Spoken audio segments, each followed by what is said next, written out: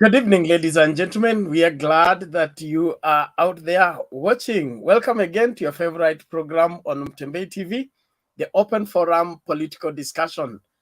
Today, we'll be looking on the IEBC and their suggestion that they revert back to manual transmission of election results.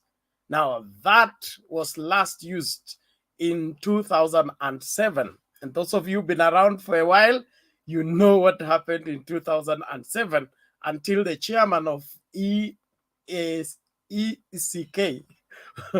Bwana Kivuitu, could not tell who won the election. So I believe this is something that we need to dive into and get to the bottom of what is happening with Chebukati and his team, even to imagine that such a thing should be considered. Then we will also be looking at Kenya Kwanza Alliance and their rally in Naivasha. What do you take of the same? What is cooking?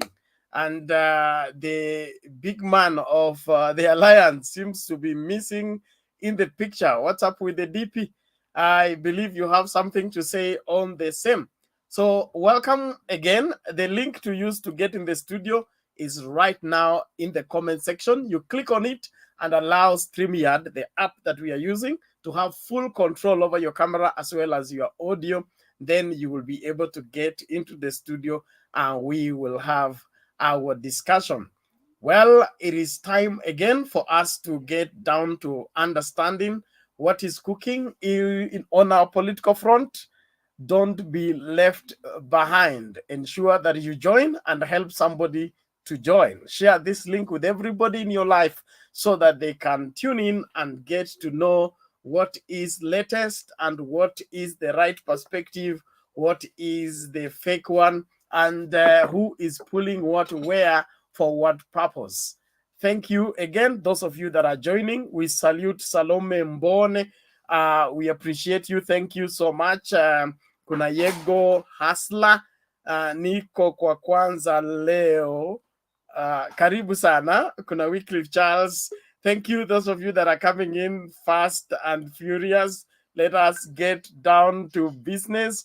Makasembo, thank you. Hello to you too. Good to see you. We are glad you are out there. Yes, Mr. Themba, how are you today? Yes, today you're early. I'm good, Bernard. Today I'm here early so that we can start from the beginning. Good. Today nothing must be left to chance, huh? Yeah. We are here early. We are glad that that is possible. Mama Selina, how are you today? I'm fine, Bernard. Good to see you. Karibu sana. Habari ya Temba. Salama sana, Mama Selina. Nice to see you. Wycliffe, karibu. Asante. Okay, just housekeeping. Kuna Murko MP Embakasi, your device is not well connected. You get out and try again. Make sure that you follow the due process. When you log in with your phone, allow the StreamYard app to have full control over your camera and your audio. If you don't, you will not be able to be added to the studio, because even if we do, you will not be able to do anything. So please follow the instruction closely so that you don't get disappointed. But you keep trying. And in case you come in and you get that notification, the studio is full, you keep trying until you get in. This show runs for a long time. So if you don't get it the first hour, you will get it the second hour. Keep trying until what you have on your mind and on your heart is voiced out to Kenyans. That is why we're here, and we are glad that technology can allow us to do this and be able to make our contribution to shaping the opinion of this great nation and ensuring that it flows into the right direction, regardless of the pull and push of different politicians who want to get their cake every time. It is time for Kenyans to begin to ask right questions in order for them to demand right answers and therefore help the country become better. So Themba, you will start out for us this manual transmission of election results. Wewe unaiona vipi? Manual transmission of election results, Bernard, as it were. We had problems. I still remember the statements by Kivuitu. I don't know what they are still doing with the results. Maybe they are cooking them, you know. So that statement is still very, very vivid many years later. So I don't know if that is what IEBC want to subject us to. And even the way you are looking at that bill, the way it is framed, if you listen to it, the way it is framed, that if the results have reached a certain level, and the IBC chair feels like whatever it is that is coming cannot affect it to a bigger extent, he can go ahead still and announce. I find that very, very interesting. I don't know what wisdom is informing that. I would want to hear the debate as it moves on. But for me, I think we've made a lot of strides towards the progress. The 2007, 2013, of course, you could hear about us talking when they went for the elections petition at the Supreme Court. You had them trying to, Form 36A, Form 36B. You remember those words? I followed that very keenly. I remember Kathy Kilonzo coming and saying about, the video on what was happening, and one Ahmed Nasir Abdullahi suggesting that there was manipulation of that video in River Road somewhere. So technology can also be manipulated, but I think by the time we are getting to 2017, a lot of improvement had been made, and I can see as we move on with that progress, we should get to a point where there are places where they may allow that, but in most cases, where we have moved is so far. You can now go back, retrogress to where you are. So I think that bill is sinister in a way. It wants to take us back and gain us the strides that have been made. I think that's what I can say for now, because we'll still be here trying to look at it more. In Naivasha, I saw the KKA Alliance. I didn't see the crowd as excited as they normally are. And it is a clear sign that the deputy president has not created a team that can easily work up a crowd in his absence. And that is what we have always been saying, that without him, a crowd cannot be worked up in a way that he wants. And that is part of what will be hitting him. And I think they have noticed, especially the warning shots were sent when Raila went to Murang'a and the other team went to Bungoma, and the crowds were equally worked. So they were trying, I think they are trying to experiment if they can still have those teams running without his presence. But I think that particular experiment is not working, and you could notice that in Naivasha. Atwoli has said clearly that let us start preparing for a Raila presidency, because the country is ripe for that presidency right now. But let's watch the steps as they go and as they keep coming out. So I think, Bernard, I'll take it back to you as we continue considering what happens. Okay, thank you very much. I want to quickly go through the standing orders as we debate on this platform. Let us keep our decorum and ensure that we remain civil. If you want to interject anything, you lift your hand. You only unmute your mic when you have been called upon to speak. Your mic must remain mute until it's your turn to speak. Nobody has permission to unmute until he's been picked on by the chair to speak. So I want that to be clear with everybody as we come in. And then that means the people behind the curtains, you can't lift your hand and we see you. So you are hereby disqualified. unless you obtain express permission from us, you will not be added to the screen when you're behind the scenes, behind the curtain, because the shouts and the exchanges are not healthy, and we don't need any of it. And therefore, we are responsible to the YouTube community and the social media community. We are abiding by the laws of broadcasting. You may just appear here and say whatever you want to say and go, but whatever you leave us behind is questions that we may not be able to answer. Therefore, we are taking full charge, and we want everybody to be aware of the same. So please let us ensure that we abide by the same rules that run this platform. Thank you very much, Themba, for that good start. I want us to go to Mama Selina. Karibu mami, tuambie mambo vipi? Tunarudi kwa manual, nabaki digital. Temba, no, Penat na Temba. Hii mambo ya IPC, kwanza hata wakati walienda hiyo yote hatujaiona kama IPC wametuambia ukweli, kwa sababu for me I think hii mambo lazima tuone vizuri, lazima watu wakae chini, wacha tupike kura isapiwe hapo hapo na tuone our results.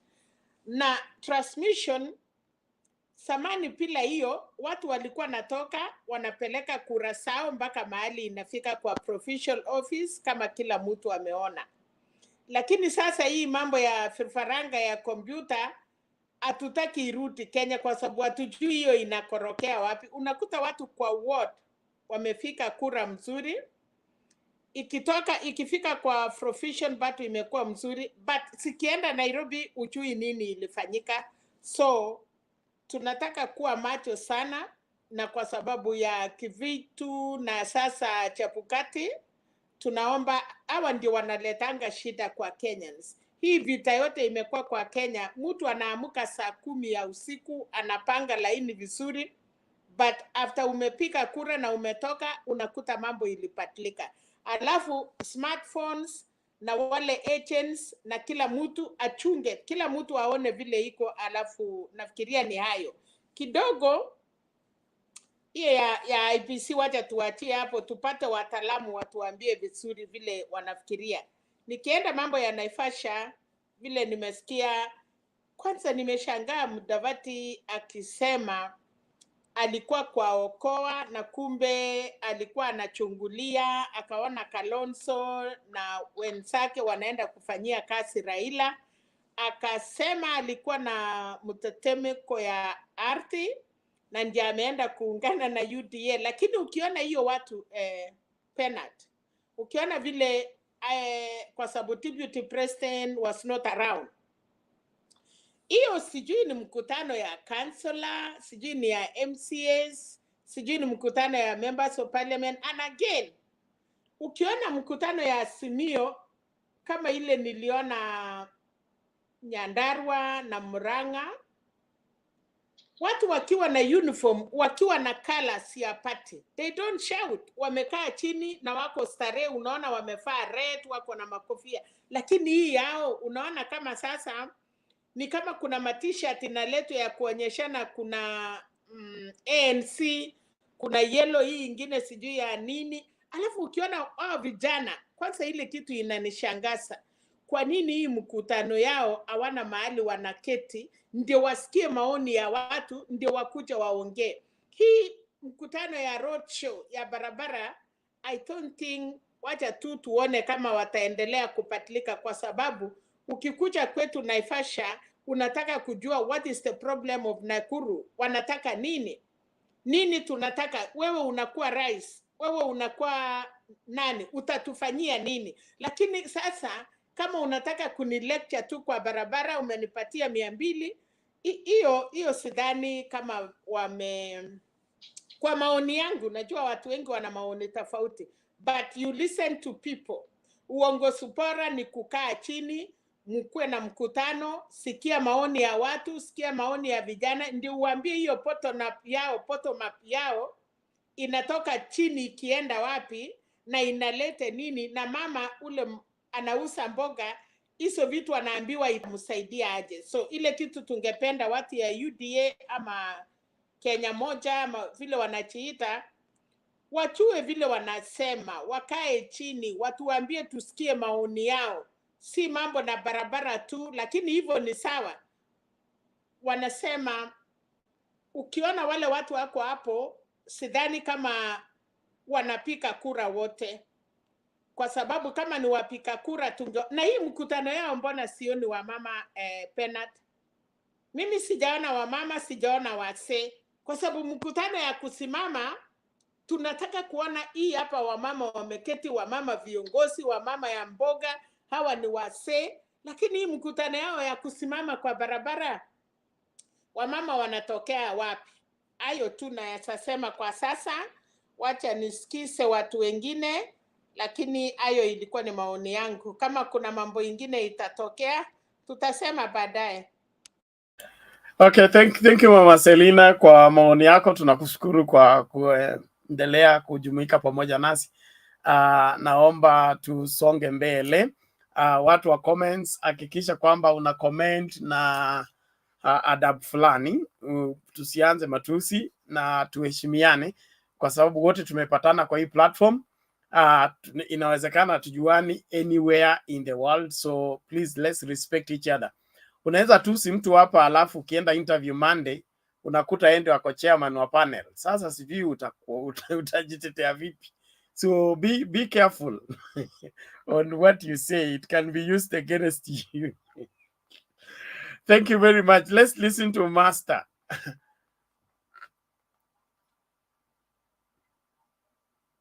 Master, unmute and speak.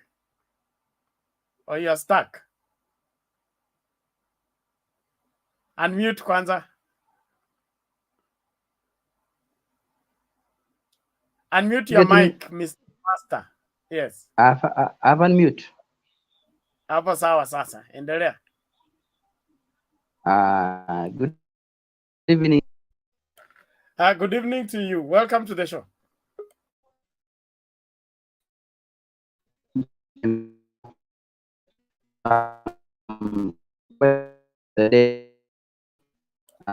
Master, your network is not working well. I think you need to get out and rectify it and then come back. Tuende kwa nani? Kwa Mkenya kwanza. Mkenya? Yes. Hali namna gani? Mzuri sana. Umejiunga na Kenya Kwanza ama unaisindikiza tu ukiwa nje? Unamaanisha Kenya kwisha? Kenya kwisha. Tunafuatilia maneno hapa kule. Yeah. Though I'll say hi to the members. There is a report I'm working on, but I can comment on the topic. Personally, I don't support reverting to the manual. And I think if we can move the way US has been operating, I've seen in the US, the elections are always called, even by media station, because the media stream. Even if IBC, maybe the IBC system, if it faces challenge, let it be open. Even if they are counting at tallying center, if you can go Facebook Live, there is nothing to hide. If you say Bernard has gotten 100 votes, why should we hide that? So if you can have someone in their polling station, even if it's the locals who are allowed there, as long as they are not the agents, they can even go Facebook Live as their account. I don't see anything wrong with that. Now, if we say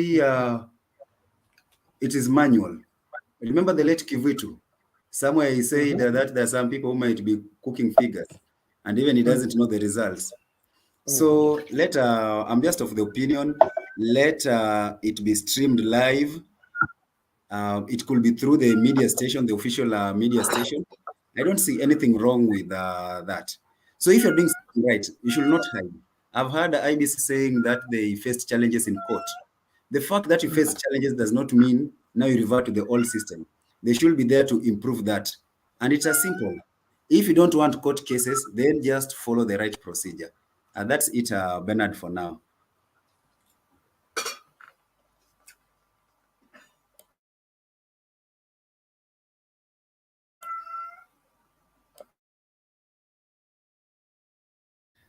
Now Bernard, you see, you've gone back to manual system. Sorry. Sorry, Mkenya. Hiyo ndio manual system.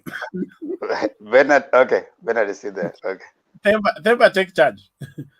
Okay, thank you. Dan. Is it Dan or Dun? I don't know. D-U-N is what? Bora tu may understand. Umeona nini? You're in a very noisy. You're in a very noisy place, but it's okay. You can. Yeah, I'm outside, and I'm near in the road, so that's. Actually, thank you Themba for this time. Nami nichangie mada ya leo. Kwanza wacha niwasalimu wenye mko kwa platform. Karibuni sana. Kutoka kwangu wacha niseme hivi, sija support that bill that is going to be taken to the parliament. The reason why unajua election ikifanywa, every person anataka kuona ni nini amefanya. Unaona? So hatutaki kurudi pande ile nyingine tunasema kwamba umepanda mbegu lakini huwezi ona inamea ama imei. So streaming live the votes, it is something quite good for everybody. Unaona? Kwa sababu ukisema uzime TV ama maybe internet like Uganda, what they did is not right. Wacha kila mwananchi ajione matokeo ni nini imefanyika ndio aridhike. Isione kwamba kwa mrengo ule mwingine waseme kwamba tumeibiwa ama the system ndio imejaribu kuleta maneno. And if they do this, let me say that this is very wrong. This is very wrong. Let every Kenyan, every voter, the way they are going out telling people go and out register for the vote, and when you vote go home and wait for the results. I'm going to sit at home to wait for the results in my TV, watching what's going on. Hatutaki kurudi pale mahali tulikuwa 2007. Hiyo mambo hatutaki. Wacha kuturudisha analog jamani. Na wale wabunge ambao wanapenda kukimbia pale parliament kupitisha miswada ambayo haina msingi wowote kwa sababu wao wanataka kuonekana kwamba wao wameongea. Waache hiyo tabia kabisa. Unajua tumechagua wabunge wanatuwakilisha, wanawakilisha kila mtu. Lakini kuna wengine pale wanakifika pale, yani ajenda yao kubwa ni waonekane wameongea. Lakini kwa kusema ukweli kabisa, ile ajenda wanataka kupitisha ama anataka kuiongelelea haina manufaa yote kwa mwananchi wa kawaida. Najua tusirudi pale kwa kotini ama tuanze kukimbia sana kwa barabara ama tear gas nini kwa sababu ABCD like you remember Themba what happened when Baba Raila Odinga was away. Yeah. You know, people are tear gassed. I was there. So which is wrong. Let us go digital. We see exactly what the people has done. They have exercised and they have done what the politician and everybody require them to do. So these things of taking us to analog again is not good. Wacha niseme hivi kivyangu, watu wasinichukulie vibaya. Maybe there is something is being planned. That's why they are trying to tell us that they want to switch off all the streaming live of elections, which is not right. That's very wrong. Again, wacha niseme hivi pale kwa Naivasha hiyo mkutano. Mama Selina ameongea vizuri sana. Unajua wakati watu mko kwa mkutano na mnajua kwamba you are the presidential aspirants or candidates, wakati mnahutubia wananchi, mmoja kuhutubia wananchi kana kwamba unapigania ama unaangalia kiti hapa mashinani hapa. Presidential candidate ni yule mtu anasimama na kuongea manifesto yao, sio kuongea kwamba ati mahali alitoka hakuona dalili mzuri. Ulitoka ukiwa na nia fulani, wacha kufika pale nje wanza kusema uko umeona. Si ungesimama basi useme ile siku ndio uhakikishe kwamba mimi nimeona hapa, haitawezekana. Mbona anajificha kwenda alafu wakati amefika ile mrengo mwingine inaanza kuongea vibaya.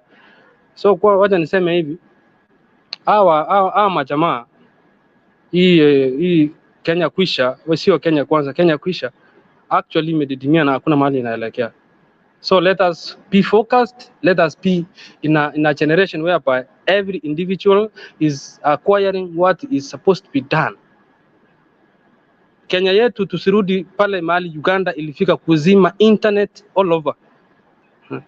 If that is what is being planned, kindly I'm requesting, let us this to be stopped. Thank you, Demba, for the time. That's all I have. Thank you. Jared? Thank you. Happy day, everybody on the show. See Demba, Serena, Bernard, Mkenya, and everybody else. As regards to today's topic, I honestly, my personal opinion, and this is personal, I do think that if you follow our elections back years, going and as we have evolved, I think we might even be better off to remove all this computer and go manual, because we are spending a lot of money which we can't suffer it. In fact, if you look at it, we have never had any problems for people waking up in the morning and going to cast their vote. The problem is after that. So instead of all these things going with all this transmission, I don't see what is so difficult, honestly, with these people, all this money they are given, why they would want to go back. But they are not bringing the budget down. They want the money, but they don't want to account what they're going to use the money for. There's some things which can be done with the law to advance the law, not to backtrack the law. For instance, I don't see why we go to a polling station, we change the law that they count at the polling station. If you're counting at the polling station, we should be transmitting from a polling station to the headquarters directly, instead of taking that numbers to a constituency level for what? We can simultaneously transmit to the constituency level, to the county level, and to the national tallying center. I don't see what is so difficult with that. So that you have even a validation which checks what went to the county, what went to the constituency level, tallying center, whatever they call it, and to the national tallying center. What they're trying to cure is their mishandling of the election for last year, which the law had required them to transmit. If these people cannot be able to do this, why don't they give away to other people? You can't go on one side, you want people to be technologically advanced, and you're taking us back to a manual. We don't actually need even those manual papers to come to the National Tallying Center for what? That's why we had your officials, we had the agents. If everything is sent from a polling station to the National Tallying Center, instead of going to Form 34, somebody goes and correlates all of this, then the chairman says, I was just only adding up the numbers, and they cannot even verify what was announced. I think they should change that everything comes from the polling station, not on a manual. You don't need to get all this manual to verify. You see that you don't trust the people who are sending those things. You see, that is another way of trying to get away to manipulate these things. One other thing which, if we had good members of parliament there with upright minds thinking on how to advance the law, in fact, I do think that if we could also develop IEBC, that elections are done within a county level. A county level, you have everything there is done there locally, and then they will only submit numbers which were got by the presidential candidate. Within that, it will be difficult for somebody to try to tamper, because you will have to calculate what is happening in 47 counties. If we do that by devolutioning IEBC, we remove this national tallying, that we have only one person who gets the tallying from each county, I think we can make some steps. But as for going back to manual, to cure the law, I don't think that that is good signs of a government which wants to advance. And more especially, where were they all these years? 5 years, why they couldn't bring all these changes? You see, we want to have confidence as we go to the elections, but they are not giving that confidence. Even if they have good intent, they are trying to bring some doubts, and doubts is what we don't want to go when we are a few months to the election. I will stop there, go to the second one for Kenya Kwanza, and I've heard what people have said, and I can only ask a question. If ODM Raila coalition or alliance, I don't know how you call it, if it's doing very well, why are you worried when your opponent is making mistakes? Leave him to keep falling, okay? You don't know why. We don't need anything. We are okay. We know where we're going. Thank you.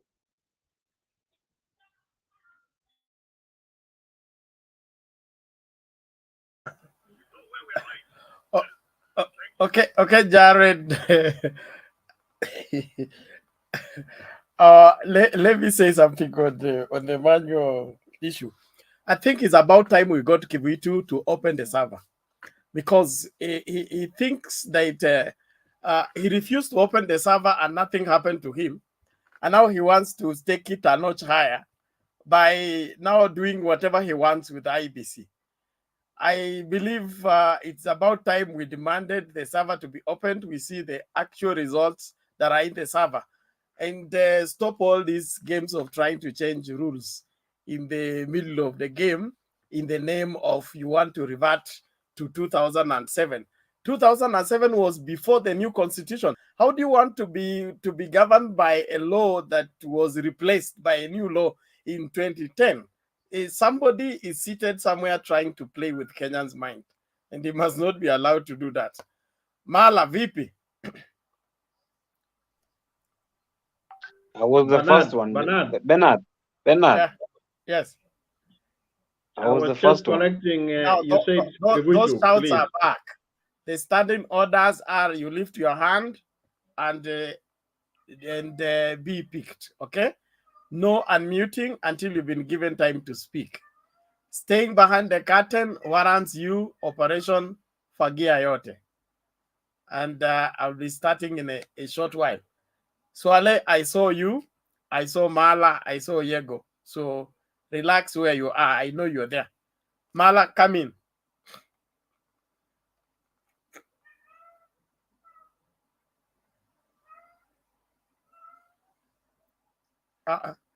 Jared, what? Yes, Jared. Not every time I say bad things, sometimes I can say good things. I was just saying, Bernard, you said Kiwitu. It's not Kiwitu, it's Chepkati, so that the audience cannot say. So I was just correcting you that we say it's Chepkati. Thank you. Okay, sorry. I am mixing Kibuitu and Chepkati. May the soul of Kibuitu rest in peace, wherever it is. But Chepkati should be held to account.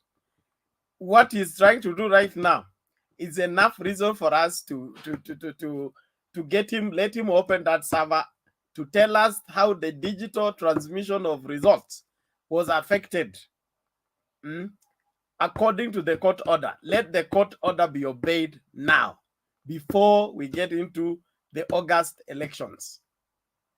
but manual transmission of results, not at this point in time. Yes, Dan? I'm responding to you, Bernard. Yes.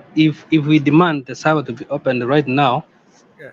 it will affect some kind of election which is coming, and some people will come up with some reactions according to my thinking.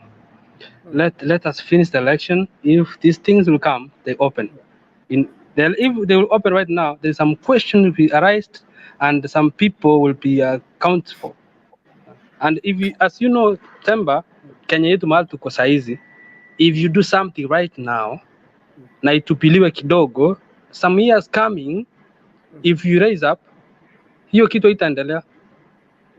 You know our Kenya very nicely. Somebody can disappear today, 2 days, 3 days, you heard that hiyo mtu aliuawa. So I think you understood what I'm meaning. Thank you. Fine, I get your point. Let's weigh in with the Swale. Swale vipi?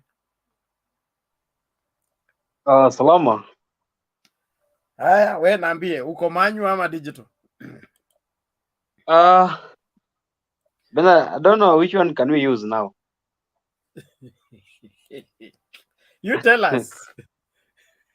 Sababu, all these things, they give tension because you can get the ones of Kivitu which they want to bring now, that is the manual, had got some tension, of which kufika saa sita usiku, the power went off in the whole country. You know that what happened. Yes. Okay, it was streamlined in some parts. Okay, that operation was streamlined, and then kuamka asubuhi, things have changed the way people thought. Hiyo ikirudi tena ni kama another problem. Then the one that we have of the digital one, server haijawahi funguliwa in the 2 past elections. Server haijawahi funguliwa. Hii server pia ina problem. So I don't know how these things, they will weigh up these things together, then they come up with one idea or one way of giving us a free and fair election. Kitu hatutaki saa hii ni kurudi barabarani, kubeba mabango, kubeba dini, tunakimbizwa hapa na pale tumetia gas. That is what we don't want. And in fact, we are saying this. I'm a youth. I'm azimio la umoja damu. Kama wataka kwenda barabarani sababu ati sijui kumekuwa na nini, enda peke yako, siendi. And we are telling the other side, they are demanding for the conceding of the defeat. That one Raila had said long time ago. Alisema kitambo, if it is free and fair, conceding of the defeat is there. Lakini mtu pia huwezi ukakubali kitu na unaona kwamba kitu hiki umenyang'anywa tu wazi. But they need to find a legal way of expressing their feelings. The tension that will arise in this country, I assure you, Bernard, will come from the other side, unlike the one that they normally thinks that is always ready for that. But this time around, Bernard, okay, anybody that is in this platform, mark the date of today when I'm saying this. They will be the first people to be on the road for that. I rest my case. Okay, thank you. I want to leave it there. I think Mala is now ready. Mala? Bernard. Yes. Karibu. Asante sana. You've actually raised something very important. I don't know where this country is heading. And I told this president wanted to leave this country in peace and leave a good legacy. What I'm seeing is that what he wants to leave is for people to fight. This is about fighting. It's about tricking election. It's about stealing election. And we are going back to the dark days. I do not want to mention about 2007. It was a bad year for all Kenyans. Let's not go back there. But what I'm seeing is a preparation of the same. Remember, in 2007, people fought, and nobody had planned for that fighting. But this time around, what I'm seeing is that it's a preparation. Because when you see what's happening, it is a plan. It's about the deep state. It's about the government. It's about the system. They want to rig this election, but that will leave this country in a very bad state. I like what the team is contributing, and everybody seems to be against this thing of going manual. And if possible, they should be told that digital should be the way to go. Whether there's another team lose election or there's a new lose election, we should not go that direction. It is very, very dangerous. Very, very dangerous. I can now see what Atol has been talking about, and I think this is part of the system. This is the journey. This is part of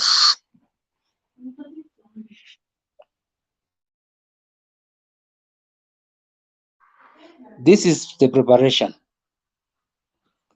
And Atoli has been saying that Ruto will not win or is going to lose. Basically, what I'm saying,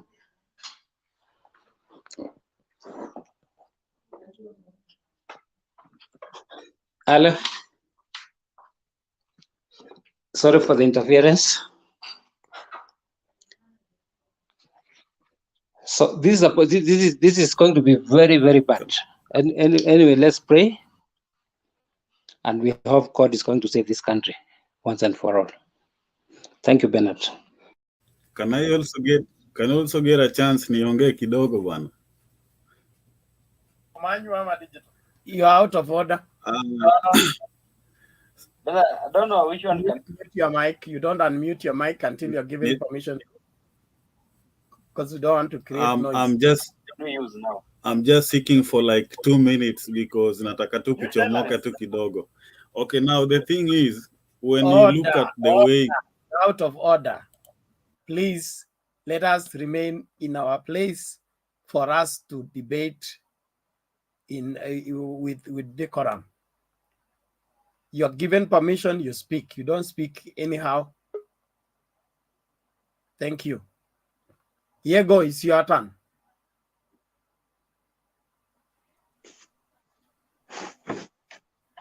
Okay, thank you very much, Bernard and the team. May I say good evening? Good evening to you. Welcome. Okay, thank you. I think it has been for a short while I've been out, and now I'm back.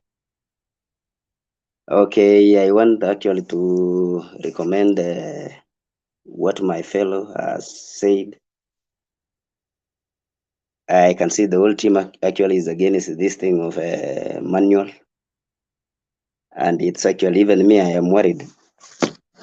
When we go back to this manual thing, what is going to happen next?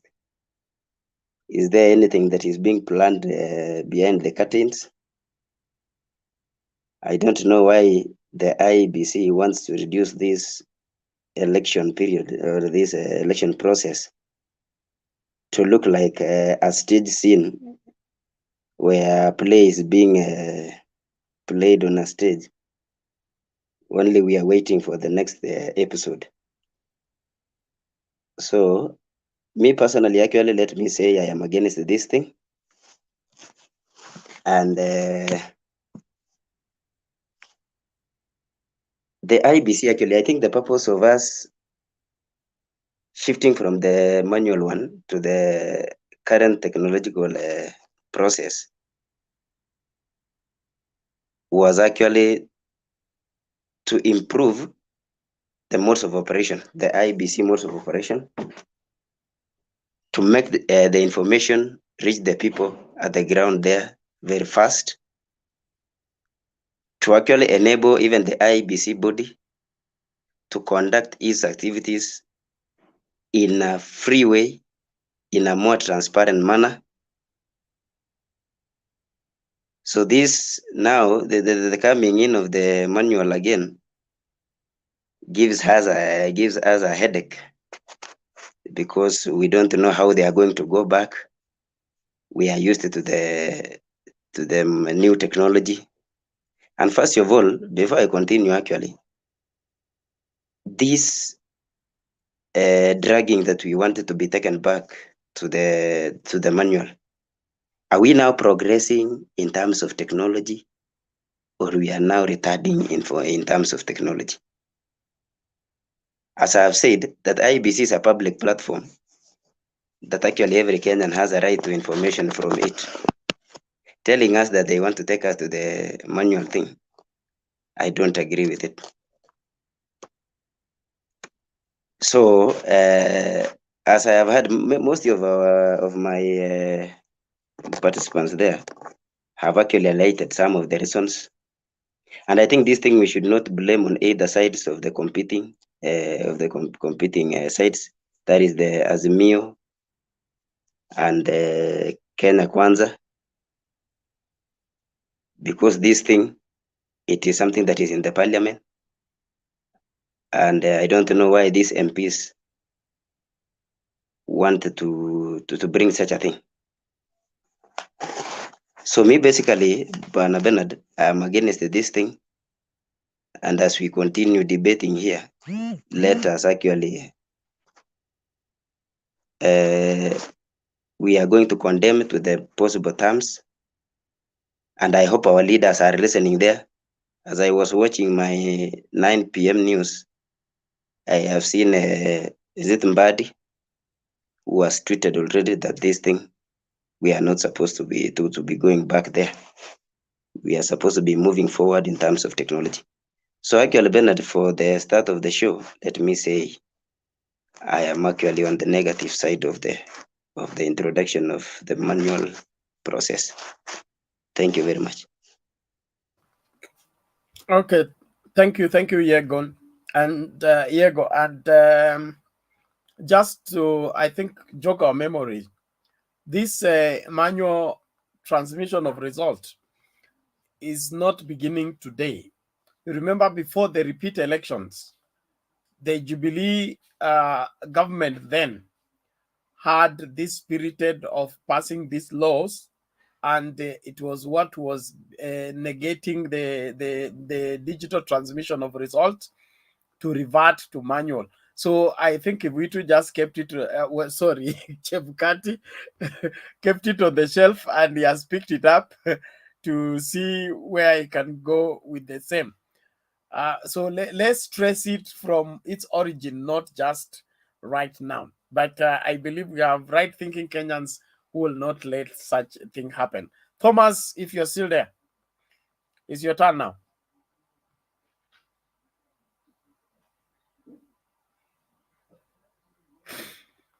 Thomas, are you there?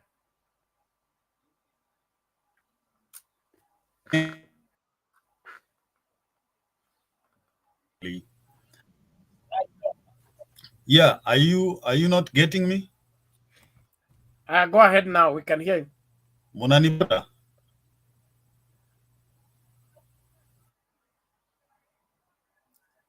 You are mute. Unmute and speak. Yeah, Nina, I'm mute. I'm unmuted now. Unaniget? Yeah, endelea. Oh yeah, fantastic. So, like I was saying, Kenya right now is really advancing in terms of technology, and when you look at our previous experience as a nation during electioneering period, we always have this this confusion, and everyone is so nervous. My votes are going to be stolen. Even if we are having good proposals, everyone will always dispute because of the fear we have had before. So in my personal view, I support the bill, because when you look at the Supreme Court petition the other time, everyone was asking if IBC was having any backup, and that's why everyone was requesting for the server to be open so that each and every person can look at it, what is in there.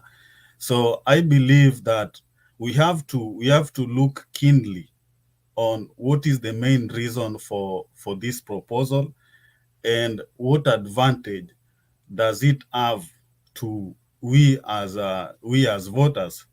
Because you cannot bring in Kivuitu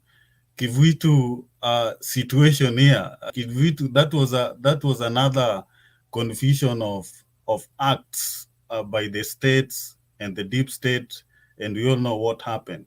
So I think right now, even in developed countries, when technology is not working, they always go for the manual.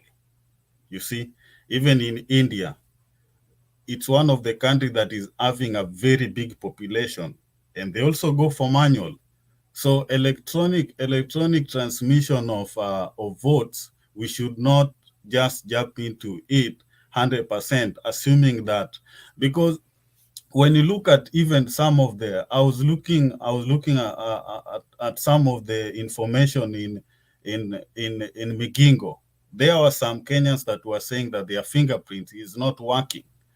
And when we try to say that we are going for fully for electronic transmission of votes, electronic votes, some of these Kenyans are going to be denied their rights. So it should be just a backup. It's just a backup. It's only that right now everyone is fighting for these proposals.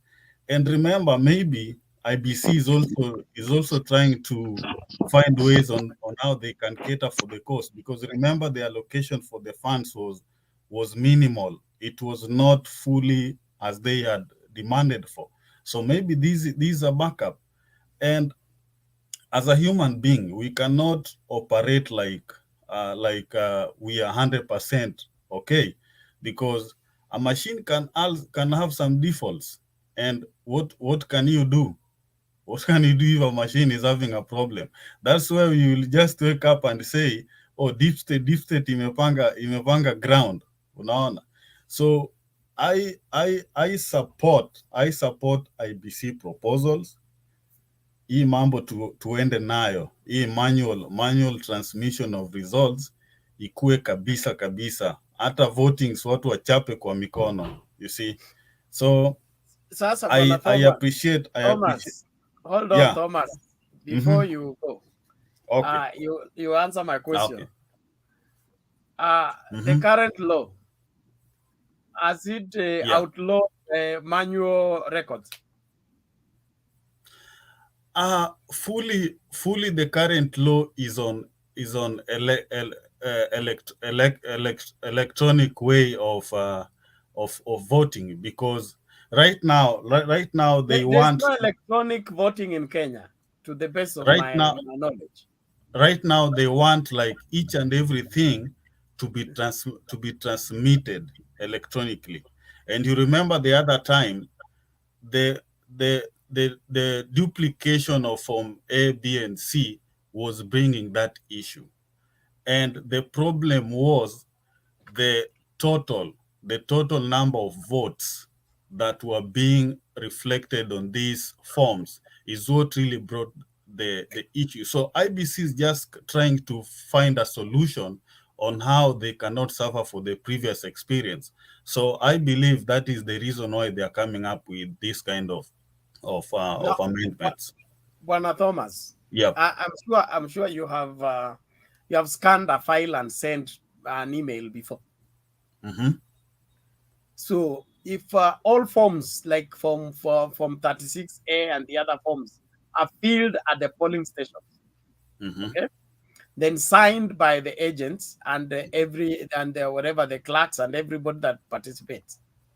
Then it is scanned and transmitted to the tallying center. How does electronically sending interfere with the physical form? You know, you cannot just believe on any scanned document that you No, receive. it's not any scanned. We are scanning through the KIMS kit, okay, which is an IEBC property, all right, and it's linked to the IEBC transmission lane. It's not going through every other person's lane, all right. Yeah. And it is such that when the form is sent from the polling station, even that kit cannot be reopened again. Nobody can revise the form. It cannot be edited. All right. That's what I understand. The technology that we have right now that we are using for election and transmission of results. So I don't see why you should tell us, because if we send the electronic form, okay, through the email or whatever, and then you remain with the physical form, which you will bring to the tallying station. At least if we have two results, we have something to compare with. Other than you leaving the polling station in Madare, taking your form to the tallying center at Kenya Polytechnic, and then you disappear at Mlango Kubwa, okay? Create a new form, then arrive at Kenya Polytechnic with another form that never left Madare Valley. So which one is more safer?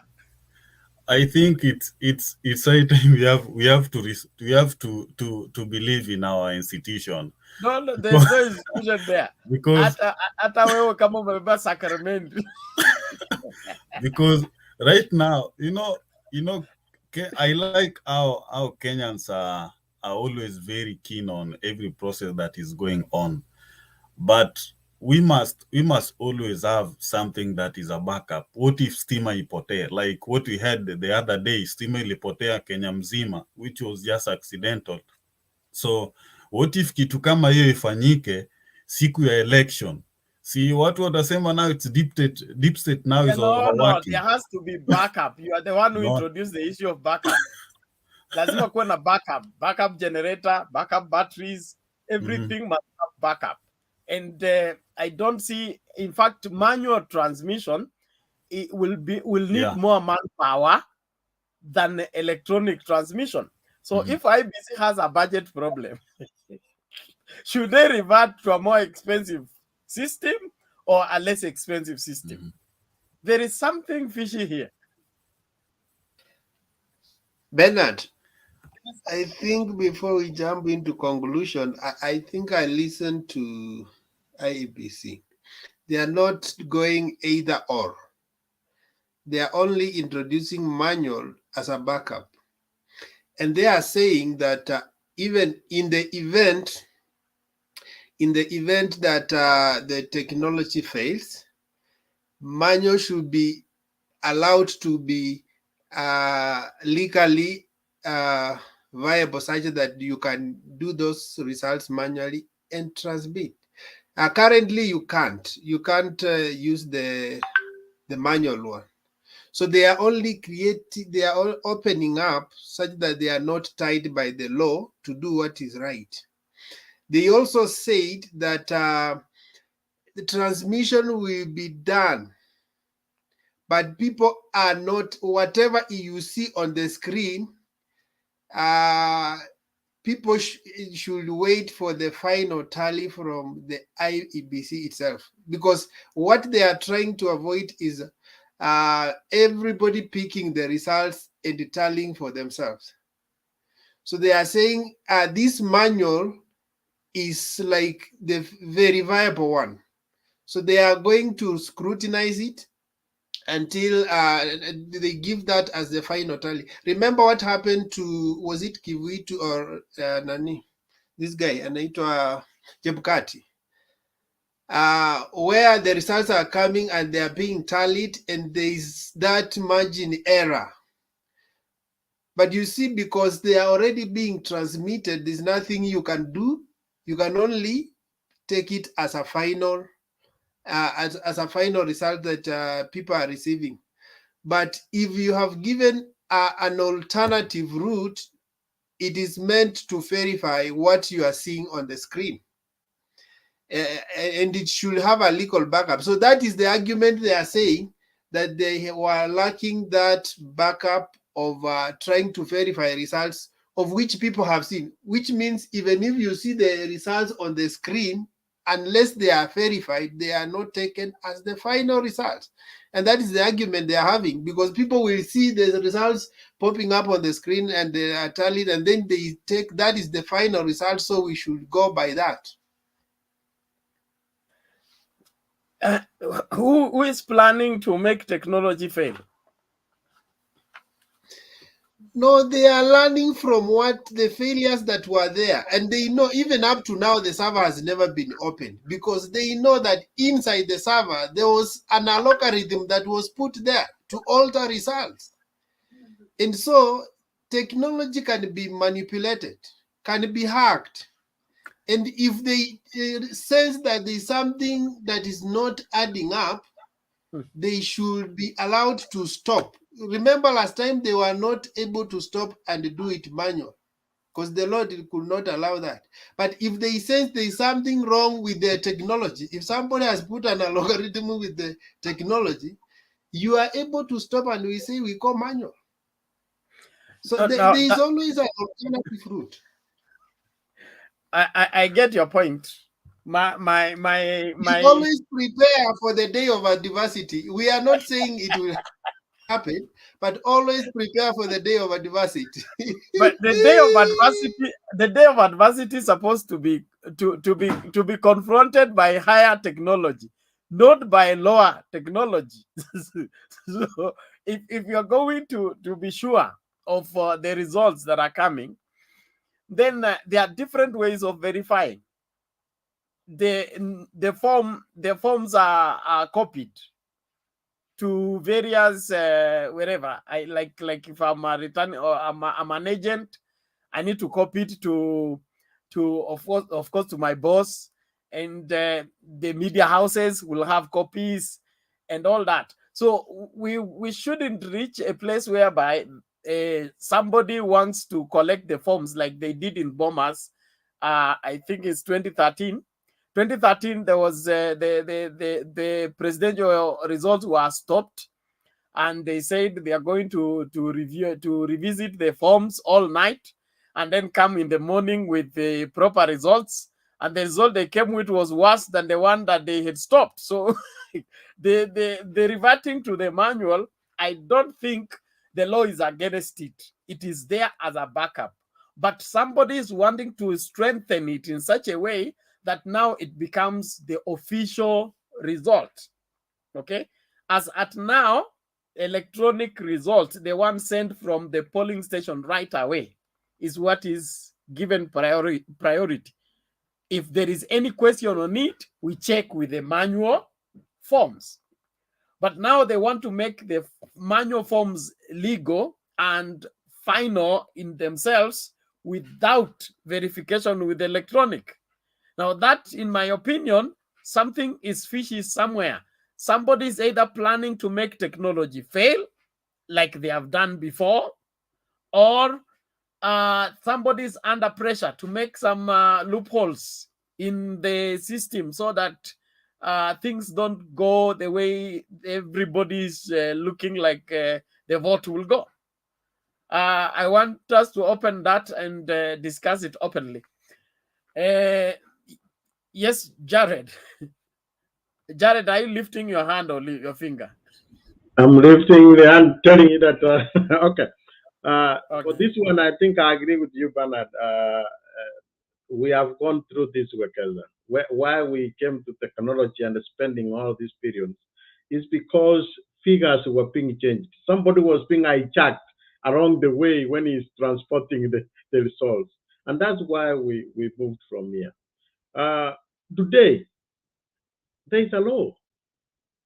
And in fact, I wondered even when NASA went to court why they couldn't request for the counting of the votes. Because if instead of going that manual you are saying, why don't we spend this money? Remember, they are stopping live streaming of results.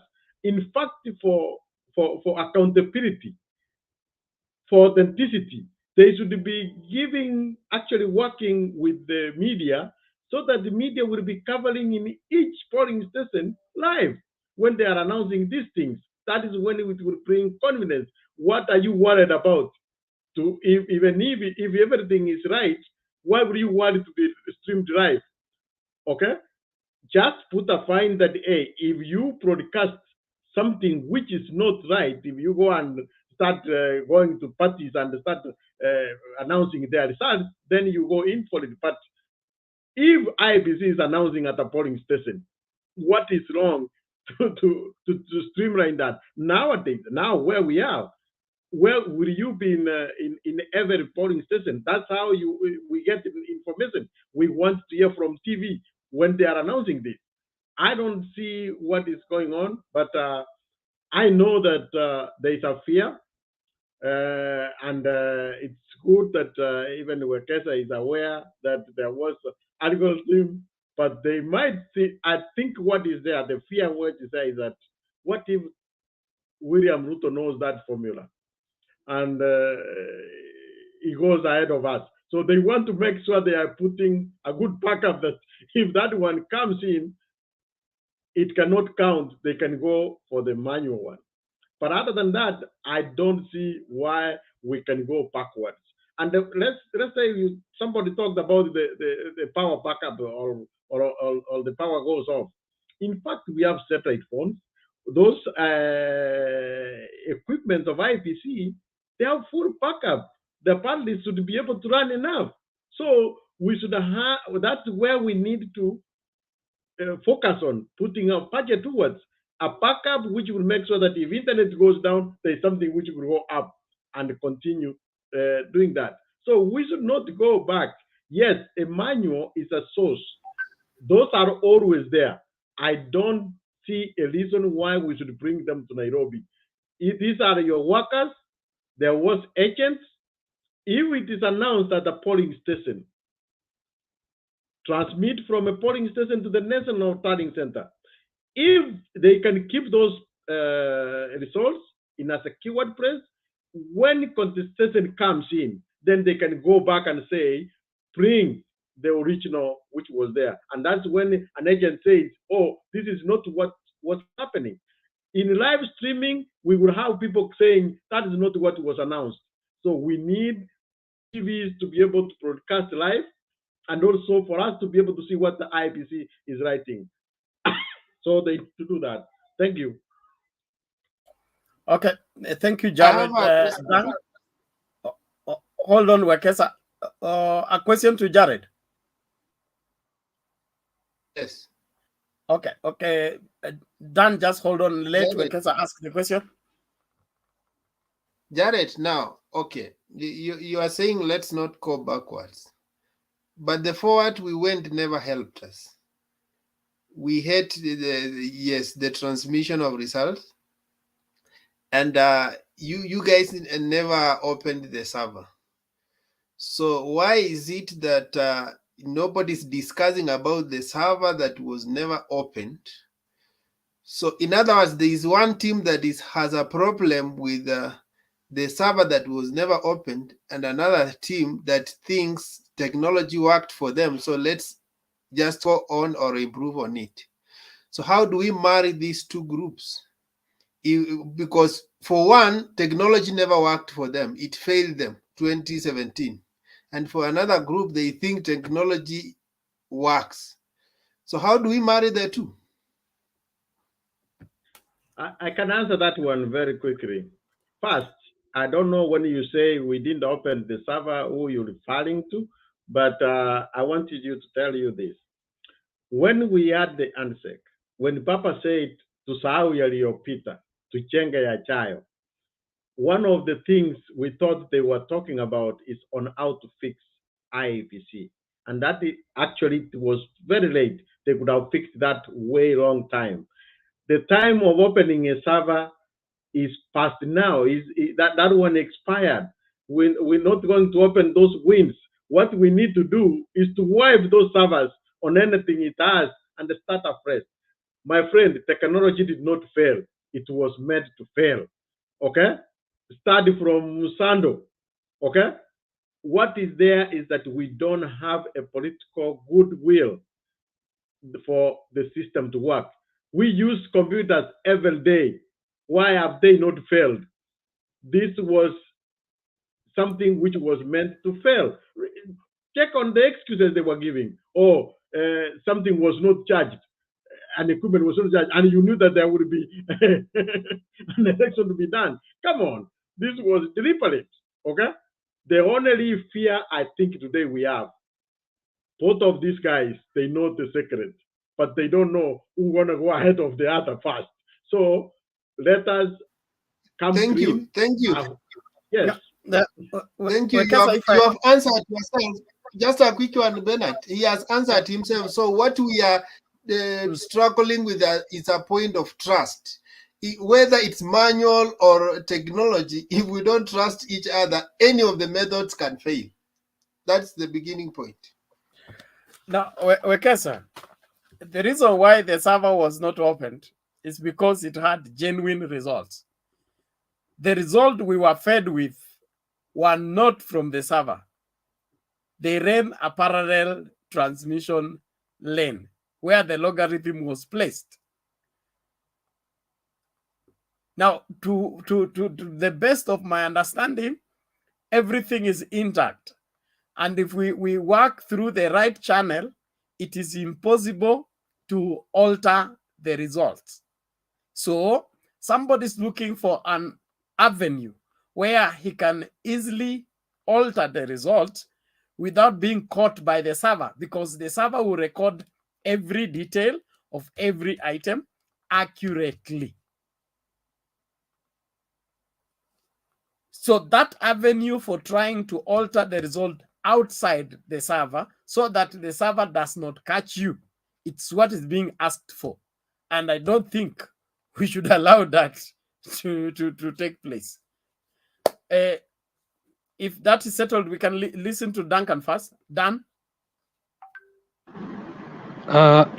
Thank you Bernard. Nilikuwa nasema hivi, kwanza IEBC isilete wa Kenya chini, manake pesa imekuwa allocated ikanunua the kits that are going to be used to conduct the election, and the most and important thing these people they were supposed to do, for example, when you want to plan for a journey and you have a vehicle, you cannot tell me that you are going to fuel your vehicle tomorrow on that day that you are going to that journey. You need to prepare for yourself. You fuel tank, you fuel your vehicle very. Yes, I'm coming. You fuel your vehicle, and then you know that tomorrow I'm planning for a journey. So IEBC, if they are trying to say that maybe to have the backup, which is the manual, it's not good. These are the things that they are trying to bring up. I don't know why they are trying to confuse themselves, because if you realize that the kits that they are going to be used, let them not say that they are going to be they are not going to work on the process. The only thing, if they know that they are not going to work, let them work on them from the first, so that to make sure the battery and everything is fixed and having the full charged. If the electricity will going or there will be blackout, let them have the generators which will help these people to work on the transmitting the elections. And then another issue is that when these people they are there, I heard one of our guys saying here that there are some voters who will go and check on the system. You find their fingerprints and whatever, they're not working.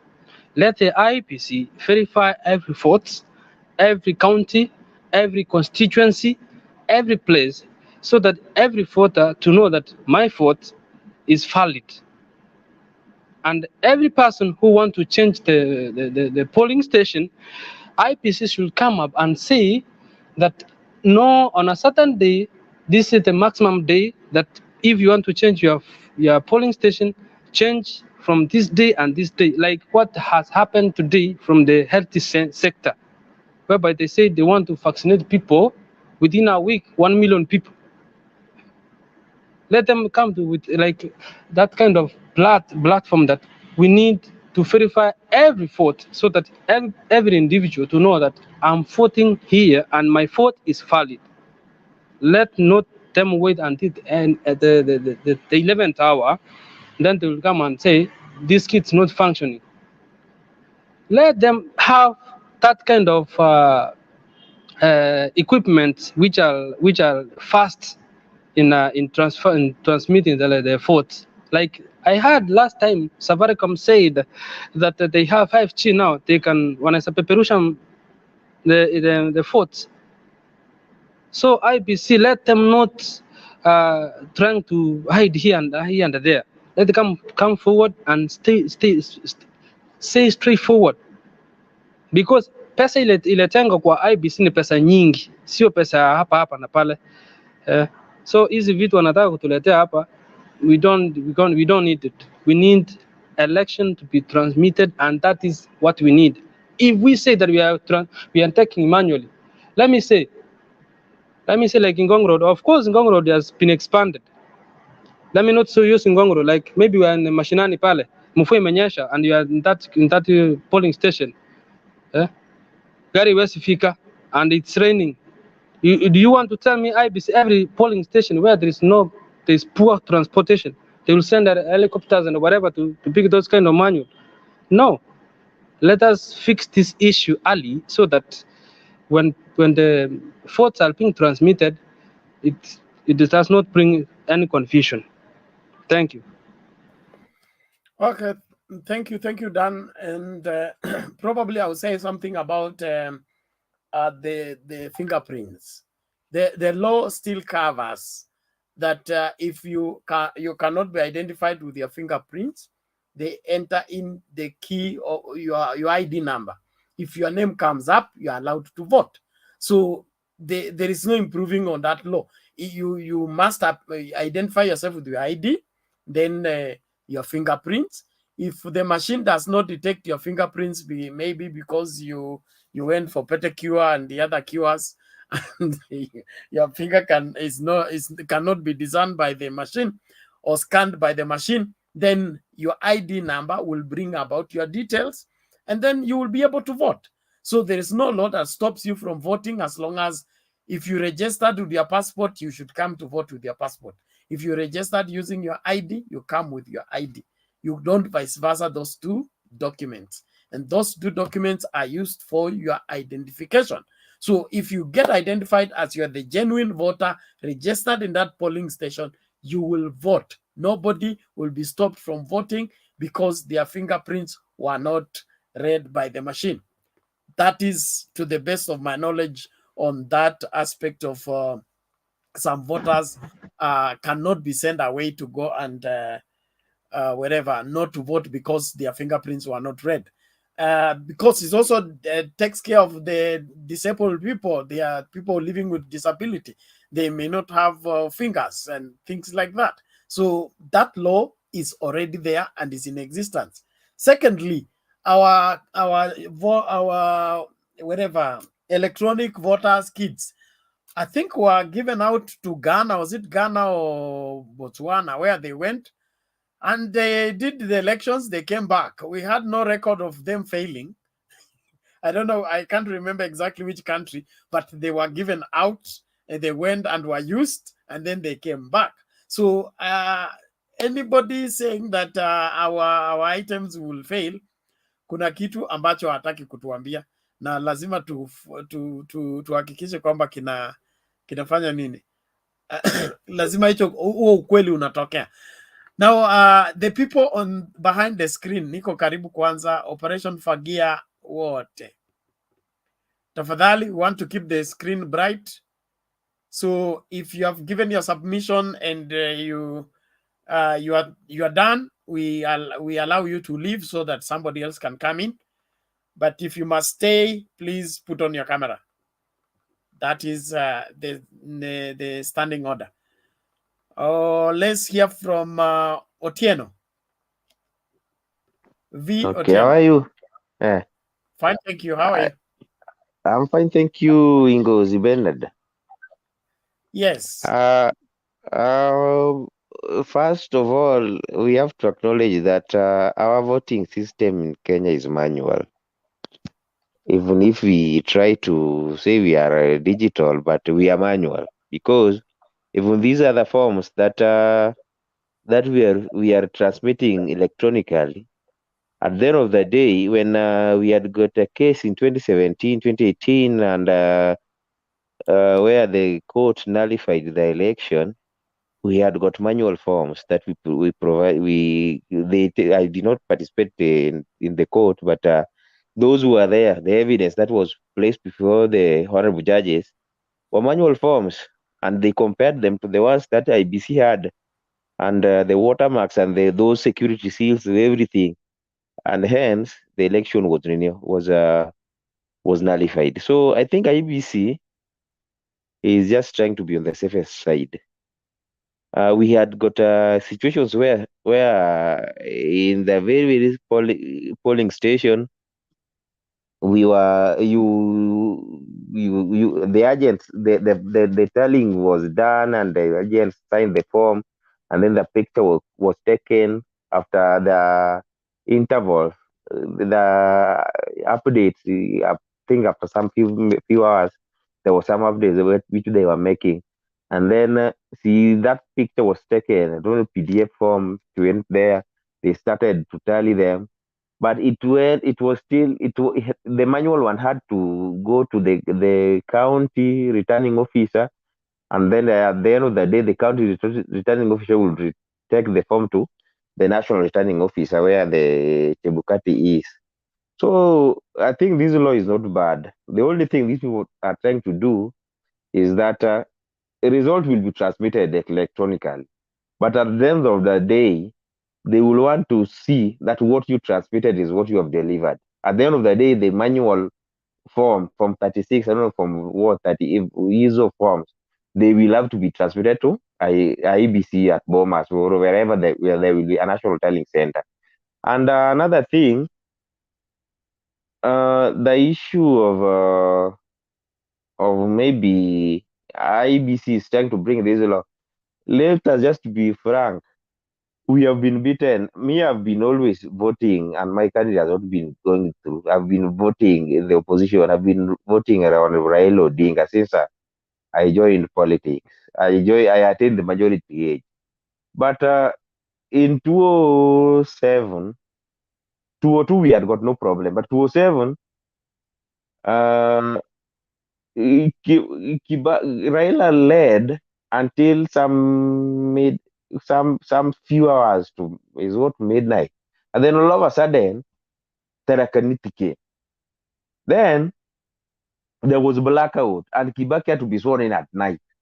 So we have got taken. Even now, Jared was talking, Wekesa was talking, Dan, and even Bernard. But there was some, there was network problem. Whichever it depends wherever we are. So who owns the monopoly of network? Maybe the transmitting company. If it is Safaricom can decide to mess with its network. Like today, I was in the office, I was trying to do some works online. Then my MD had to switch off the network from many other offices. Then we remained around 2 offices, and then the work went on efficiently. So due to the magnitude of work that will be done that day, Safaricom might be overwhelmed because the transmission of results will be all over the country. I myself will be streaming live, and we need to see everything. And then maybe there will be a jam in the network. So hence that backup thing, the manual thing is not bad. And then the issue of live transmission. IEBC has not said that you stop live transmission. Just do your live transmission, but the results that were streaming in at Bomas is what they will verify first, is when they will share it with the media. But from your polling station, just a report, just AI. But the official transmission channel will be that one of IEBC. You see, in the past, our station will have their own tallying center. So the result will be going to IBC. The same result will go. So where algorithm, the ones who Tiende was arguing, is also Tiende or Nani, this governor of Nyamira. I don't know who tackled that algorithm. It was there. So for these people, we do not know, because with us we have been beaten. So me, I'm very happy. If this thing can also, because Ruto knows what they did with Uhuru. If Uhuru is here and they know this algorithm thing, then let us go manual. And if Tarakaniti can come also from, let's say, Migori, let Migori also be Tarakaniti. And then if we can go on, let us also just win with landslide, and let Tibukati also say, I do not know who won, and let people head to court, because we are also tired. We have been voting each day, and then we don't even get. You will, like now, the governors that were placed, the 54% is how vifaranga the computer. Just very few survive, and those who have survived to date, they are in Azimio. Check at Waititu. Waititu could not age out Kabogo. I check Sonko. So Sonko and Kidero. So let us just compare this thing. So Waiguru was just sanitized because she has always been on the right side of politics. But in real sense, let us go manual. And manual is just a backup. Where if you transmit that Otieno has gotten 700 votes from Mutebei TV, then take that form to Boma and let it reflect the same. So we shall not transmit those results online so that people can see and we raise curiosity, unless we receive the backup, the hard copy, then we verify, and the signature and the security seals and everything. So that if in any case IEBC will be taken to court, they will get a chance to argue their case. I think Bernard, you will allow me, wherever I am, it is night time, and I don't want to leave the show. So that is why I've muted my camera, because I don't want to expose my wherever I'm in my bedroom. So you just do not log me out. I really need to hold the conversation. Like yesterday, on a light note, there was a very heated debate. Selena Sago, I hope you are there, Sego. There was somebody and the Kibon. There was a very heated debate yesterday until I slept at around 4 a.m. So just let me be, but allow me to mute my camera, because it is people are sleeping and I'm the only person who's in it. If members can allow me, I'll be quite grateful. Otherwise, thank you. Somebody can take over. You are disturbing people who are sleeping. That is number one crime. But before that, I would urge you to urge your neighbors and every other person to go and vote. There is no Tarakanithi in Migori or anywhere else in 2022. The vote you that cast was on a light note. So mtu asitarajie Tarakaniti na asitegemee Tarakaniti. Kila mtu aende kuvote. And we don't want a president by proxy. We want a president who has been genuinely been given the mandate by Kenyans to govern us for the next 5 years. We want every Kenyan to feel part and parcel of the government, not that some people somewhere sat together and cooked things and ended up with somebody who nobody voted for, yet he won an election. That is it's a very sad state of affairs. vifaranga vya computer, we want that to be completely done away with. And if we follow due process, I'm sure we'll have credible leaders. But if we continue with this monkey business and planning for monkey business, we will keep this country on its knees, and I don't know how much longer we can hold on if we continue in that perspective. I would just urge us to keep the focus and keep in the fight until we get what is right. Naomba sasa tu Wekesa, you will co-chair. I want and I hope you're here to stay. Wekesa, just confirm if you're here to stay, because I want to put on my printer, and my printer makes a lot of noise.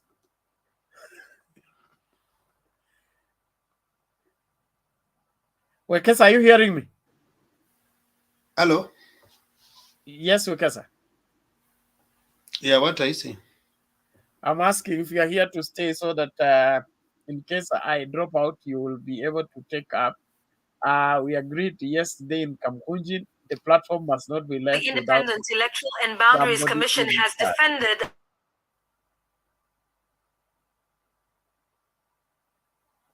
Who is playing the video?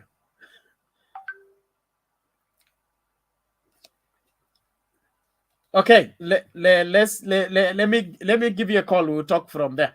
Elisha Mwango, is your turn. Karibu.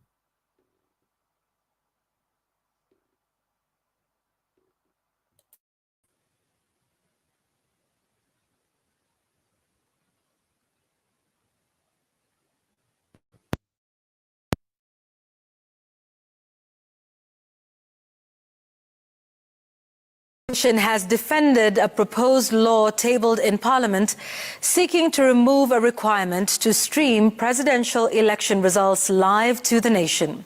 Commissioner Abdi Guliye says the move was informed by legal challenges faced in 2017 at the Supreme Court, where there were accusations of tampering with electronic data. The bill, however, still provides that election results declared at the polling stations will be final and must be transmitted both electronically and manually to the National Tallying Centre. Sam Gituku takes a look at the details of the bill. The bill, and then after first reading, the House would process it. It's a bill that was tabled at the National Assembly by Majority Leader Amos Kimunya on Wednesday. A bill that has gained prominence for its proposal to repeal Section 39(1)G. The subsection currently provides that, quote, the Commission shall, to facilitate public information, establish a mechanism for the live streaming of results as announced at polling stations, and the results so streamed shall be for purposes of public information only and shall not be the basis for a declaration by the Commission. End of quote. Reeling from the lessons of 2017 presidential election challenge at the Supreme Court, when IEBC lawyers could not explain the place of provisional results, when also there were claims of a unique algorithm that was used to tamper with the election data, IEBC and the Justice and Legal Affairs Committee agreed to delete the provision. The display that was being done in 2017 based on numeric data transmission from the polling station will not be there, according to this amendment, because it is the image of the form that will be transmitted. IEBC has looked at the concerns that happened in 2017 and felt if we can alter and change it to a better position as it is proposed in the bill, it will cure the challenges that existed. The amendment bill further seeks to clarify the chronology of events in handling presidential election results. Presiding officers at the polling stations are required to electronically transmit image of the results to the National Tallying Centre. The PO must also deliver the physical polling station results in person to their respective constituency tallying centre. Once there, the constituency returning officer, as per the bill, will be required to collect results from all the polling stations in their jurisdiction and deliver the physical forms of polling stations to the National Tallying Centre. And at the same time, the constituency returning officer must electronically transmit the tabulated presidential results to the IEBC chair. Once results have been delivered to the National Tallying Centre, the Commission shall tally, verify and declare the presidential election results as reported by polling stations. The bill proposes to amend Section 39, subsection 1D, to read that IEBC shall verify that the results electronically transmitted and the physically delivered results are an accurate record of the results tallied, verified and declared at the respective polling stations. The missing link this time, should the bill become law, being the display of results at the National Tallying Centre that allowed Kenyans to stay updated on the poll outcome. So what will the Commission do to ensure that you keep the country in pace as you receive the results and as you confirm them? We will share the results with the public. How so? As soon as they come. How will you do that? Once the physical results once the results are sent electronically, we will share those results with the stakeholders, including media. And once the original results have come and verifications have been done between the transmitted and the original paper forms, the Commission will develop procedures for updating Kenyans on the outcome of the various presidential contestants.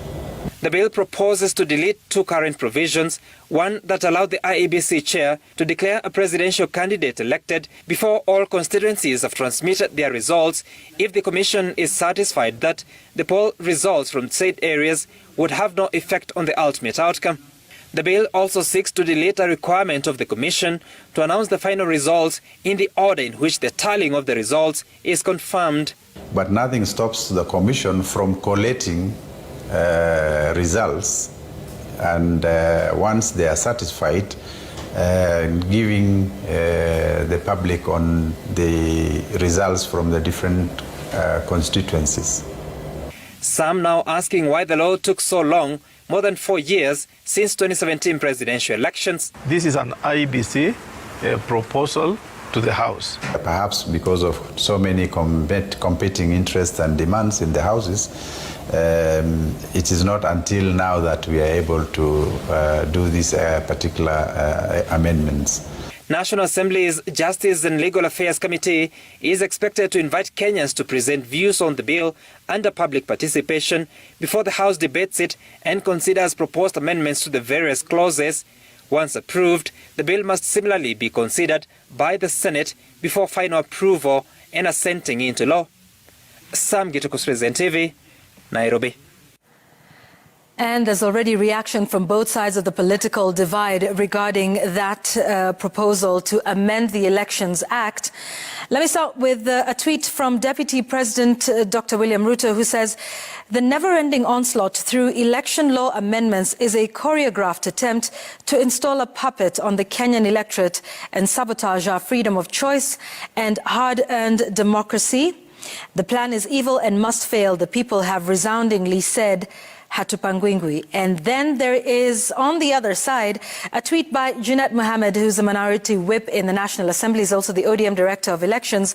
He says, "We are not supporting the Elections Amendment Bill that is taking us back to manual system of tallying, which is open to manipulation and errors. The country has invested heavily in electronic systems, and we can only improve on it, but not revert to manual." So we'll see how all of this plays out on the floor of the House.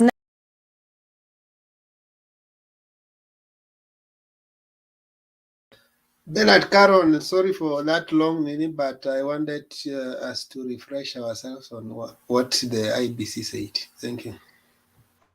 It's okay. That's great. I think it sheds more light. Let's now hear from Elisha Mwango. Hello, Bernard. Hello, how are you? I'm fine. Good to see you. Where did you disappear to again? Just busy doing some work. Yes. So, with the issue of election results, I'm surprised that IEBC want to take us back to 2007. And in fact, in 2007, if you are in Kenya, these are the things that really caused chaos. The issue of these manual results. I can remember there were tug of war at as in it was in the KICC, where there were issues with the forms 33B, 33A. There were issues with the changes. Forms had been changed. There were some like even someone like Ruto was in the forefront fighting for those forms. Some forms were missing. Some forms were changed. So I think we should not go back to that issue of manual. Okay, our election is manual, is partially manual and partially electronic, and because as you go to vote, you vote manually, but you are being identified using the BVR kit, and then the results are also transmitted electronically. So it is both. It is manual and it is also electronic. And we find that manual also is being used as a backup. I can remember last time when I went to vote, my name could not appear in the BVR kit. And then they took a manual book, they looked my name there and they found it. So manual is good, but should be used as a backup, that in case those BVR kit fails, then they can use the manual thing. So what IBC wants, they want it fully manually. Well, now, and again, there's something here. We as the public, we are also very big stakeholders in the election process, which means that we want to follow every details that's happening. So that's why we should be given the live streaming so that we follow. After voting in the evening, I want to go and sit down and see how my candidate have scored in every part of the country. But now when they want to stop the issue of live streaming and we be kept in the dark, in the darkness, and then only come on the day of announcement and tell us that so and so has won, that one can also create tension. So they should just give us every update. And that one I think is possible through live streaming, where you see how the votes are coming in. But if they just want to do it in the darkness, then there's chances that we might go to 207, where somebody might say that I don't know who won, like Kivuitu said, and it was so embarrassing and so bad. So let us always keep on improving. And do you know why these things were brought electronic? It was to cure the problem of manual that was in 207. So I don't know if you're going back to manual, again going back to the problem that we had in 207.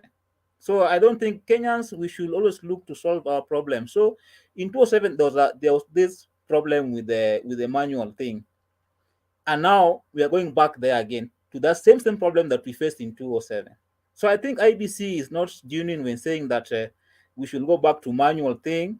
I think if they were here during the ECK, Kivuitu ECK, and they saw what happened, they should not even think of that thing, that we should go manual fully. Manual should just come back as a backup, not as a main way of transmitting the results. Manual is also slow because they're saying that the returning officer will come with the forms physically to the IBC, which again is very slow. And also during that transportation, when they are transporting those forms to the IBC, chances are there that they can be altered.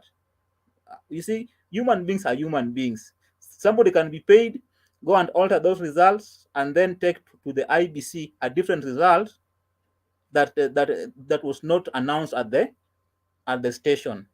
So we find that we know these things happened in 207, where they were being changed on the way as they were being transported. Okay. So Mwango, 1 minute. Yes? There's a order. Alex, what is the point of order?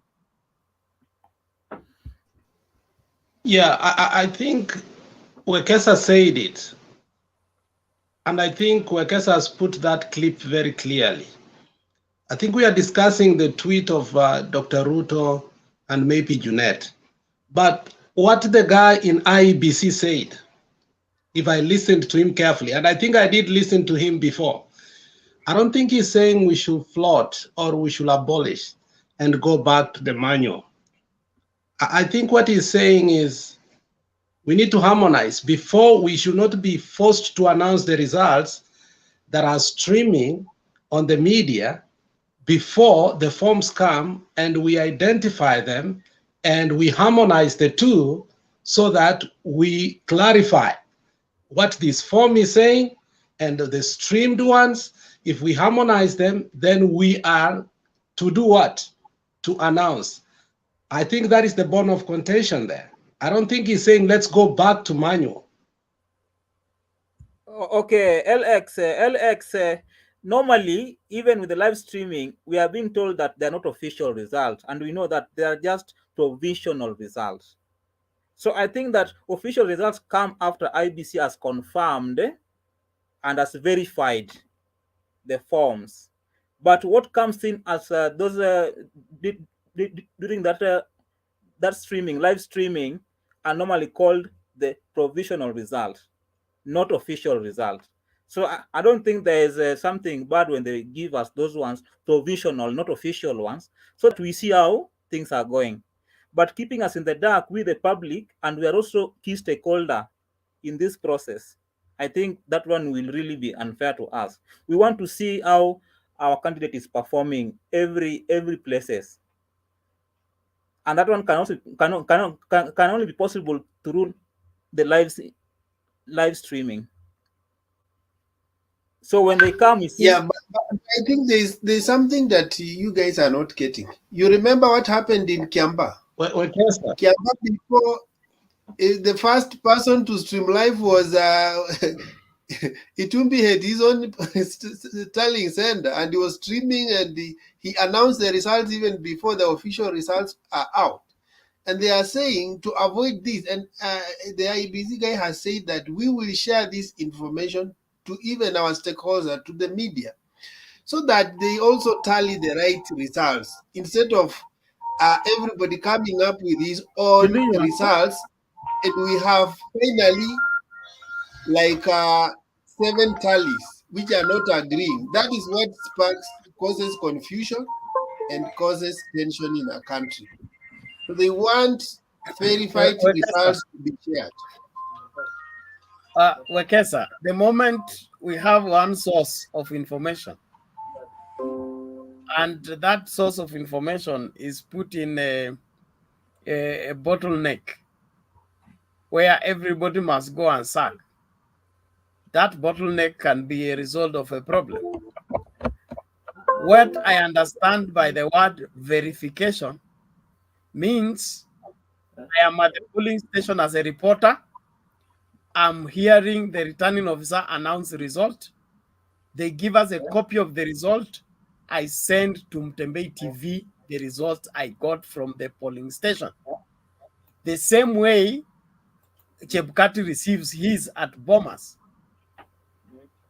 So if we are both in the polling station and the result announced in the polling station, I share with my news house as Chebukati gets its own copy.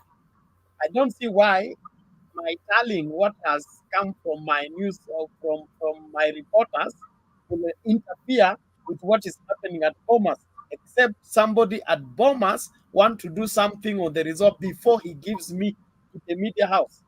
One of the purpose of journalism is to verify information. It's not to be given information, then you report. So if My friend, even at school, when you are given a transcript, they tell you this is not the final results, which means if it's verified and there is some error, it's bound to be rectified. So are we assuming that error cannot arise? Error can arise, but if you tell me that I should not share the information I got from the polling station before you verify from wherever you are. That is not the sharing. The sharing, in fact, he has said it on the news. He said people are allowed to share, but he said the only official results. He said he will share first before we share. Bernard, relax. He will be giving us what to share. Giving us what to share. Chew for us, we swallow. Chew for us, we swallow. No, that can't work. I think you missed something there in that clip. Yes. He said people are allowed to tally what they are tallying, but the official results will be done by us, and we will share to our stakeholders. And especially when we go to the main media, you see, main media, whatever you share, it's always taken as final. So they are advised to take the official results, but they are not prohibiting anybody to share results. Are you getting the point? Because sometimes if you Bernard. share and it's yes, That Alex, what has are you been saying? the norm. That has been the norm. It's only in 2017, I think 2013, where everybody copied the results from IEBC because of the fear of 2007. Even the media houses closed their tallying center. So everybody was streaming something from IEBC headquarters, and we had uniform results everywhere. Now, that is a very good room for somebody to doctor the result, and nobody will catch the doctoring of result because we are all tapped from the same tap. We are reporting what is coming from the same source, and they are sieving whatever that we are going to receive. That I will not support. But if we want to have free and fair elections, let the voters vote. Let the counting of the votes start with witnesses. Let the tallying be given, and let the announcement be given at the polling station. And that result at the polling station is official result. Bernard. As announced. That is Bernard, what I understand by the law. Bernard, I think yes. I think the IEBC statement is the most important statement on what they are requesting. And I thank Wekesa for putting that clip so that we could understand what point of view is IEBC looking it from. Not from the politics will twist everything. But as the people who are mandated and have accountability, this is what the guy is simply saying. Last time they were forced to announce results that even streaming had not even finished. At some point, that's what he said. And what he was saying is, you can stream, it's okay. We are going to share this with our stakeholders, which means stakeholders is media, and he mentioned them. He's not saying that that is not going to happen. He is open to that. But he's short of saying, he went short of saying that we were forced to announce people who actually had not won.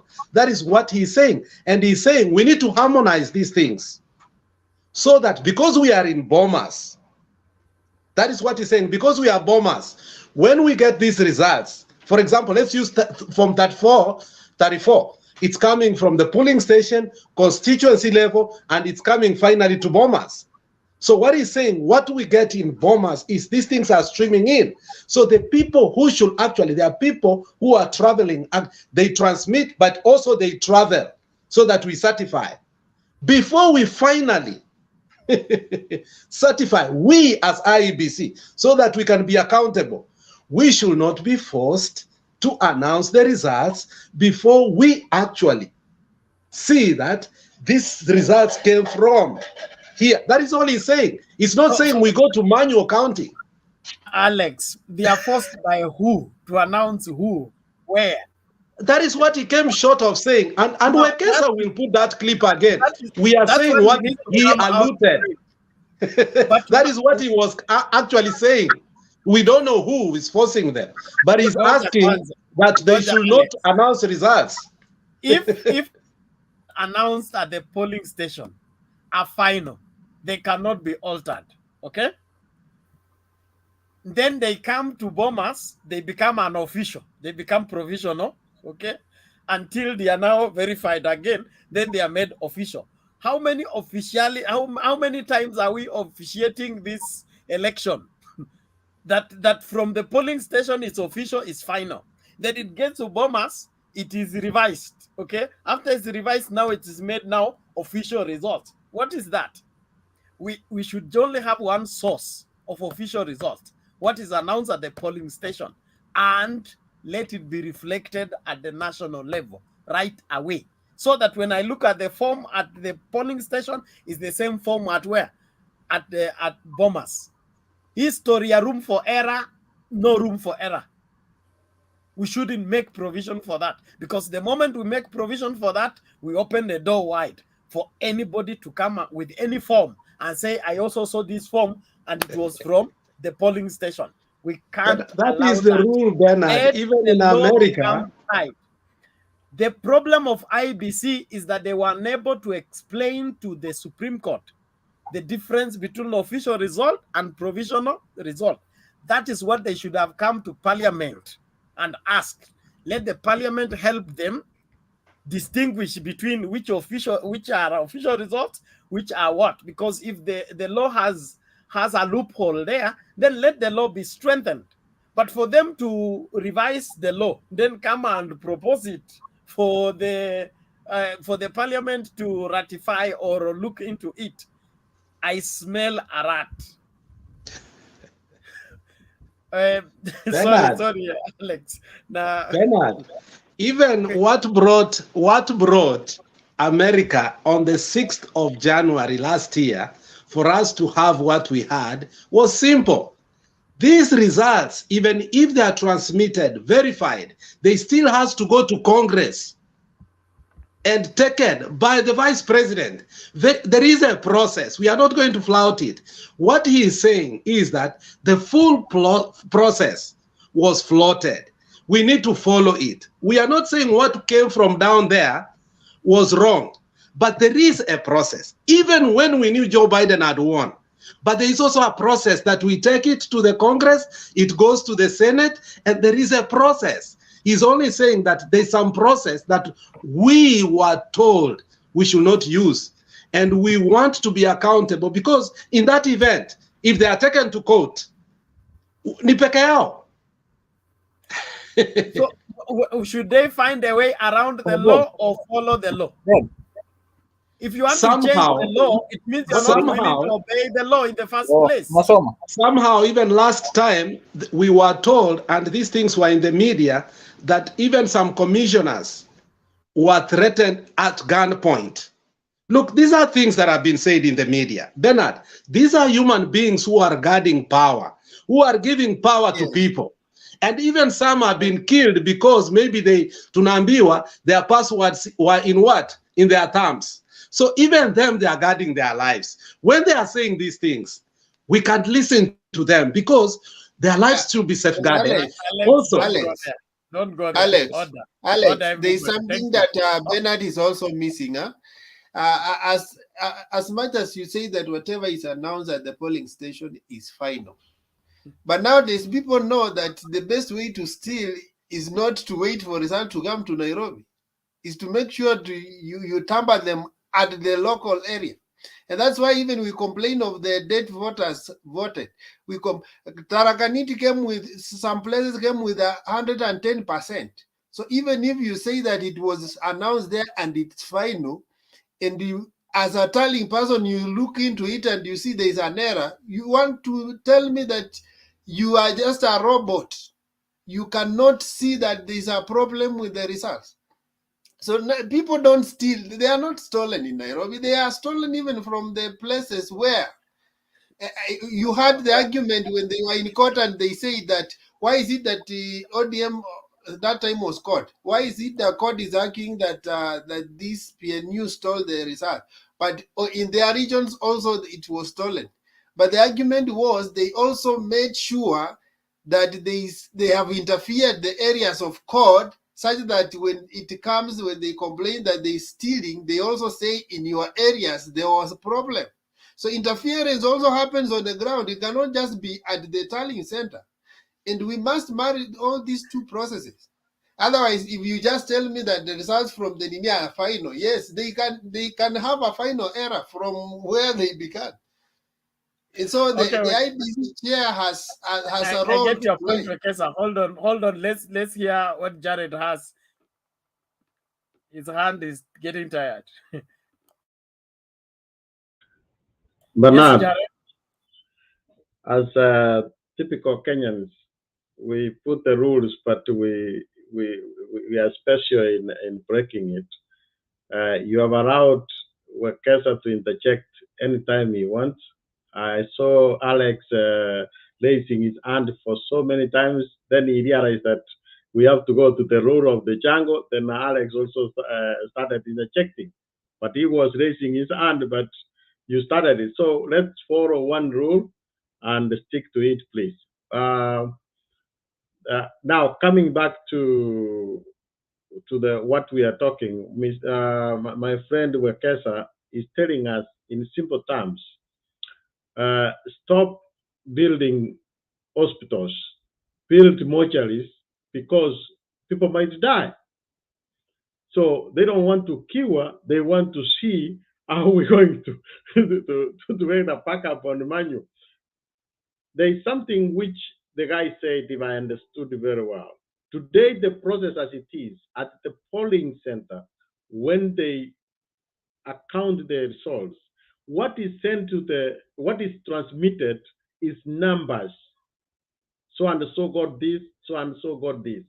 The guy was saying now they want them to transmit a copy of, I think it's from, is it 13? I think it might be a form 13, which is a good thing, to send the actual picture. I might be wrong, but I know that it's the figures which were being sent.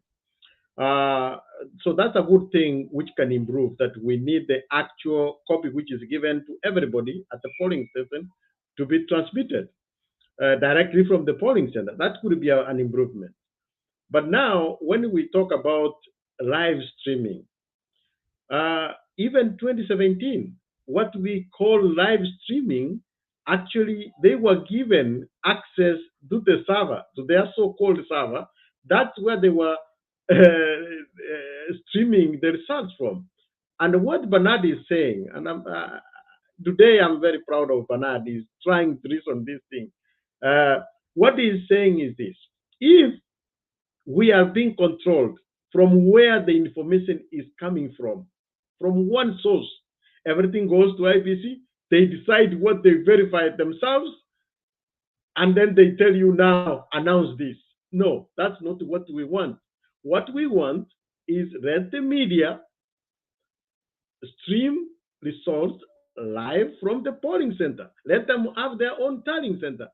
Or their want is that you don't announce or you don't stream what is coming from the streets. It is your officials who are announcing at a polling station. Everybody knows 1+1. If they have announced Nairobi South polling station number this as this votes and the other one, what is so difficult to add that? We can also add on ourselves. That's what we want, the opportunity to add ourselves. So which source can you trust? Is it the IEBC in a room or hearing yourself from the polling center? Live streaming. If those who want to hear from Dennis Itumbi, those are the supporters. They can take whatever they want to take. Those who are today, if you go, you search on YouTube, they are you have to check where you're gonna take serious information from. I'm not going to get for you guys as me. You're not going to get a picture which Dennis Itumbi tweeted that this is the crowd was, and you take it as a gospel. It is you to choose which information you can verify. But on the national media, yeah, we want them to announce. Then we can see official. Everything is known that the final is IEBC, but we want to go along, walk along the channel with them. Not that do we wait from somewhere when they mess up the computer, then they will tell us, now announce the people. That's where we are going wrong. And as I said, until the day we're gonna give IEBC decentralized, that let handle these things either at a county level or at a constituency level. Let each constituency send their figures of the president. Otherwise, that's all we're interested in the National Tallying Center. So today, if somebody is announcing a member of parliament from South Mugirango, of what importance that is to somebody who is in Mombasa. You know, they are interested in what the president, their presidential candidate got. So if we take IEBC to be handled at a constituency level, because our votes are based on a constituency for the presidential election, that's all it's supposed to be. then it will be difficult to manipulate, okay? Because it is at a local level. But now, the issue of taking paperwork, my friend, waiting for a paper to come for a week to get to Nairobi, then they will announce, we have gone past that, please. We have gone past that. We don't want to go back there, you know? Thank you. Okay, thank you, Jared. And probably, let me just bring in this historical reality. In the past, during Moi's era, elections were conducted at the polling stations. Then all the poll papers were carried at the tallying center for counting. Okay, and in between, that's when the boxes would disappear. When they are from the opposition stronghold, the boxes will land into Rivayala and the other rivers, so that by the time they reach at the constituency tallying center, the counting begins, the winner is already known. Now, the reason why there was a law that was introduced to see to it that this thing is announced at the polling station, in that polling room where the voting took place, was to stop that kind of interference during transportation, so that everything ends where it all happened. Now, if we are doubting what is coming from where it all happened, then we want to believe what has happened in Nairobi, okay? Then there's something wrong with us, because Nairobi is far away from the village where I went to vote. The result that is accurate and closer to the stem in, I'll bring in the biblical world where I live. We say that the best Bible translation is the one that is translated directly from the original language straight to English, not the one that is simplified from hard English to simple English. The closer you are to the source, the easier for you to be accurate in your to be original in whatever you are gathering. So the right place for us to collect right results is at the source of the result, not at the end of the result. And so the law is right. Let what is coming from the polling station be final, not what is verified elsewhere. And then he said they found margin of error. Let the error be corrected at the polling station, verified. There are agents in the place, there are these clerks in the place, there are people there. Let everything be verified before it is sent, because when the Kim's kid sent the information, it cannot be called back, it cannot be revised. So if IEBC does their due diligence to follow the law and do the right thing, we will not need all these other aspect of verifying and making official what is already official. Tulisumbua Mwango, ndiye alikuwa anafanya submission yake. Naomba umalize Mwango, alafu kuna nani ambaye hajaongea? Kuna Nelson, kuna Kawel na nao Power. Nduwekesa, I was asking you if you could chair, because I want to begin noise here and it may interfere with my sharing with the same. Yeah, I'm here up to 2. Up to 2, sawa. Thank you. So Elisha Mwango, conclude, alafu tusonge mbele.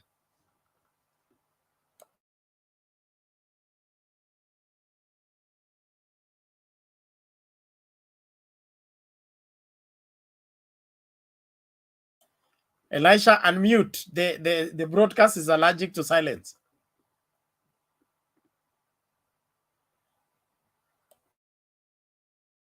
Come on, my hand. Okay, Kawel. Is it Kawel or Kowel? Yes, Bernard, thank you. How are you? I'm fine. I also have other account which is Adan Abdi. I was here the other night. I don't know if you remember. Go ahead. Yes, please. So thank you again. So personally, And I don't see any differences whether it is an election result transmitted in manually or electronic, because Bernard narrated us on how election was stolen during the Moi era. So we have tried both. We have tried the manual and we have tried the electronic, and it seems both we failed, because from 2013 we know what happened. That is, I think that is the first time we started electronic system, electronic issue. So, but again, and it created a lot of violence and noise. Again, 2017, and it failed. So I think a whole election was nullified because of the irregularities.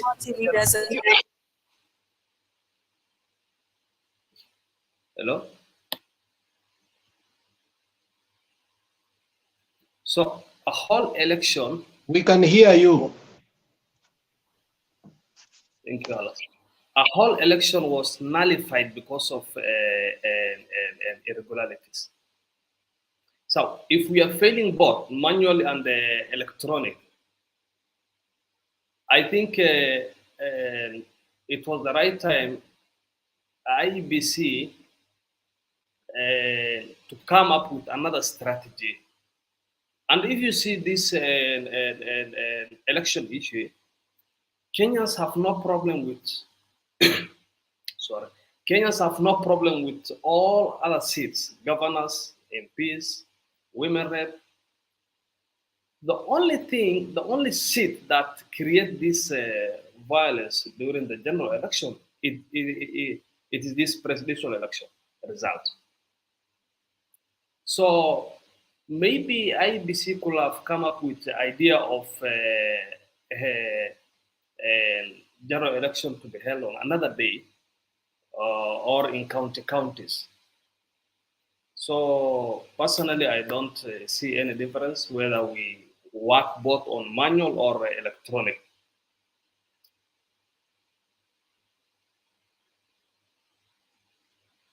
Back to you, Bernard. Okay, thank you, Kawal. Let's now hear Nelson. Hello, everyone. Yeah? I'm so glad. Hello, we can hear you. Yes, I'm so glad to be part of this discussion. I would just like to contribute on a few points. Actually, regarding election, the only problem we have, as my brother has said here, is we don't have any problem with the MCA, MP, woman rep, governor, or even the senator. The main problem that we normally face in Kenya is the presidential results. And without forgetting the electronic views and the tallying centers and everything, Alex had said something here. It's not about avoiding on electronic and changing into manual. It is just about having electronic, but to those whom the electronic mode will fail, they will have to do it in a manual way. And the results will be only announced when all have been received, not if all haven't been received. We will also have to understand that election results management consists of counting.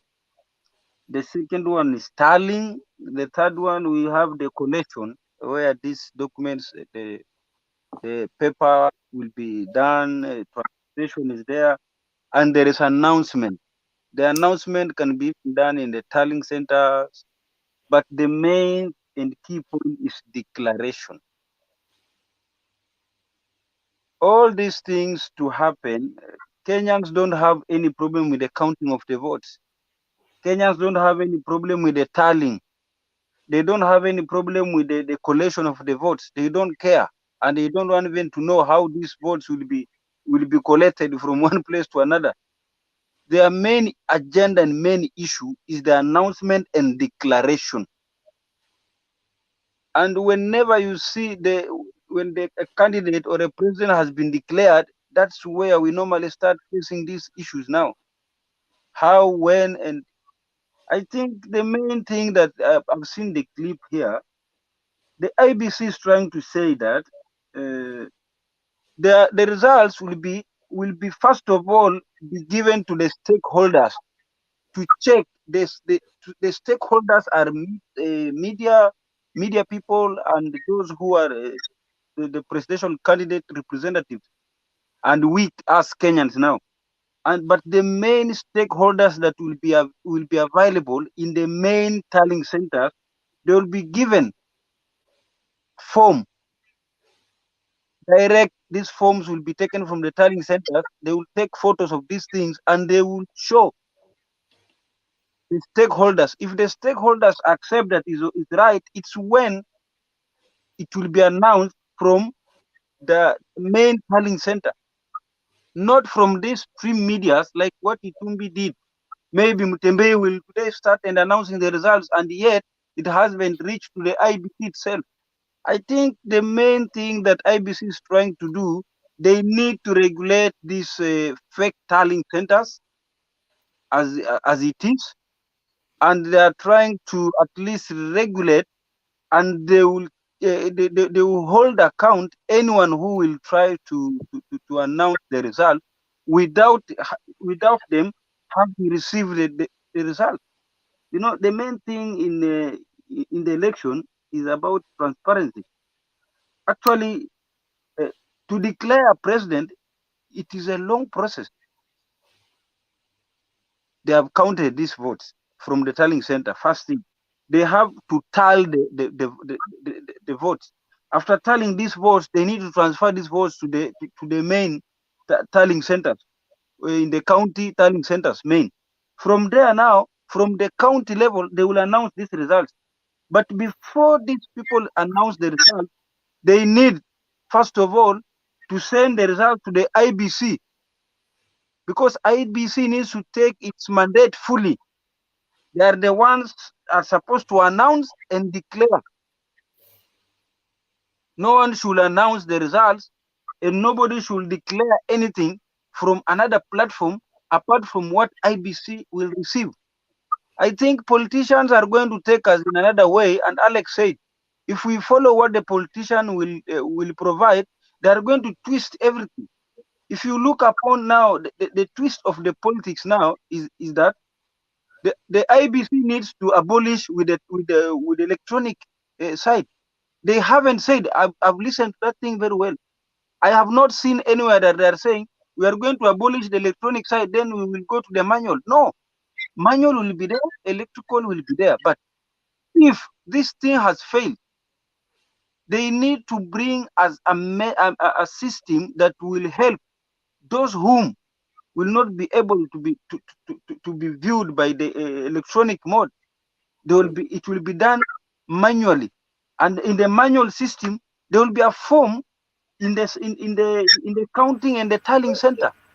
This form, they will take a photo of it and send to the IBC to avoid declaring and announcing leader without all the. And I heard very well, only depend on the sent results. IBC will only depend on the sent results. I think, Wekesa, you will repeat that video again, because I've seen people here confused. Kenyans will only depend on the sent result from the tallying centers. These sent results from the tallying centers, these forms now, they will be given to the stakeholders. Now the stakeholders, it is us, media, and everyone. Now these are the results we have received. Now we are giving to the stakeholders what has been received as a paper form. You will repeat that thing as a paper form, and the procedures will be followed after receiving this. The procedures as per what is in the paper form will be followed with the stakeholders. I'm seeing even in social media everywhere that now, hey, Azimio, they need to bring this thing to abolish the tallying, say the electronic way. They need to do what? It is not as per what people are trying to say, but the IBC wants to be strong enough. The IBC wants to take its mandate fully. Media will depend on IBC. Everybody will depend on IBC. We don't want to depend with people like Itumbi. He will go to the polling station and take photo and share. And a few people from UDA, they will believe Itumbi. They will not follow what the IBC will give. Someone has said here, you saw what happened in Kiamba. IBC, Itumbi had already announced the results. Yet IBC haven't already received some results. But already it was in the social media. People are discussing it. Itumbi has already announced. Itumbi is not an IBC. Itumbi is not an IBC. Citizen TV is not IBC. KTN is not IBC. Nelson, you're contradicting yourself. Okay? No, If I'm just talking. If you are here in 2007, the results were announced at KICC, and Musalia Mudavadi and the rest of the ODM fraternity were at their office. They also announced their result. And Kivuitu's response was, the only result that is valid that can make one president is not the one announced at the headquarters of ODM. It's the one announced by the officials of IEB or whatever, ECK then. So Itumbi can announce as many times as he wants to. If he's not the returning officer and is not an official of IEBC, his results cannot be valid results. But as you understand the current generation now, Bernard, hata wewe pia you need now to verify your statement. Now, if we have several quarters announcing the results, and we know at the end of the day we will depend on IEBC. Even when we go to court, we don't go with our personal results, we go with the IEBC announced results. So why do we then need all this? Because we will never even use it anywhere except to create tension. So the only thing we need is to censure the IEBC results, whether they are right or not. But having so many other outlets can only create tension and confusion. At the end of the day, they will never be announced as official results. They are only there to create tension. Even when you go to court, you don't go with your results. It's not there to create tension. It is important that we get, for us to verify results, we must get from different sources. There is a reason why the Bible is one book and has how many books? Okay, for example, let's go to US. US people who lived at different times wrote different accounts. So for us to be able to verify what IBC is saying is right, we have our reporters from the polling stations who are also giving results. One of the things that I want us not to fall into is the trap that we fell into in 2013, the issue of tension. The issue of tension was so much that every media house closed everything and we relied on IBC. And whatever happened, nobody could tell what is wrong because we had only one source, one feed where results were coming from. In 2017, the media played a major role in helping the rigging of election. They fed us with Githeri Man and the photos. The whole nation was following Githeri Man when cookie things are taking place on this other side. We must accept that we are living in a nation where we have people, Kivuitu said, there are people around the president who God should have never created. Those people have not all died. So, But Bennett, we even when you go to US, allow, Bernard, even when you God go to US, allow the the 2020 verification of the results. result from everyone. Bernard, also listen. When you Yes. go to US, the 2020 results, the people who love Trump were following Fox News for the results. And these other guys were following CNN and the BBC like that. And each person believes that what they were following is right. And at the end of the day, even up to now, people of Trump believe that the election was rigged. But when you ask them to go to court, they cannot produce evidence how the results were rigged. So I tell you, if we go with our own support base, I will, even as we were waiting for the cloud of, we say to take a cloud, we were waiting for the NASA cloud to give us the results. At the end of the day, I will believe that is the result, whether these ones are verifiable or not. So my approach should be this. Was it 1991, where the IEBC came together and decided the roadmap towards election? I think 97. for me, yes, I think for me, the VP has failed the duty. You cannot tweet. He needs to mobilize all his MPs, let the other Azimio mobilize the MPs, interrogate the bill, and then find consensus and say, this thing here we can improve here, because the bill is coming out of the bungled 2017 election. So IEBC is opening up a Pandora box. So we need to come up and say, here we cannot go this way, here we cannot. But if we make it political, we are only creating tension, but at the end of the day, we will not solve anything. Let every side come up with valid points. Because the bill will, by the way, it will go through the parliament, it will still have the public participation. So they need to look at the areas to improve on that bill, the things they can remove, so that the bill comes out strong. For me, on the election laws, we need to build consensus so that no side feels like there's a side that is advantaged with this bill. If we go that route, then we will lower down the tension. But if we just start shooting that, oh, IEBC has a different agenda, then we have already lost it. At the end of the day, even if we shoot it down, the bill, if IEBC has an evil agenda, it can still achieve without this bill. So that we should not even create that notion. Wekesa, I agree with you. Any person who controls information has a way of controlling people. IEBC doesn't want to control the results for nothing. If what you're doing is accurate, you let people access information from the source.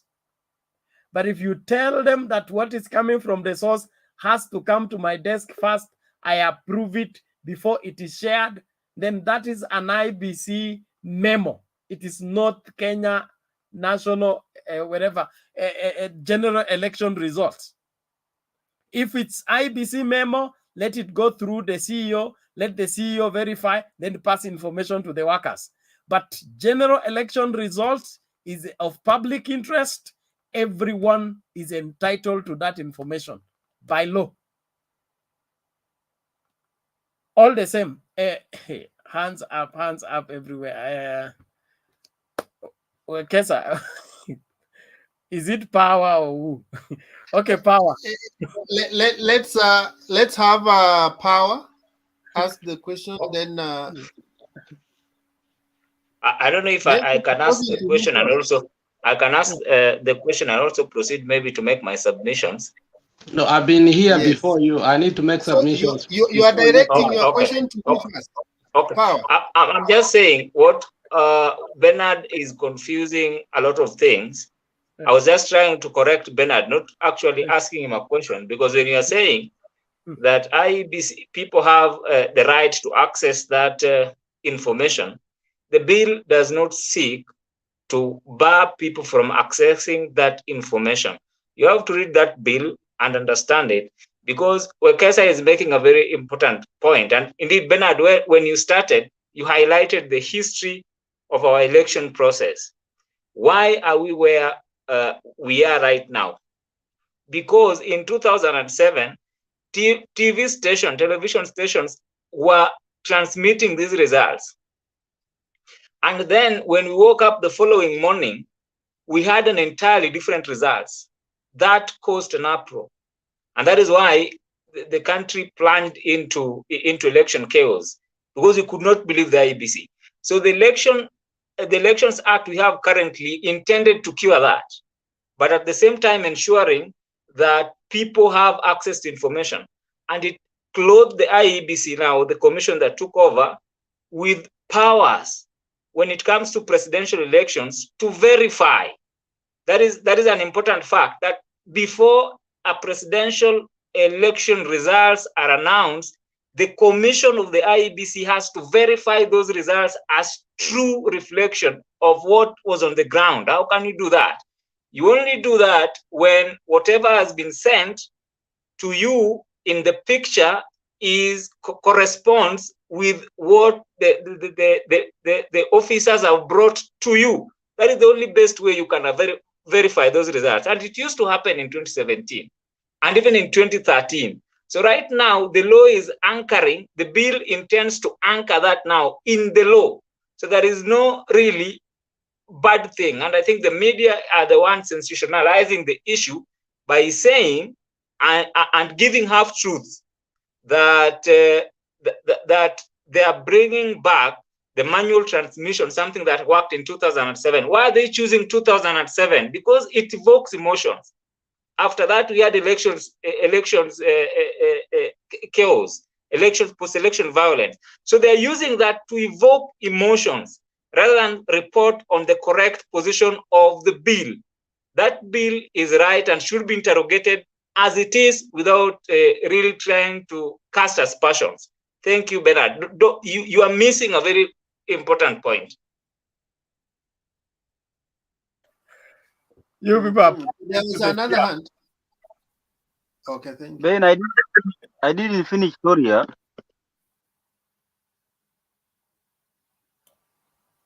were you raising up the hand? I was saying. Yes, I was. If we buy into the fear of the result sparking up the country into chaos, that is what we've been fed with. It was not the results. It was the interference with the election results that plunged the country into trouble. Let us keep monkey business off the elections at all levels, and nobody will have any problem with the election results. Any predetermined outcome of result. Bernard, you argument. You are speaking from a point of perfection. No. You are speaking Bernard should drop that argument.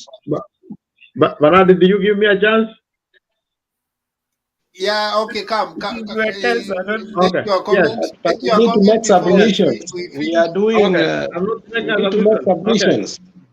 Yes, I will let you make your comment, and then we go to people who make submissions. Kindly. Yes, my comment is, I think it seems like. By the way, this is a very good topic because there is no politics here. We are looking at the facts here, and I still stand with Bernard. What is there is that we don't want information to be controlled. I don't know how this one is not simple to understand. What they are saying, information will, and that's what the guy, I wish you replay the clip again, so before they start commenting again, maybe we can reassess it. He said information will come to them, they verify, then they will share with people concerned, like media. We don't want that. Let the media and stream live from polling stations. Whatever you mentioned about US, yes, Fox News is about the Republicans, and these other channels might be about Democrats, but they stream what has been announced. Where the difference is, they start now giving estimation on what already come in, saying maybe now they do a lot of analysis based on the information they have, but they don't steer away from streaming what has been announced. What is announced, the figures, if you go to any channel, you will get that they report from announcement. Please, let us not control the information. What do you want to do with the information? We can hear, we can verify ourselves, and you wait. What do you want to do? You are not supposed. You don't have a role to verify. You don't have a role to verify that information. That is the role of the IEBC. You don't have that role. What do you want to verify? That is not your duty. I'm not saying we verify. All we want is to get the source information. We get source information, they get source information, so that if Jared, they can do their own addition. Let me Jared, all presidential aspirants will have their agents at the polling station. So there is no, whichever argument you want to adopt, unless you are telling me that those agents would be lying. But when they are there and they sign again their names against in that form, it shows that the results that as announced there is true. It does not. It does not matter. It is not important that every person in Kenya have to know whatever is going on in Kabuchai. No, there are people there, and we have to trust those people. My friend, yes, power. We are saying the same thing. Whatever the Bernard, we are not saying the same thing. We are not saying the same thing with you. Hold on. What you are saying is the agents that we send in Kabuchai as our agents have signed the form, okay? And the result of the form is what we have sent to Mtembei TV, just like they were sent to Bomas. Now, Bomas is telling us we should not take the information from Kabuchai directly. It should go to Bomas. Let Bomas verify. Then Bomas will give us what we will display on Mtembei TV. No. That is not what he said, Bernard. Please play that clip again. Bernard, you are a moderator and you are taking this debate on a wrong direction. I wish Bernard, Bernard, take the position of the moderator a proposed on the law side. tabled in Parliament seeking to remove a requirement to stream presidential election results live to the nation. Commissioner Abdi Guliye says the move was informed by legal challenges faced in 2017 at the Supreme Court, where there were accusations of tampering with electronic data. The bill, however, still provides that election results declared at the polling stations will be final and must be transmitted both electronically and manually to the National Tallying Centre. Sam Gituku takes a look at the details of the bill. The bill, and then after first reading in the House. Up to there, Bernard, tumesikia it is final at the. It's only transmitted in two forms, but it's final. It's declared final from the polling center. Let's process it. It's a bill that was tabled at the National Assembly by Majority Leader Amos Kimunya on Wednesday. A bill that has gained prominence for its proposal to repeal Section 39(1)(g. The subsection currently provides that, quote, the Commission shall, to facilitate public information, establish a mechanism for the live streaming of results as announced at polling stations, and the results so streamed shall be for purposes of public information only and shall not be the basis for a declaration by the Commission. End of quote. Reeling from the lessons of 2017 presidential election challenge at the Supreme Court, when IEBC lawyers could not explain the... Wakaza. Did you hear what they want to? Did you hear what they want to delete? Yeah. Okay, but Jared, you cannot declare. Declaring is the work of IEBC. That's what it said. You will be given the information, but you cannot use it to declare yourself. Period. Yes. No. The information will be in public domain, but the work to declare is vetted to IEBC. That's what it's saying. Don't twist it. Yeah, and he has said that the information will be available for the public for the purpose of information. So everybody will get access to the results. But not But people the to declaration declare. is the work of IEBC. Continue. I don't know what. Okay, continue with Uriah. We will clarify. Place of provisional results, when also there were claims of a unique algorithm that was used to tamper with the election data, IEBC and the Justice and Legal Affairs Committee agreed to delete the provision. The display that was being done in 2017 based on numeric data transmission from the polling station will not be there, according to this amendment, because it is the image of the form that will be transmitted. IEBC has looked at the concerns. Bernard, is it your issue is solved? The image from the ground is what will be displayed, not the algorithm things. No display. It will be transmitted. Come on, don't. Yes, okay. When the Jared, Kizungu is so simple. That happened in 2017 and felt if we can alter and change it to a better position as it is proposed in the bill, it will cure the challenges that existed. The amendment bill further seeks to clarify the chronology of events in handling presidential election results.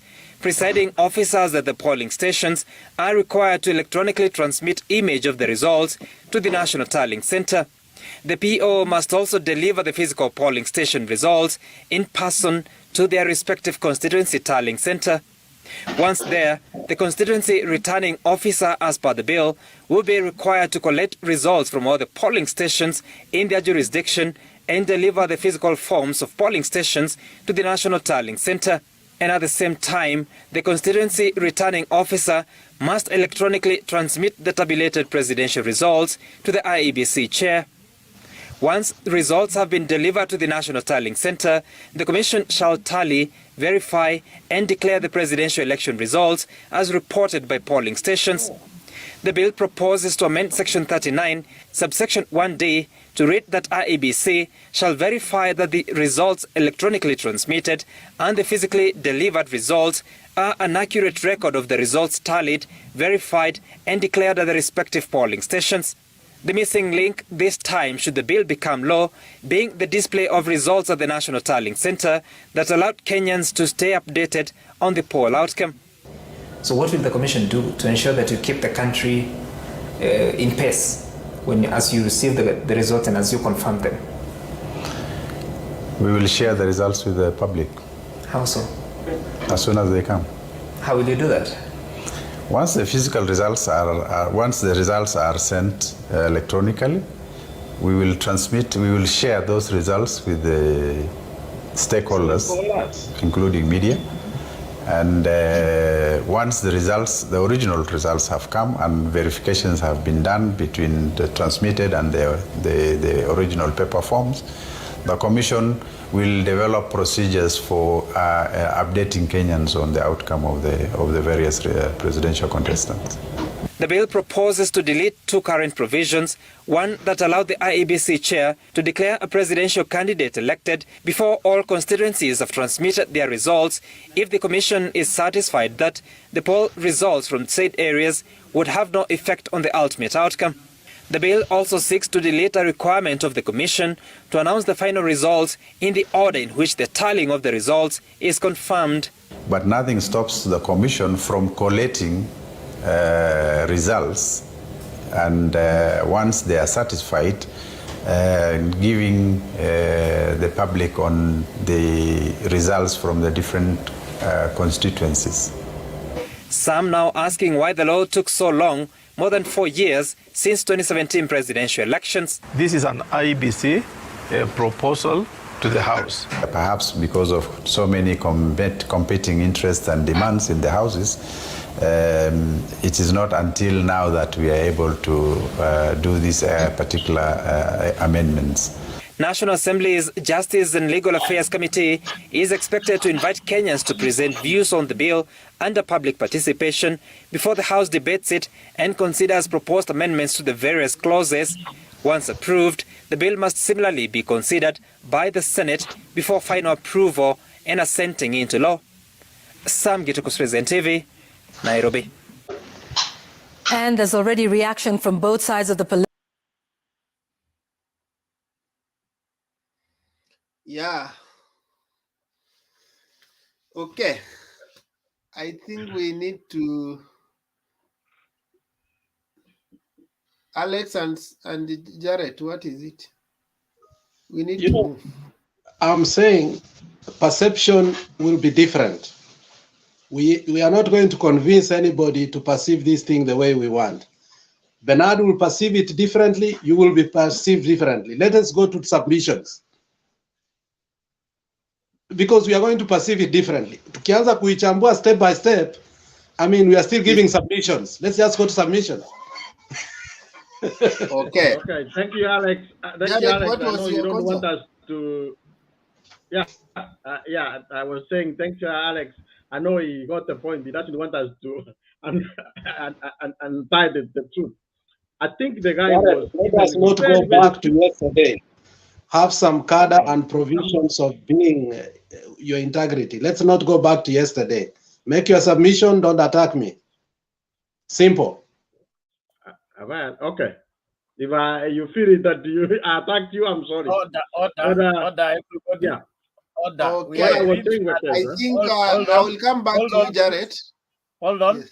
We agreed that you will speak through the chair in response to any of the panelists. No direct confrontations, no direct response to people, so that there is no heated wherever. There is no taking of anything personal. Difference of opinion doesn't make us enemies. We just makes us different, and our difference is what makes us valid and necessary. If we are all the same, then we will not be necessary. So our being necessary is requires us to be different, and that also generates us in having different opinions. So let us keep it there. Through the speaker, speak to the people on the panel or otherwise. Thank you. Okay, I think now you can go to submission. Let's make it brief because I think it's something we have already indulged in. Alex, Power, and then PK in that order. Yeah, I think I will make my submission very quick. IEBC is making a big mistake.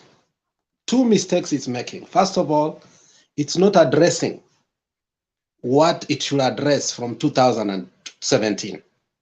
Opening of the server, the integrity of it, and what transpired. They are not doing that. Instead, they are twisting and going to issues that you know very well they had time. The other issue is the timing. IEBC had 4 years to know the mistake because you immediately after the election is done, you sit down and ask yourself, where did we bargo? Where did we go wrong? It cannot be until February 2021 is when now they want to tackle the all issues. Now, IEBC now is opening another Pandora box that even if they want to do an election that is credible, even if we were to be on the other aisle or the other aisle, we are not going to trust them. Their timing is going to create problems whichever way they want. And this kind of systematic inefficiencies that IEBC is having should be corrected.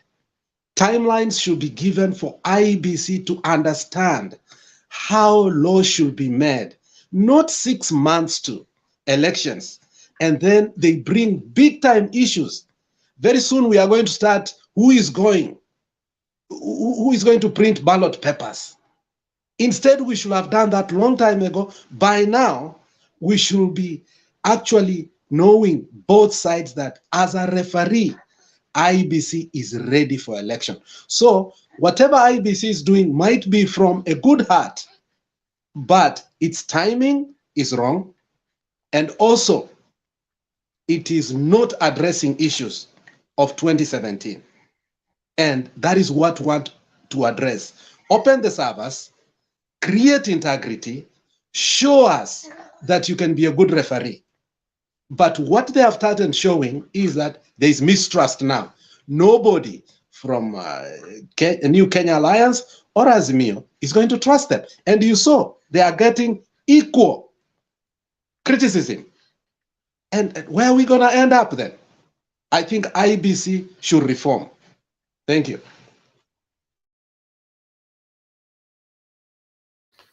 Okay, maybe I wanted to ask you, don't you think maybe they have asked to open the server indirectly?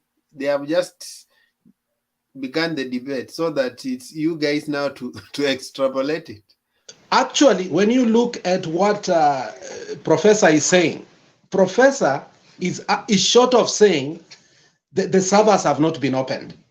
If you look keenly what he's saying, and he's saying that on the legal point, if you had at some point he say legally they are bound to do some things that they have not done, and they should protect themselves too. So, and they know that's a Pandora box. So I am not sure what they are going to do, whether they will open or not. But you know very well, IEBC will never open the servers. That one you know.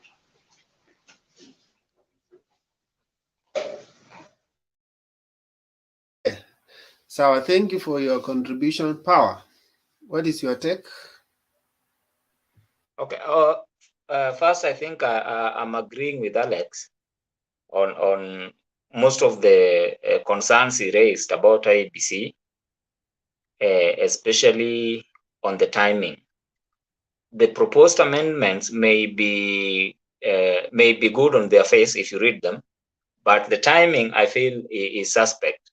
The IEBC, immediately after 2017 elections, should have done some bit of housekeeping or even stock taking to ascertain what are the challenges that may face us in the coming general elections. An institution that was facing at that time critical mistrust from members of the public should have ensured that immediately after 2017 elections, it should have come up with some of these proposals it is trying to propose now, and then they are addressed long before the elections. But when you bring them closer or 6 months to the elections, it raises questions, especially and gives fodder actually to the opposing, especially the older people, because there's this general feeling that these amendments are pushed by the state and not IEBC, because politically that is how it looks, that this is what the state is doing as a way to ring fence itself or even to rig elections. And then if you look at it, how it is being reported, even in the media, they're giving people half truths without necessarily interrogating interrogating the bill as it is or the content of the bill. So what people are seeing and the kind of information that is out there is that they're actually doing away with the electrical transmission and going back to the 2007 one. That was really bad reporting, and that I can't really blame IEBC on that, but that lies squarely on the media. We should be very careful as a country, especially one that has faced post-election violence, to make such kind of reports and even make reference to 2007. Because what they were trying to say when they were reporting this thing, I don't know which media station, but I saw something about 2007 when they are making reference to this bill. It shows that this bill, if passed, may take Kenya back to that time, which was very reckless of them to make such kind of a report. So, and when IEBC, I think in 2017, they felt that there were changes that were needed in the Election Act. They should have proposed those things long time ago. So from this point, let me just go and address particularly 1G on the issue of live streaming, because people have spoken about this. And the challenge we are having, and especially why they are proposing to delete that 1G on the issue of live streaming of results, is because, and I know many of you can remember, when IEBC was forced to come at some point to say those election results the commission was forced to come and say those election results are just provisional. So the country say, okay, if they're provisional, then they're not presidential election results.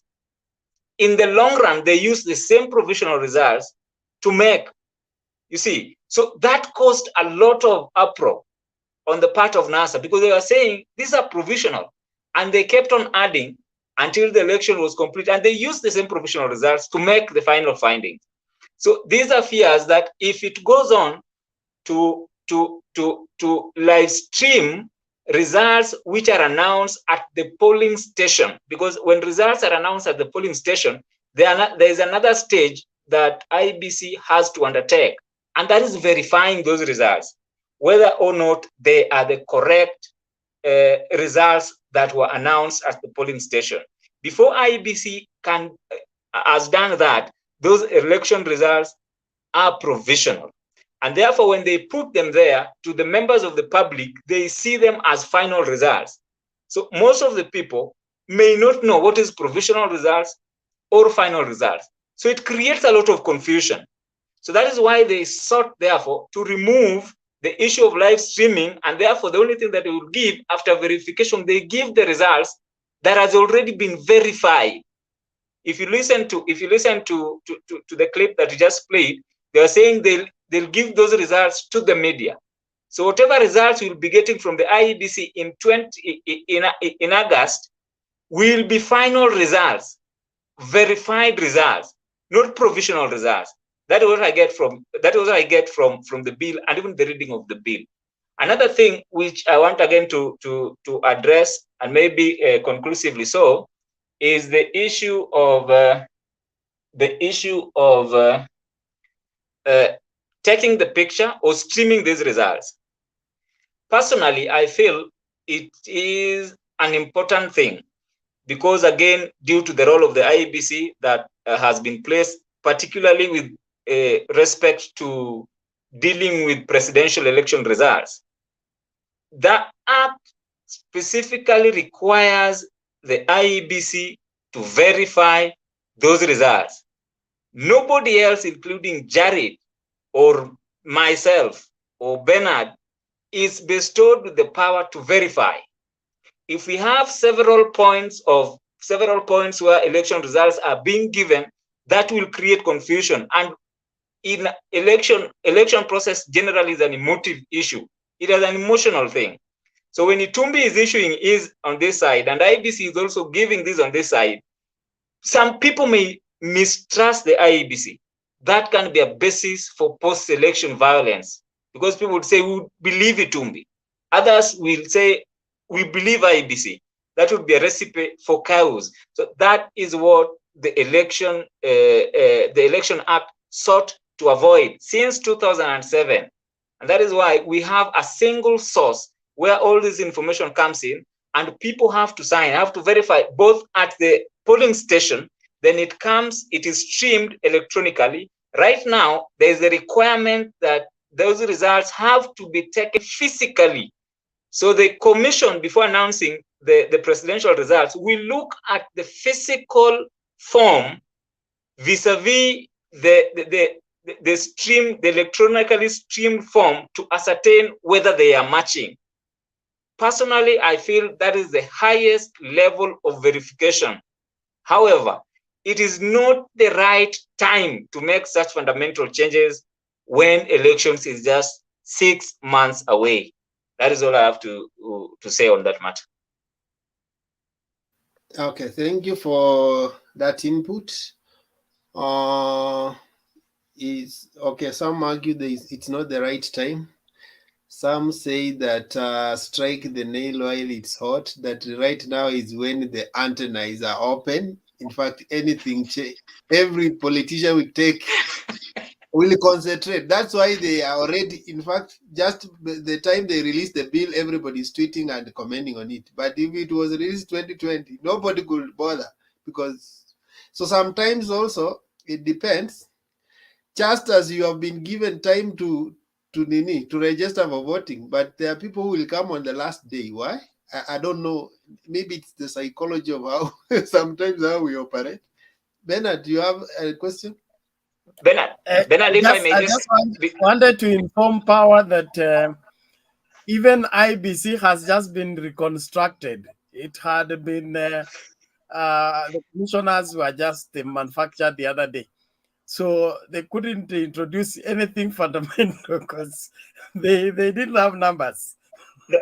Okay, Bernard. I think that again lies with them. It was upon them to housekeep. Housekeeping is something that they should have done long time ago. These are things they knew, the challenges in the law that they knew, and I hope and I know that they have advocates that should have advised them on what to do at a particular time or to put the house in order. I think they knew all this. They just ignored it. So we can't really remove that blame from them.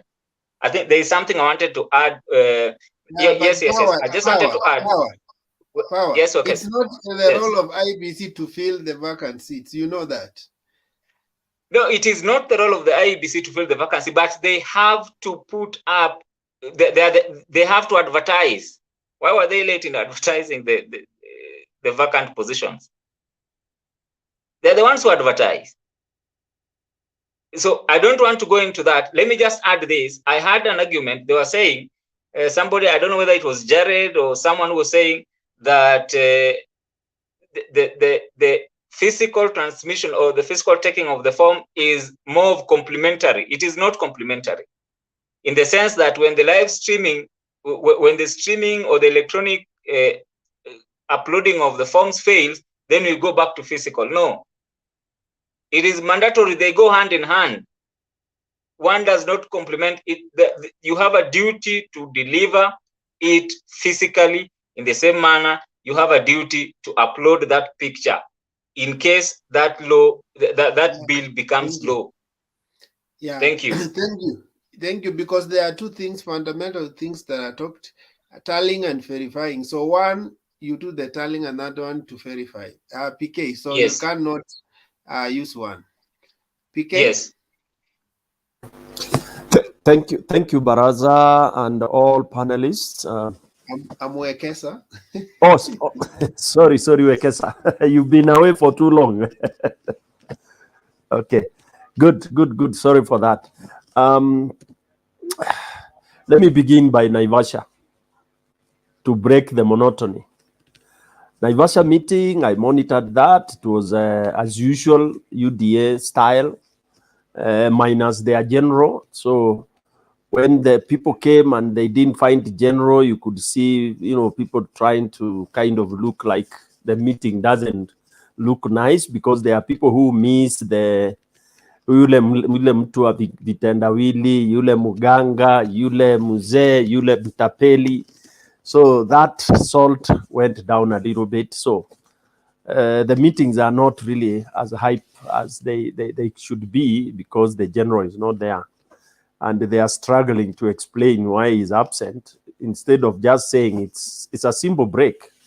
And every human being can get tired. So, but they took too long to tell their fans, what is happening with their general.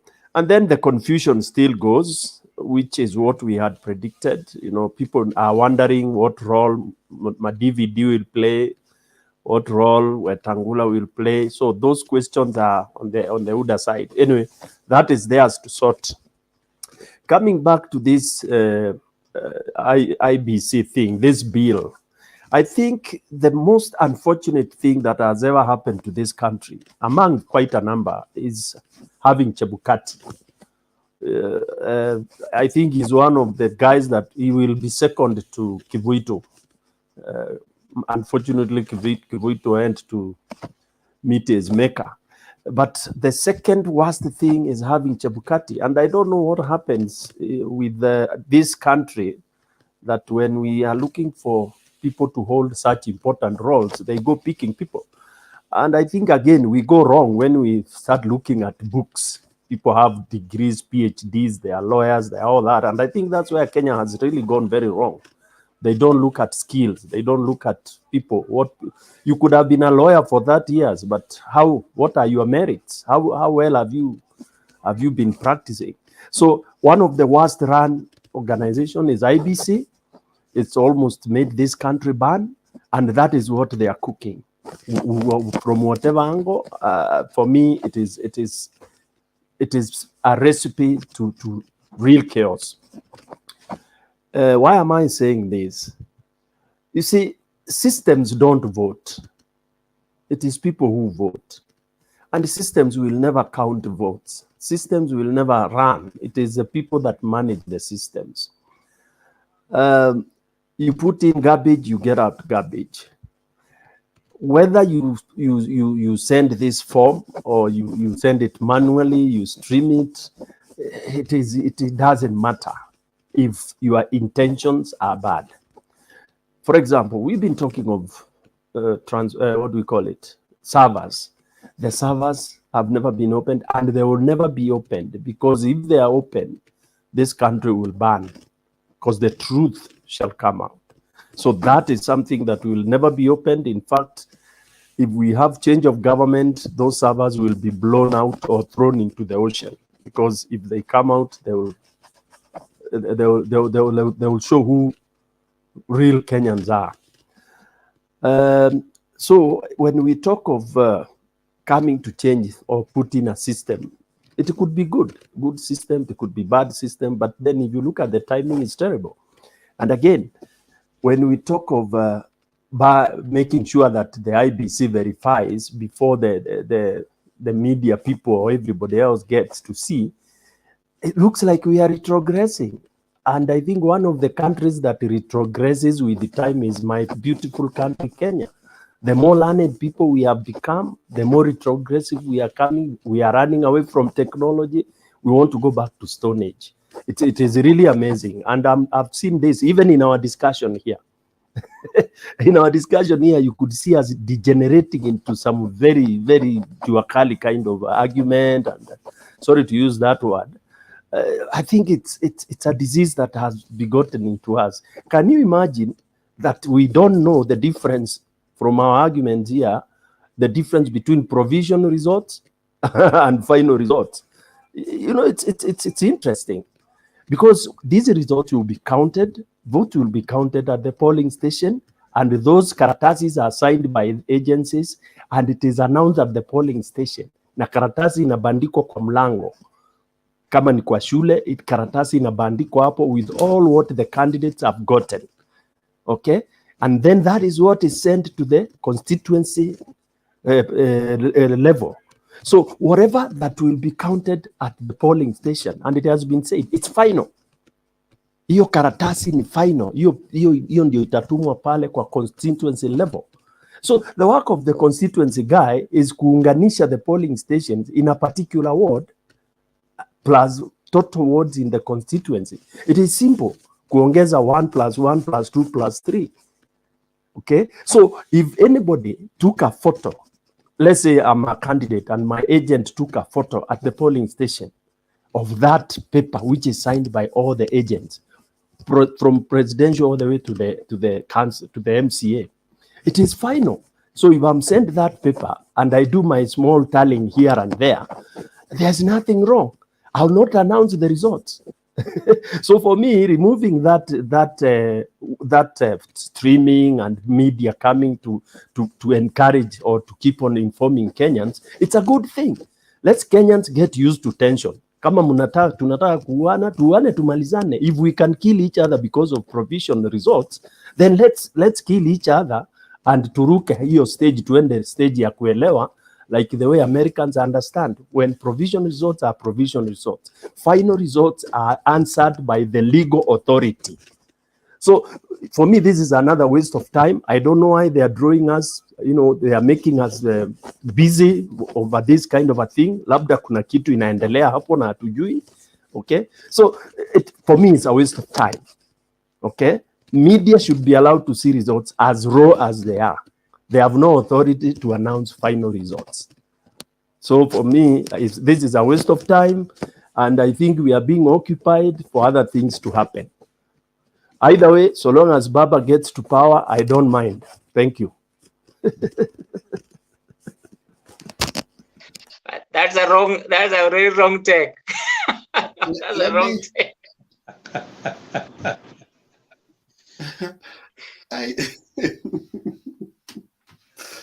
Okay. Kulikuwa na swali. Kuna Stone, swali we power can't na kill each other short. because of elections. Stone, retract that. You are a good man. Alex, what do you want me to retract? To one, that is okay. You can't say that, Stone. Alex, why I've said that is we are becoming babies day in, day out, honestly. Because, I mean, we really can't understand what our provision results. Tutagombana kwa sababu ya hiyo. Chebukati will be the one to announce the final results. So I'm not seeing the logic of removing media from streaming interim results. They are called interim results. Thank you. Thank you. Okay. I think the real election mood is coming slowly. Now we have Selina. Thank you so much. Naona mumechangia vizuri sana na mambo ya media. Kuna ukisema sehemu za opposition zones ama mahali candidate ana uwezo na agents labda wamefukuzwa nje. So media itakuwa inasaidia sana kwa sababu kama hauna agent, ndio sababu tunaambiwa kuna constituencies wanakuja the last minute, wanawei waone vile Wakenya wamepiga kura. So ile kitu kwanza tunataka ni kwamba constituencies yote tunataka kumake sure wako na agents. Tukitoa hiyo ya kwamba mimi nikiwa na kura 10 na agent yangu amesign, hiyo ni sawa. So media inasaidia hapo mahali agents wamefukuzwa, serikali imetake over, na unakuta hata hiyo ya kunini kama watu 50,000 walipiga kura ama maybe 90, unakuta wameweka 100 and something yenye hata haina kwa hiyo constituency. So as tukiongea kwa pale polling station, to make sure all agents, kwa sababu agents ni watu ya maana, alafu na watu ya media. So media tunategemea kwa sehemu yenye opposition ama candidates wengine wameshindwa. So nafikiri ni hayo tu nilitaka, kwa sababu sijasikia mtu akiongea, nasikia mnasema agents, na mahali agents hawana uwezo na ni IEBC na serikali wanataka kurit. So hapo ndio ningetaka kujua itafanywa nini, na I hope hata wakiwa parliament waseme kitu kama hiyo, iwekwe ya kwamba kama umekosa kuwa na agent ama agent yako amefukuzwa, nani atasimamia kura ya hiyo candidate? Mwenye tutategemea atasema ukweli ni ule mtu ya media amekuwa hapo akisikia ikitangazwa na anatumika. Alafu watu wapatiwe ruhusa watumie smartphones pia kuona ile kura ilikuwa kwa wakati hapo. Asanteni sana, sitaki kuchukua nafasi kubwa. Thank you. PK, kuna swali? Yeah, kidogo tu nataka thank you Wekesa. Selina, I just want to inform Madam Selina kwamba hii smartphone, the last elections watu walifukuzwa nje. Okay? And it happens. Even this one, that is what will happen. Although we had been allowed to, we had been informed that we can, our agents can have smartphones and wachukue picha hapo when signing the forms. Haikufanyika. They were all chased out all over the country. So until we grow out of that. Yeah, and I haven't seen someone discuss, although tunasema results natoka nini siko verified, I haven't seen someone talk about kuna these clerks who are very close to returning officers who are managed those constituency levels and county levels. I know of politicians who, before even a day of election, I make sure those guys wamelala kwake, wameambiwa everything they want to do.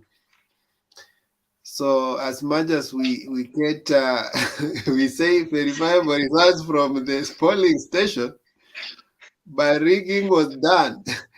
Where they are supposed to have two streams, unakuta imewekwa one stream but other ballot boxes imewekwa mahali sitaingia baadaye. So those things are there also at the local areas, but most of us don't see. Okay, we are going to Nelson. How are you, Nelson? Thank you so much. You know, I was in parking, then I was injected na nikabaki huko parking. Anyway, Okay. it was Let's have. You can make your submission briefly, and then we have Haron and Ben Bass. Today, I don't know why I am getting myself into Alex. Alex has really spoken, and I think we are thinking the same. Alex had spoken about timing and the poor timing from the IBC. Why bring now? Why now? They had time to do the reforms. The servers were never open. They had time to tell Kenyans what inspired. They never told Kenyans to repeat the elections. From all the things that IBC requested, the court requested IBC to do, they only did one thing. They just repeated the election and announced they repeated the election. What I would like to say is that what made the election to be nullified? The first thing I realized from the lawyers, the court, the rule of law, they say the election were neither transparent or they were neither transparent nor non-verifiable. There is another thing they said, IBC themselves, they say that the system were hacked. I heard it. If you heard that discussion from the IBC lawyers, they say that the system were hacked. And the next thing again that inspired, and I was shocked from the court and the rule of law, some results, the IBC relied on the interim reports by observers. They never relied on what was supposed to be given. They just relied on interim results. And the second thing is that another thing is that we came to realize that 11,000 polling stations had not been received at the tallying stations, as per the rules and the law that all the required polling station results should be transferred to the tallying centers. 11,000 polling station results from the polling station were not received at the tallying centers. And IBC accepted. They said it is because of network, it's because of transportation, just petty things. What I would like to say is this. Nelson. Yes. Can the 11,000 alter the figures? Because even in the bill, what they are seeking is that if the remaining results cannot alter the final results, then they can go ahead and announce. They in other never words, gave if the. we have a margin of, in other words, we are saying if we have a margin of 500K votes, even if they bring the 20K votes, it will not change who is the winner. So in that in that situation, instead of wasting time and there is tension, people want they can still announce the winner, and the results will still come in. Not only in Kenya, it happens across the world. Wekesa, that math is wrong. Please allow me to finish. Then, guys, we come to discuss later. Please allow me to finish because I'll be injected again. Okay, finish. My submission was it was 11,000 polling stations, not votes. 11,000 polling stations. 11,000 polling stations were not sent to the tallying centers. I hope my message is home. And what IBC said, it was just simple. They had problems with network. There was problem with the means of transportation. There is a problem with the timing of announcing the results, and some results were still coming. These are the things that IBC has come with one thing, but it's late. Alex said very well. They have come with, they will only announce the results that are matching with what is in the forms. The only results that are matching with what is in the forms is what they will announce. But my question is, as per the IBC timing, what is the threshold timing to pass this law? I've heard people say that they need to bring it to the wananchi now, to the people. Sisi ndio wananchi sasa. How long? My question is, how long is this thing going to take before it becomes a law? Because I know very well in the parliament, it will pass. It will pass in the parliament, it will pass in the Senate. But now there is also a process. They are saying that we should send this thing to the wananchi to exercise. How long does it going to take for us to exercise this thing in the ground? Let Wekesa meet this thing in the ground. You will talk later. Let me just Nelson, you remember what has happened to the other law? When it went to the Senate, they talked about public participation. It was only given a fortnight, 2 weeks, and then they passed it. Okay. The next thing I need everyone here, please, let us not discuss too much, because our vote is one and we require another vote. The only basic knowledge we need to have on the election, first thing, who are the people counting the election from the polling station? Secondly, the tallying center. Thirdly, the collation. Don't forget these things. And fourth thing is announcement. From the announcement, declaration. Everyone waits on the declaration. Everybody here, Alex will wait for declaration time. Wekesa will wait for declaration time. Who will be declared the winner? In all these things, we will talk, but don't forget it's only Chebukati who is allowed to declare the winner. But before we declare the winner, are we able to follow these things from the counting to the tallying, from the tallying to the collation, from the collation to the announcement, now to the county level? That is what IBC is trying to crash completely, to make sure that anything that will be announced declared from the IBC should match with what they have from the ground. Before, they never did that. And that's why it was nullified, it was not verifiable, and it was not verifiable, and it was not transparent. IBC needs transparency, that they are only going, it will pass that law. They will only be allowed to announce the results which are matching. There's the results that Wekesa has announced 9 from Migingo polling station. Is it 9 from the papers? Yes. Is it 9 from what you have received? Yes. Then that is what they are going to announce.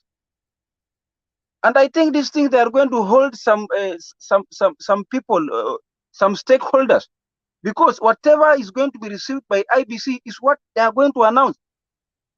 But we should not also forget that media is there to oversee these things. There is a certain place that they are trying to overlook the media. But also we cannot work with media. Media is there to show us whatever is happening. But IBC wants to hold the media. I think my question, IBC wants to hold the media in a certain point, that before the media announces anything, they need to be sure of what they are announcing, to avoid this kind of another tallying center. And you remember very well before, IBC had said, when we had our tallying for NASA, they said they are not tolerating in any other tallying station apart from tallying center, apart from the IBC tallying center. But we had our tallying center, 2017, 2013. IBC was against this. That's why they are advocating for this thing to be there. But why come for these reforms now? Each and every person is asking this question. Why late? If the servers were not open, why come for the reforms now? And these servers will never be open. We know very well what inspired, what went on, And if the servers will be insisted to be open, then Kenya will not, we will fight. Wekesa will not be Wekesa, we know. He will add another name ahead of it because he will be angry, he will not be disappointed.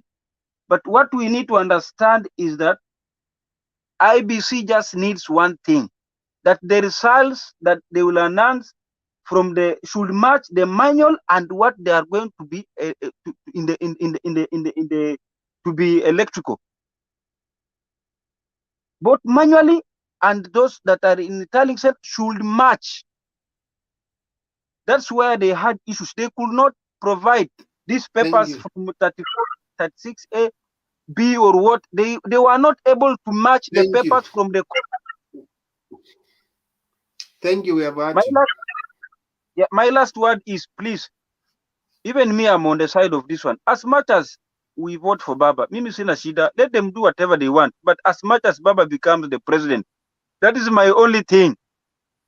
As much as Baba becomes the president, I have no issue with anything. Even if they want to remove Chebukati, they want to bring who there, but as much as this thing goes to the threshold of making Raila Amolo Odinga the president of Kenya, nothing else.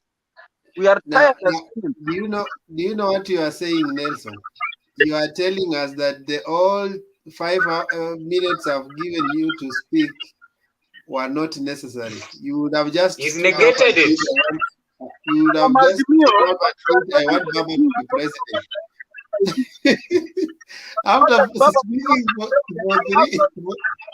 After speaking for 10 minutes, you are now still concluding like that.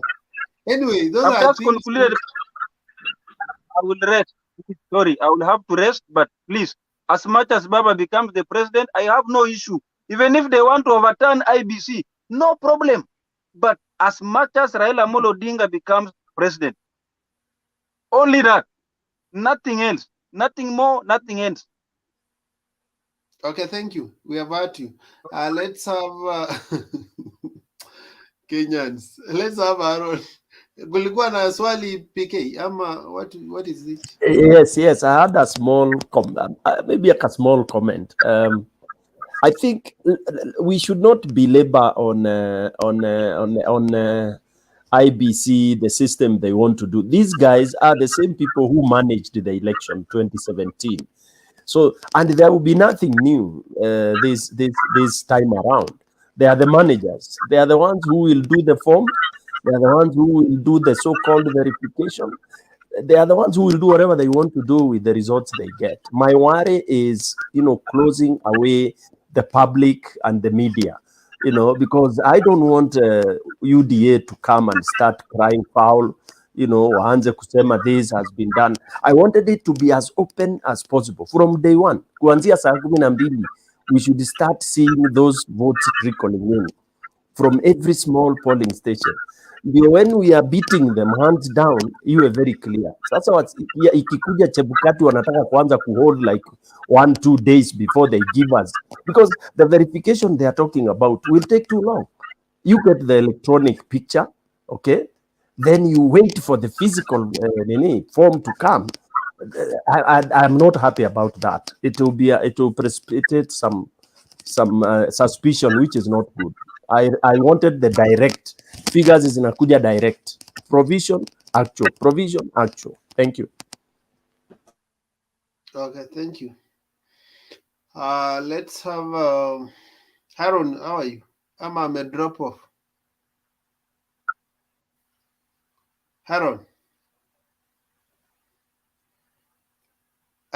you are on mute. You used to be ancestor. Aaron, how are you? Oh, sorry, I was saying Nelson to mute, eh? Okay, yeah, Nelson mute. You're welcome. Make your contribution.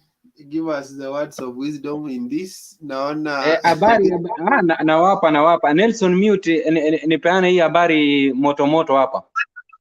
Hata maana si hata ni kama Chiloba ameingia kwa communication yangu ama namna gani bana?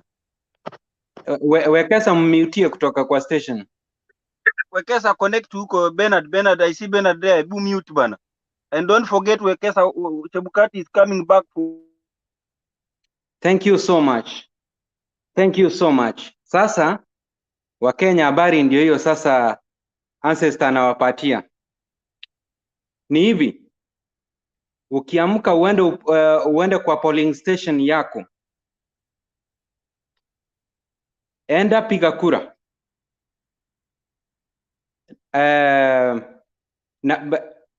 In fact, all candidates first, you have to ensure that every polling station mumeweka your agents. Now agents waruhusiwe wakuwe na gadgets zao, kama ni simu ama laptop, kitu yote tu yenye itachukua picha. Those are the agents. Then mpiga kura, kituo ikifunguliwa, aenda apige kura zake. Kura sihesabiwe, kura sikue. Baada ya kuhesabiwa, agent wathibitishe kuwa enyewe hizo kura vile zimehesabiwa, those results are right. Then wapend their signature.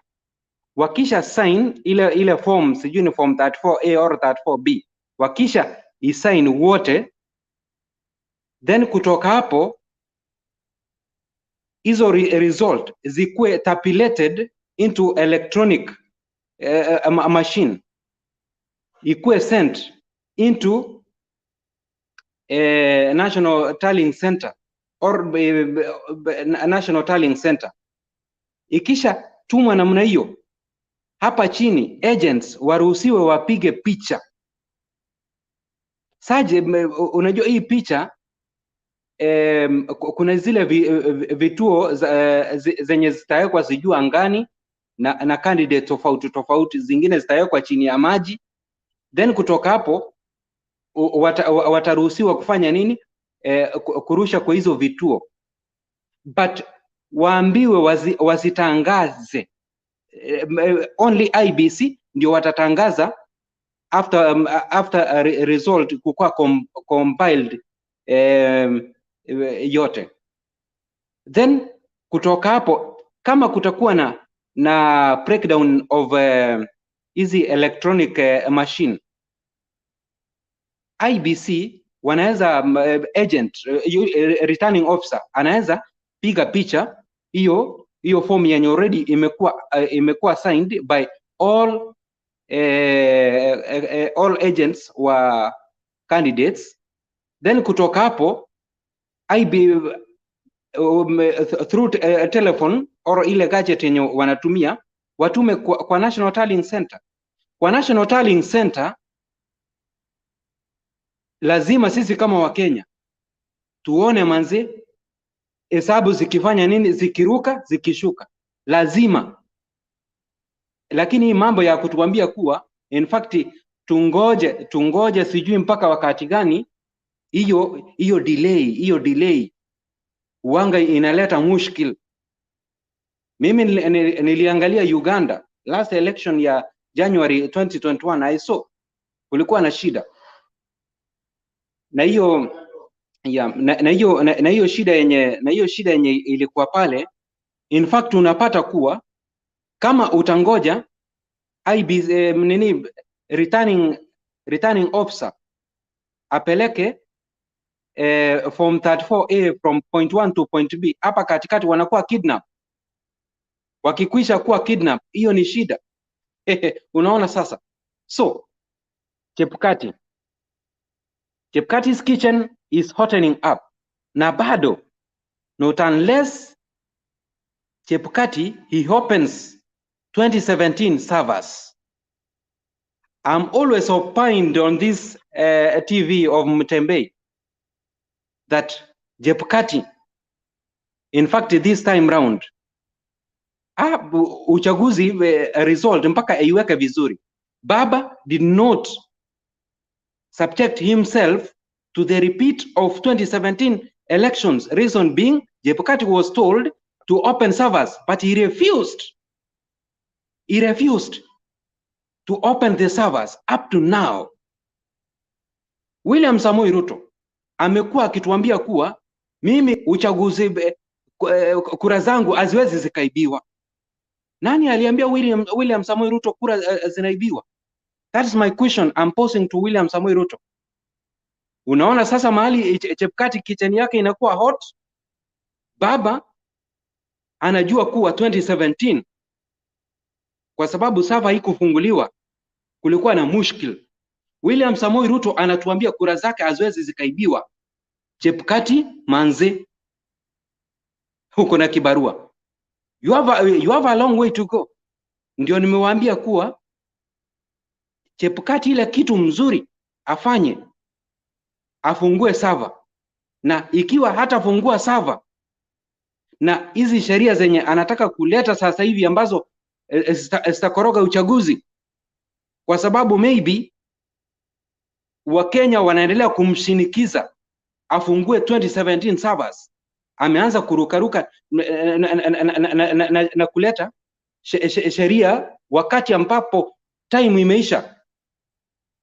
It is either he step down, Chebukati a step down, hii uchaguzi tunaweza amua kuipostpone because we want this election, kwa sababu ni ya vigogo wawili, Baba na William Samoei Ruto. These are strong men we have right now. They know very well. William Samoei Ruto anajua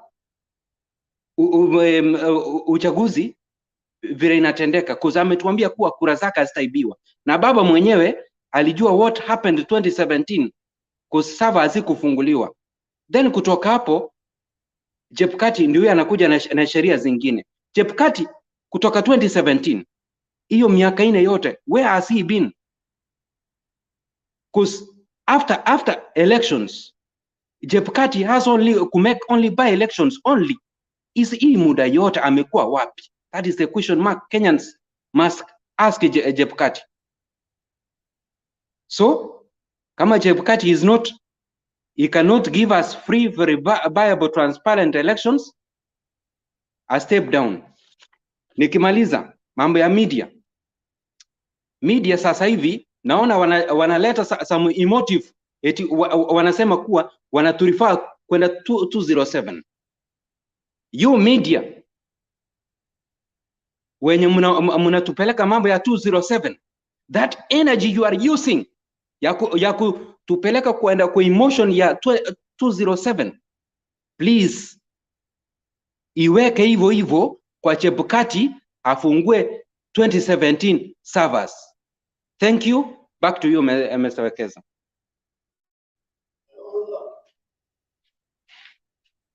Okay. Thank you for your generous contribution. Umeongea kama watu 10. Let's have a Bas. Ama kuna swali? Okay, thank you, Wekesa. Bas, how are you? I've missed you. I'm good. Yes. And I'm going to see my fellow panelists. Yes. I think what is happening currently, I would echo what PK has said. It is sorry, what Alex has said, the timing of the changes. But I think the IEBC is within their right to relook at the 2017 ruling and what the judges said. The reason behind the judges nullifying the 2017 election. And if I can remember, there is one question that was posed by Justice Wanjala, and he asked the IEBC advocates what were the results that were being displayed on the panels at Bomas. And the advocate was at pain to answer. And he actually once said they were statistics. And he was asked by Maraga, what do you mean by statistics? And it was very difficult for him to actually elaborate what he meant by statistics. If they look again at another reason that made them the election being nullified is the forms that were transmitted, the credibility of the forms that were transmitted. I think one form that Senator Orengo mentioned was from Nyali, where he said it lacked the watermark. So I think these are some of the things they're trying to correct by saying the form must be availed at Bomas before the final election is finally announced. Now that brings another question, because if we are to relate the current election, which has 6 ballots, and the 207 election or 202 elections, which had 3 ballots, we tend to ask ourselves the timeline between a presiding officer to conclude all the 6 elections, submit them to the returning officer at the constituency level, and the returning officer to travel physically all the way to Bomas or wherever the National Tallying Center will be, to Nairobi precisely.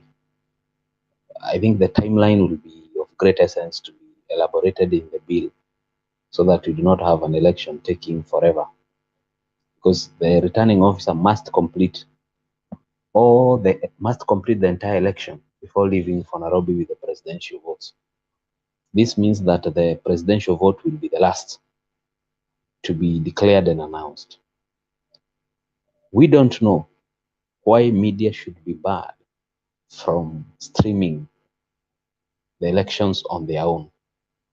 Yes, it is correct to say IEBC will not stream the elections at Bomas, but I don't see the rationale behind having the media being gagged not to relay their own tallings, their own respective tallings, because what the medias are telling is what they have collected from each and individual polling center.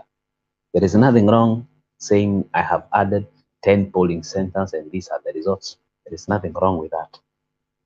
What is wrong is IEBC trying to tally and then being caught up with the same issue, having to face a lot of questions, legal questions in court regarding what they transmitted vis-a-vis what was submitted.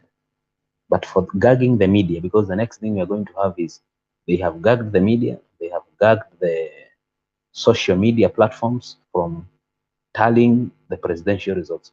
And it is so peculiar, it is only presidential. Why not gag the entire election? Why are you getting that, Bas? The gagging thing. They have said nobody should tally the media should not tally. I've seen it in the reports saying they should not tally the results. No, I have to share. There's a clip I'll share, but you finish what you say. Yes. So if the media is going to be gagged from tallying the results, that means even at the polling center, the agents are not going to be allowed to have gadgets that they can be able to take photos of the results and send them to their respective parties and to any other media. That means even the observers will have restrictions on what they can do at the polling stations. So as much as the law is good because it kind of insulates IEBC from the kind of the legal challenges they faced in 2017, but it should be progressive. And PK has spoken about us being retrogressive. I just ask myself, if it is 2022, we are still thinking of going back to manual or going back a step back, will we ever as the nation move forward and even vote, leave alone transmitting, vote electronically? Because that is the step, that's the bold step that IEBC should be taking. They should be saying, let us even vote electronically, so that we have voted today and by midnight we have known the results, and tomorrow we are back to our work. There is no time to build tension. There is no time to up emotions.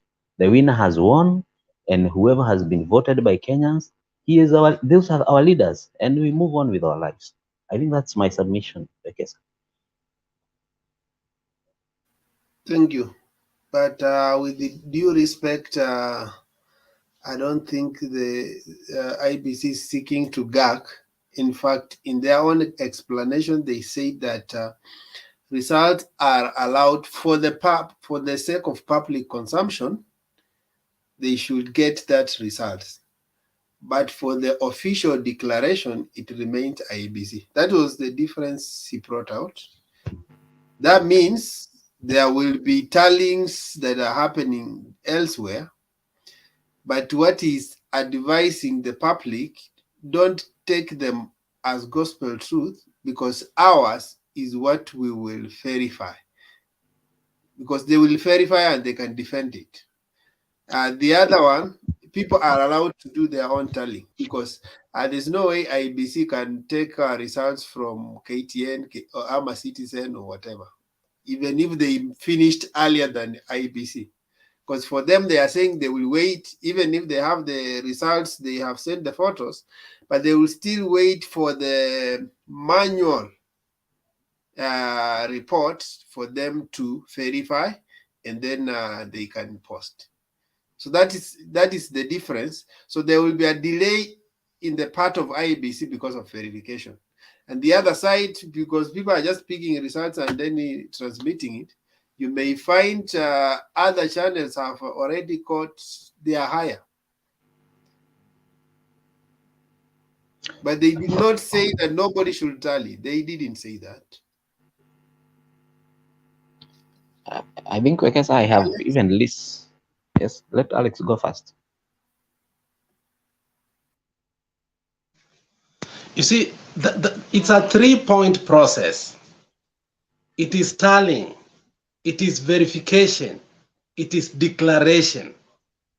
And the guy is saying at some point, you as a presidential candidate, and that is what you're addressing for now, of what you said, let's leave the rest on the side. He's saying, you as a presidential candidate, you have your mechanism of also tallying, verifying, but you cannot declare. The work of declaration is what he's saying, that you're tallying. Now, you will bring your tallying, but once we will bring our tallying and verify, once we verify, what you're saying about the phones, he has already addressed it, that they will take a picture and they will transmit that photo of that phone to them through a photo system, whatever channels they have. But then again, now that they have it without the physical person, when the person comes again, he must match the photo and the form physically has to verify. And from there, now it's the work of the IEBC. In terms of transmission, he didn't say you cannot transmit. But the final one, he said, we will share with our stakeholders. He has not said that the media has been ganged. No. We can do that. It is the duty of every presidential candidate to guard their votes. Nobody can gang them.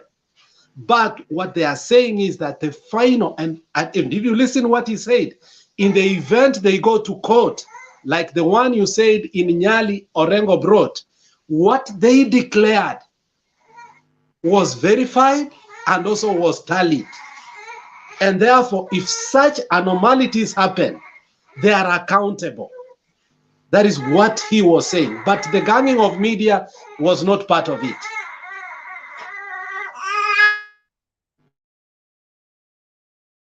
Bas, are you answered? Oh, well, I'm kindly partly answered, but I think I have listened widely to the media houses today at news. I've listened even to some commentary. I have also gone to online to read a lot about what kind of changes are these. And even if it was some kind of media propaganda, I don't think they can all of them speak in the same voice. There is something to do Have you with listened to IEBC themselves?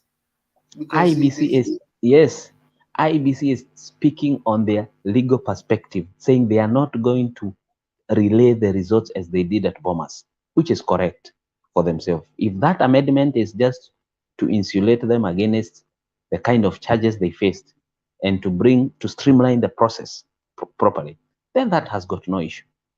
But where is this story coming from, saying that even the online, I think I have seen even is it the People's Daily? I've seen even the Star saying even that even Did online. you watch the clip I shared here?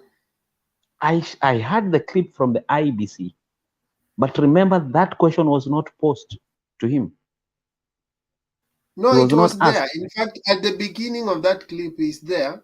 He talked about you are allowed to share the information for public consumption, but declaration is left for IEBC. He clarified. Okay, so let me ask you, what do you mean share and declare? Because it is one word that means the same, that you're trying to put it differently. When, let's, for example, when you say Karachuonyo, one station in Karachuonyo is 40, and it is transmitted as 40. Do we expect any different declaration from 40? Honestly, if it is 40, even if they were to be declared by whoever it is, it will be 40. So they have already been announced. Now, you have had the issues of even watermarks. If the form was faulty, will it be announced the way it is? Because we can't wait for those things to go to court. Now, okay, so those are the procedural issues that what the IEBC guy is talking about. Those are the procedural issues that the bill is curing. But we cannot fail to read sinister in the way we have seen in the reports. In other words, Because let me differentiate between declaring and results.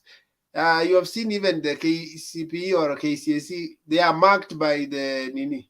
But you find one school disqualified. Why? Because there was something wrong with their data. If they find there was misappropriation, there was discrepancies, they can decide to disqualify that school. So that means whoever he did not just tally, he also verified. And in a declaration, you can say it is right. In declaration, you can also say it's wrong. So in declaration, you can also remove if they are dead voters. Can you? Bekesa, you see, for you to say that, we need to look at the electoral process. And I think it is very simple. It is only made complex by some of these terminologies and some of other things. A voter votes. In the evening, they are counted. They are counted and they are filled in the first form. That result, that row that is filled in the first form, is the one that keeps on mutating to other forms in the name of collation, tabulating, and whatever it is. Classroom A is polling station A, they are counted 20. The others are brought together with other classes. They are put together. Now, what is wrong with what has been declared the polling station is actually what will be collated at the tallying center. So if they say that you cannot transmit from the first instance, that classroom, that polling station, you cannot transmit that through the media. We must have to wait for the returning officer to the nobody has said you can't transmit. I don't know where you are getting that story. Okay, Themba, you have a question? Yeah, I just needed I raised my hand at the point at which you were saying that the words that you said were the same. I don't think they are the same, because anybody can look at the results that have been done at the polling station, because all the candidates have their agents in the polling stations, and they see what is happening. But the law gives a certain person the mandate to declare. That is the law. So any other person saying it is not legal. You know, they can do it like you're saying, yes. Let's say, for example, we are 5 of us. Then we take a vote and we say that, we are 10 of us. Then we say 10 of us have voted for Alex. Now, there's the person who will eventually declare. Unless that declaration is made by that person, it is not yet legal, right? So, you know, you're saying that if these people voted and they're 20, what is the problem in that? You know, there's a problem because first of all, the declaration has to be done legally. I don't even have looked at the laws as they are.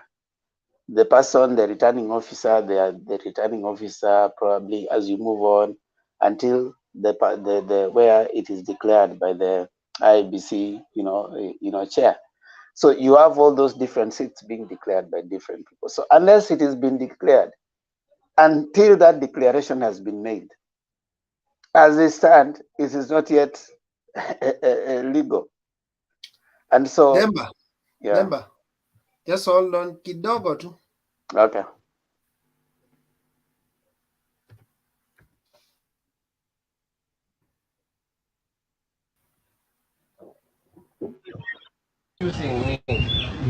I think unaweza kusikia akiongea kwa sasa. Just let it be. We are signing, file the report. The report you want to file, Naivasha, are the ones that you can file. You file the report you want. Let us go. We are doing your work. Mujito, Amandi, you have this. Mujito, get a returning order. Let's go in here. There is nothing I'm going to do. Sasa nisikipo. Tafadhali. Nizishipo nini? Officer. Nizishipo nini? Nizishipo nini? Mimi sikuwa nini? Nizishipo na mtu. Nizishipo. Ngoja baraka.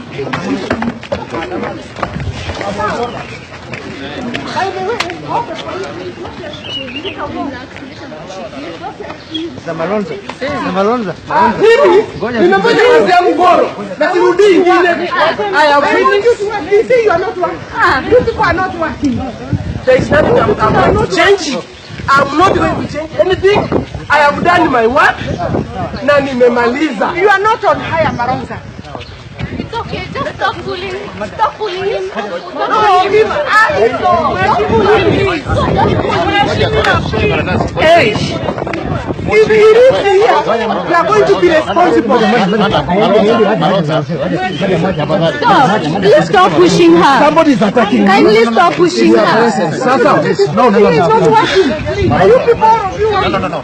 Are you people all working together? Why are you pushing him? Why are you pushing him? I have not been doing anything. I've done my work. Yes. As a returning officer for Kandara constituency, I have finished that work. It has taken me so much time to finish. There is nothing else I am going to do, dead or alive. I have finished my work. Can you people, all of you don't think these are not important. All the work we have done. All the work we have done, he wants to spoil. And we agree on what is the law. He has just sought instructions. If I have any reason to believe that they are right, I've done that. Let's go and sit down. Let's go and sit down. If this man lives here, the people here will be responsible. He cannot leave. He cannot leave. Msifuate kwa kaeni huko. Ninyi kaeni huko. These are the people who are spoiling elections.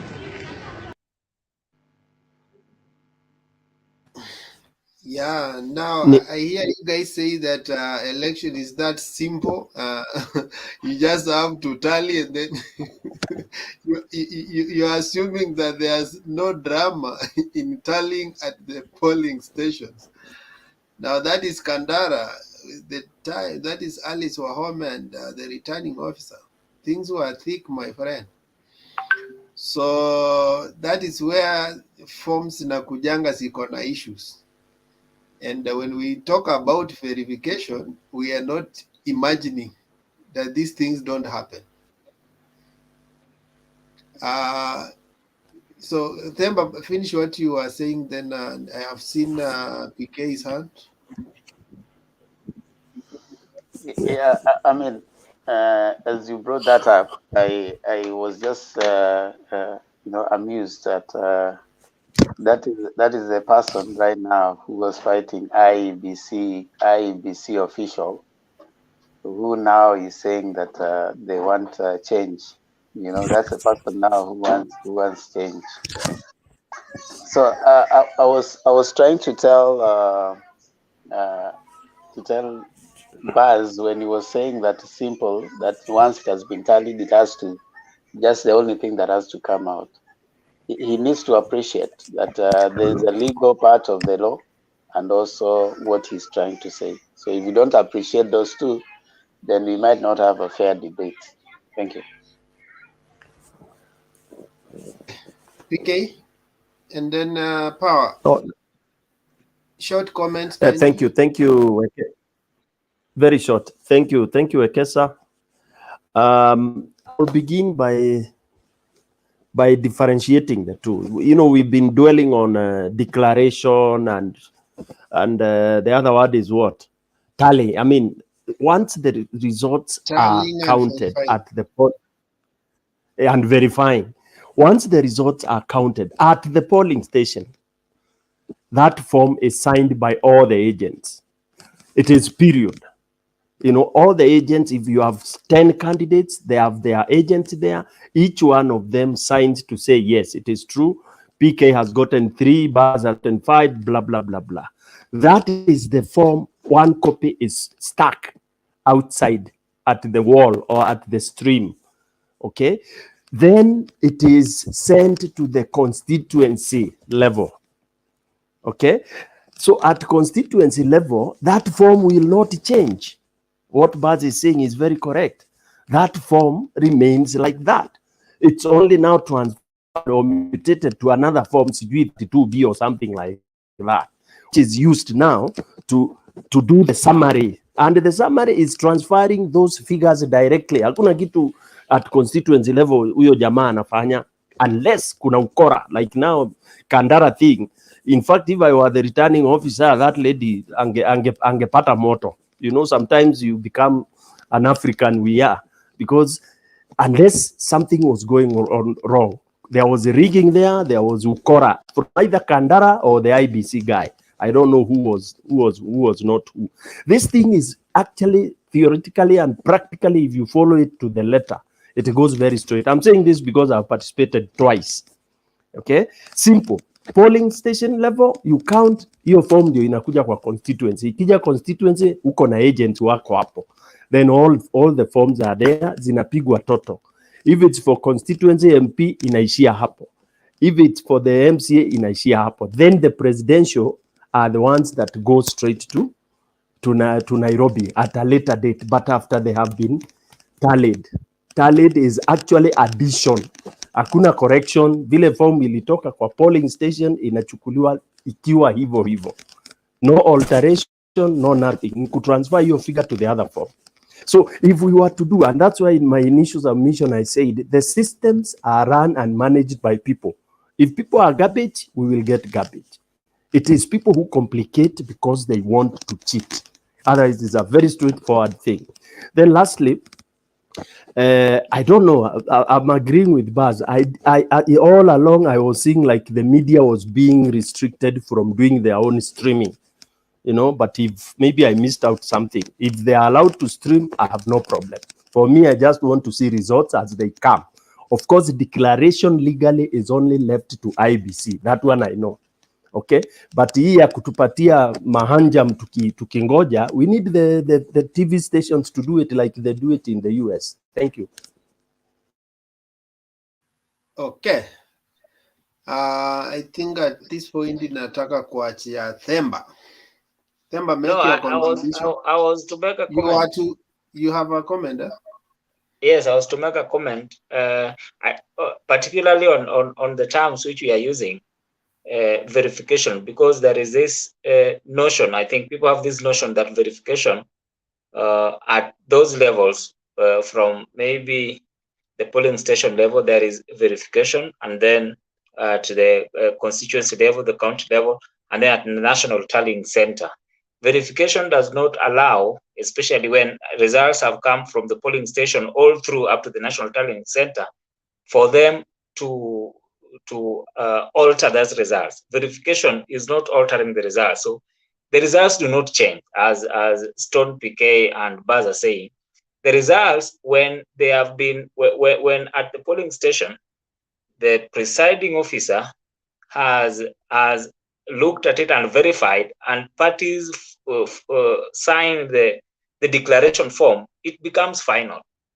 In fact, I think I just don't remember the name of that case, but the Court of Appeal did say that results at the polling station that has been, of which agents have signed as true is the final results, meaning final results of a presidential elections is announced in all the constituencies, so that when it comes, it is escalated upwards up to the constituency level, and then to the county level, and finally to the national tallying center. So what the commission will be doing at the national tallying center is to collect those results from various counties, the 47 counties, and then verify if either of the parties have attained the 50+1. That is what they verify, the 50+1, and then the 25% in each of, I think in each of the counties, so that they can announce the winner. So I agree with what Baz and Stone is saying, that results that have been declared, results are declared first at the polling station. Then that result, as it goes upwards, it's collated from at the constituency tallying center, and then again it is escalated further to the county and then to the National Assembly. Those results are true and verifiable, and then at the National Tallying Center, what the commission or the chairman of the commission would be just to verify whether they have met the constitutional threshold before he announces those results. And that is the process, but it does not give him power to alter the figures in those forms. That's all. Okay. Alex, comment on this, huh? Yeah, and then I will talk from as you respond, I want you to comment on this. I know you in the US. There are places in US when they did the recounting. Then there was a variation of the figures. It was Michigan. not much figure, but at least there was Michigan. Yes. Yeah, there was a variation of figures. Huh? Yes. So how do we take that And issue? that is what I was actually speaking about. You see, we forget that the process of election does not stop in the verification and the certification, the verification and announcing. Then again, there is a group of people who come and sit down to certify. Now, the certification, now that is where there is a legal problem. What you certify is what is taken to court. Okay? What you certify, it is not the it's not the pronouncement that is taken to court. It is the certification. And the certification is what power has said, that the certification, you now see the threshold. Like in Kenya, you realize that in the second repeat election, Homa Bay refused and others. And actually they ferried people and made sure a few people had voted to make sure at least people voted. Because the IEBC could not certify that all counties voted. Okay? And without one county voting, that is a nullification. So in this certification as a process, that is what the professor was saying. In the event we are taken to court, what we pronounced and what we certified is what goes to the Supreme Court. And we must understand that. So the whole process of electioneering does not stop at tallying and bringing them to bombers, and then all of a sudden we see those figures we see in the TV. No, it goes beyond there. Now, you brought a case of Michigan, and also one of our people in the panel, that was Baz, brought what Orengo, there's a form Orengo brought that was in Nyali. When you are certifying, and in the certification, there are people who come and try to say, okay, we saw these anomalies. Wahome did this. Why are you certifying their result, ABCD? That is where that, in some countries, even what was pronounced, for example, Yaya Jame, was pronounced but it was nullified because the election was not fair, free, and everything. So you must understand the whole process of electioneering. And that is what the professor was saying. Our whole process should be protected legally. In a way, if we are taken to court, we will ask who pronounced, who verified, and who is being taken to the Supreme Court. And that is why last time one of the lawyers could not answer the results that were being streamlined. Where were they coming from? They said statistics. In the end, they could not account for the results. But once you certify those results, and that's why in the process of 6th January, you finish from there, and again, the Senate sits down using the deputy president of here, who was Mike Pence. Again, the Senate must certify that the results are binding. Now, the Senate again declares. So it is a whole process. And that is what IEBC is saying, that this process for long, we have been told to announce when the election has not finished. And that's what you were saying. Don't tell us to announce a results when we are not ready to announce. Thank you, Wekesa. Thank you for that rich contribution. Themba, we are told that those who vote do nothing, those who count the votes are the ones who do everything in an election. Where does these discrepancies come from? Such that we vote and go home, but those who count give us the final results, maybe different from what we intended when we were doing the voting. That's a very good question, Wekesa, and of course it brings so many perspectives. First of all, why do you have elections? That's the first question. And when are elections actually won, especially in developing democracies like ours?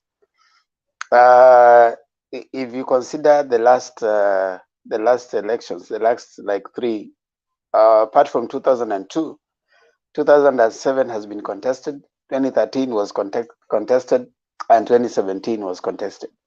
Now, what that tells you is that our election, and someone mentioned India being one of the, the biggest and the largest population, and with a huge number of people voting, and the elections are declared within a very short time. Now, in the developing democracies, especially in Africa, elections are not won on the day of the voting, or even on the day of the declaration. Elections have started being won before. And that's why you find when you're approaching elections, we already have suspicions, and any step, even if it is to the right direction, it is faced with suspicion because of the previous practice and what has happened before. And it is not just Kenya, it is across board. Nigeria, I think in last year, 2021, where they were trying to implement the electronic transmission of their election. Eventually, it passed, but it was after a lot of discussions, and people were there was a lot of here and there from Parliament to the Senate and stuff like that. So if you read that, you'll compare with the Kenyan case, where there's always suspicion in the African contest and African elections, because there's a sense of perceived interference, because there has been interference. For example, Rwanda, they were having electronic, but the president won by 98.something% against a perceived opposition member, whom we are told that he actually sponsored that opposition member to look like there's multi-party democracy in Rwanda. And you can pick several examples in Africa. So we know that even the best of intentions in the African election and Kenyan election, to be specific, when you see behaviors of people like the one you have seen there, you know, the Kandara member of parliament, you know, harassing an election official, then it tells you that there's that perception that the elections are not necessarily won on the voting and the counting. There's a lot more that goes on behind. I want to take you back to the manual thing. You remember what used to happen during Moi's time? The Land Rover that will deliver the voting is not the one that will take the votes to be counted. So you'll come vote, and then there's another Land Rover that has already pre-marked boxes that is going to deliver the ones that are going to be counted. So you'll think that you are the one who had the longest line here, but the one that is going to take has a different person who is going to be declared. And that used to happen many times. So without a clear, you know, trust, someone told us that if we don't have a sense of trust amongst ourselves, even electronic can be interfered with. You raised the idea of electronics not working, so we can go back to a manual system. You know, sometimes it's possible to sabotage. You can decide that the electronics is not going to work, and because the law has already given you that provision, you have a place where you can rely on. When the law has already told you that, okay, when this doesn't work, you can use this. What reason? I mean, I don't have to prove that electronic at that particular time did not work. I just have to say that since the law gives me that leeway, I can manipulate whatever it is that I have, and I take what I think is appropriate. So yes, politically, there's a politics and the law of elections. So the politics of it, there's a lot that is going on. And of course, Africa and Kenya being where it is, I can assure you, it is usually very hard in Africa and African and developing democracies to dislodge political systems, especially the leaders that have been there. So normally there's a sense of wanting to have a continuity going on. So the side that the incumbent prefers enjoys some of the advantages that come with the positions and the perks.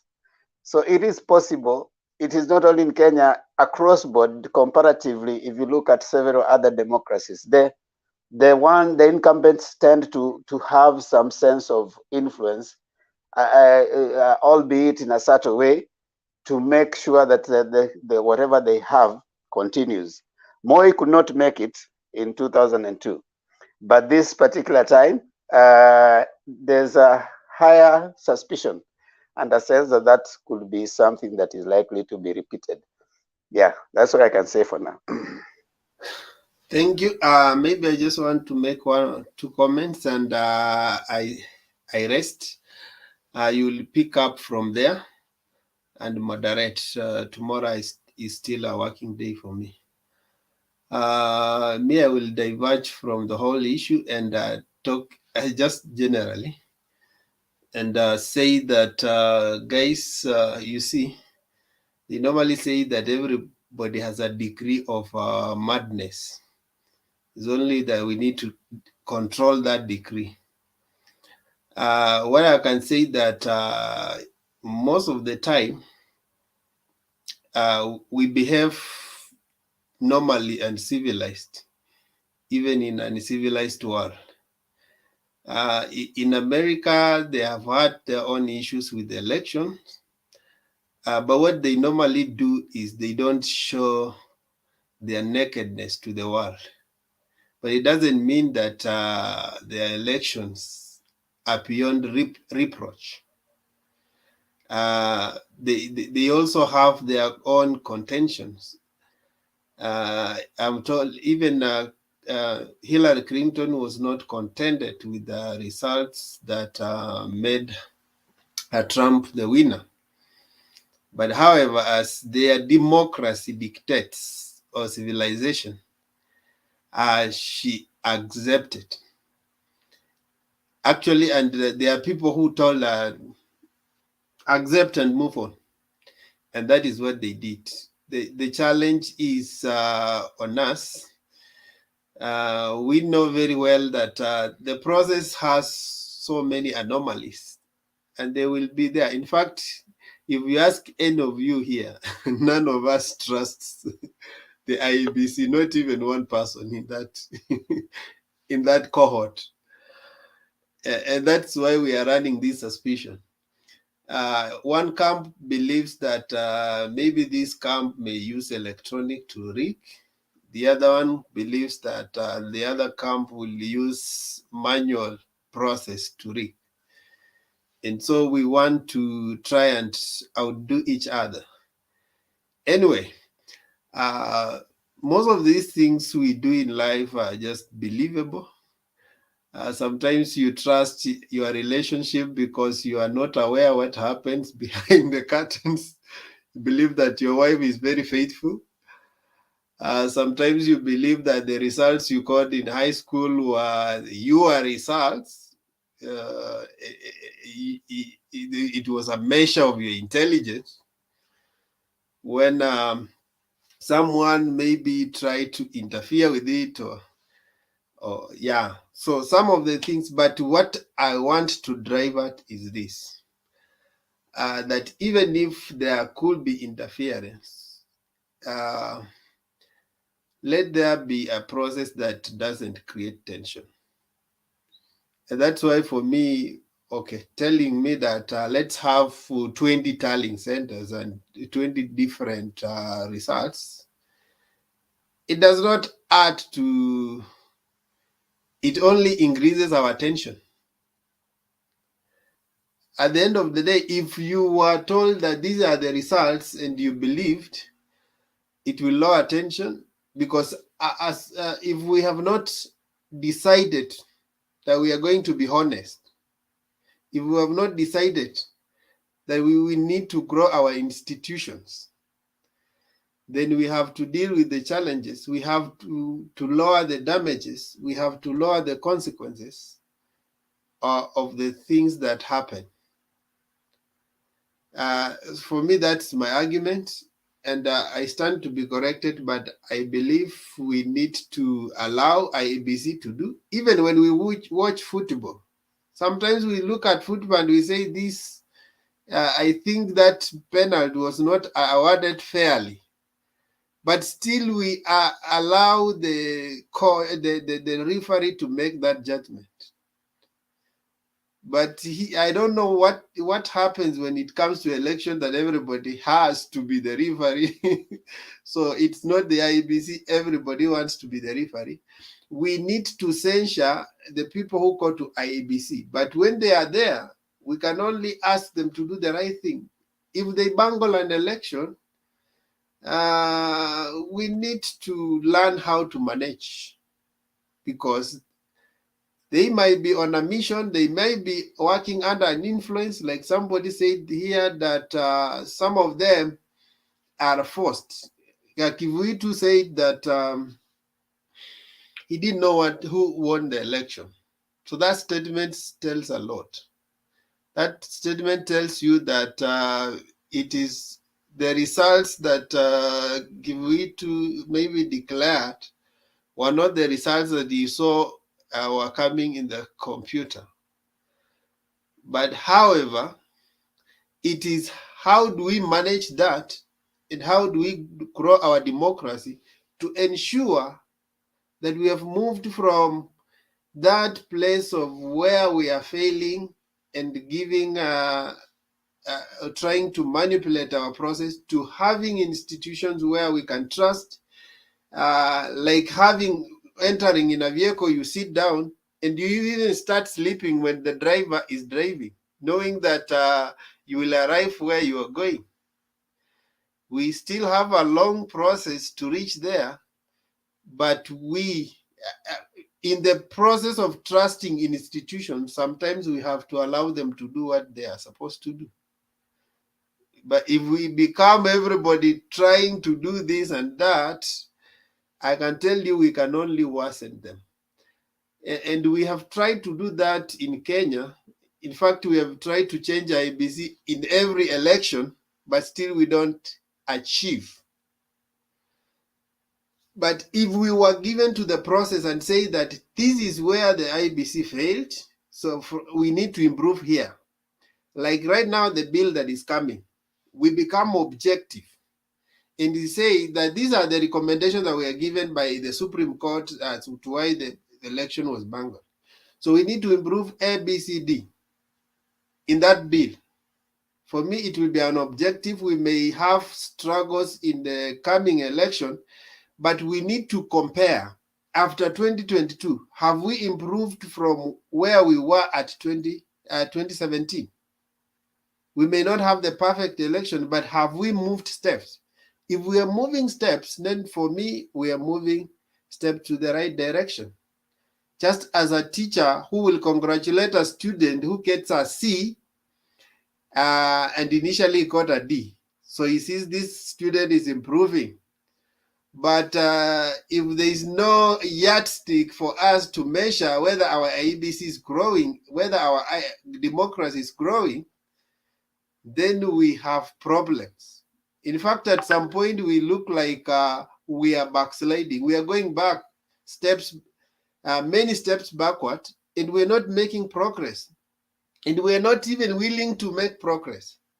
We are not willing to make decisions that can take us to the next step, to the next level. I see the argument from the time the bill was released, and I saw the tweets, and then I said, like, I think our leaders should be the last people to comment on this bill. They should first read it, internalize, call their troops. I'm sure even the president has read it. And I'm sure as a gentleman, one of the things maybe he has called the Jubilee PG is also to think about it, read it, interrogate, and ask them, where is our stand on this? So that is how we mature up and we grow our democracy. But this idea of just making political statements, some of them are very sensational, by the way. It doesn't grow our democracy. We can only create tension. And we think by scoring politically, because there are people who have already taken advantage. We think by scoring politically against our opponents, we are winning. We are only disenfranchising our own institutions, because you want it to look like IEBC was not thinking when they came up with this bill. There are good things in that bill, yes. There are shortfalls, and that's why they are inviting for the public participation and also inviting the leadership to participate in that. Otherwise, let's continue debating, and this is our country. Even if, by the way, I passionately support Raila Odinga, but even if he loses the election, I move on. A day after election, I would say, it's okay, we move on. That is how we need to show maturity. But these people who are trying to create tension, no. Okay, Themba, take charge. We have Kobe. Kobe, I'm a drop off. And I'm a drop off, so we can. You want to make some contribution, Bernard? Just one point. IEBC was given orders by the Supreme Court to go and follow the law, not go and change the law. Let them follow the existing law first, as they were ordered by the Supreme Court. This patching and improving here and removing this, they are looking on how to avoid the law. Let them go and follow the law. Bernard, there is nothing that prevents people from making proposals to amend the law. Yes, that is a very good observation by Bernard. I want to support Bernard. If the law says that you need to go at 75 miles per hour, and then you are found to have gone at 85 or 80 miles per hour. Then you go to court and you're told that you need to go back and make sure that you go at 75 miles per hour. You don't go and change and take it to 80 miles per hour so that now you cannot be caught by the law. First of all, go back and go at 75 miles per hour. Then start saying that I realize that since my performance can go up to 80 miles per hour, kindly, can we amend? First of all, go at 75 miles per hour. Now, you haven't gone at 75 miles per hour, but now you want it to change to accommodate your 80 miles per hour. What is that? So, I mean, it's just engagement. Let's engage. I like the engagement. I appreciate. I appreciate what you are saying. What IBC is doing is what Bernard is saying. They are going back to change it to 80 miles per hour. They haven't gone. They haven't even done the 75. And the 75 was even an amendment from 60 miles per hour. And they were given 75. They haven't been able to do that. That's what we are saying. Okay. Yeah. Back to you, You have a question, Power? No, let me just make a comment, because I think Bernard today you have a lot of bile. IEBC, when the statement was made by the Supreme Court to go back and follow the law, that statement was specific to the presidential election of 2017. After the Supreme Court cancelled that election as invalid, they asked them go back and follow the law. That does not prevent an institution such as IEBC to make proposals to change the law to ensure that they work smoothly. We can argue about the timing, but we cannot argue against the IEBC making proposals. Number two, IEBC makes proposal. The only institution that can change or effect changes in that law is Parliament, that can discuss it, and if it has been passed, then the president assents to it. IEBC do not change the law, they make proposals. Thank you. I agree with they don't make the law, but rulings by the Supreme Court are binding. Rulings by the Supreme Court are binding to all other junior courts, including IEBC.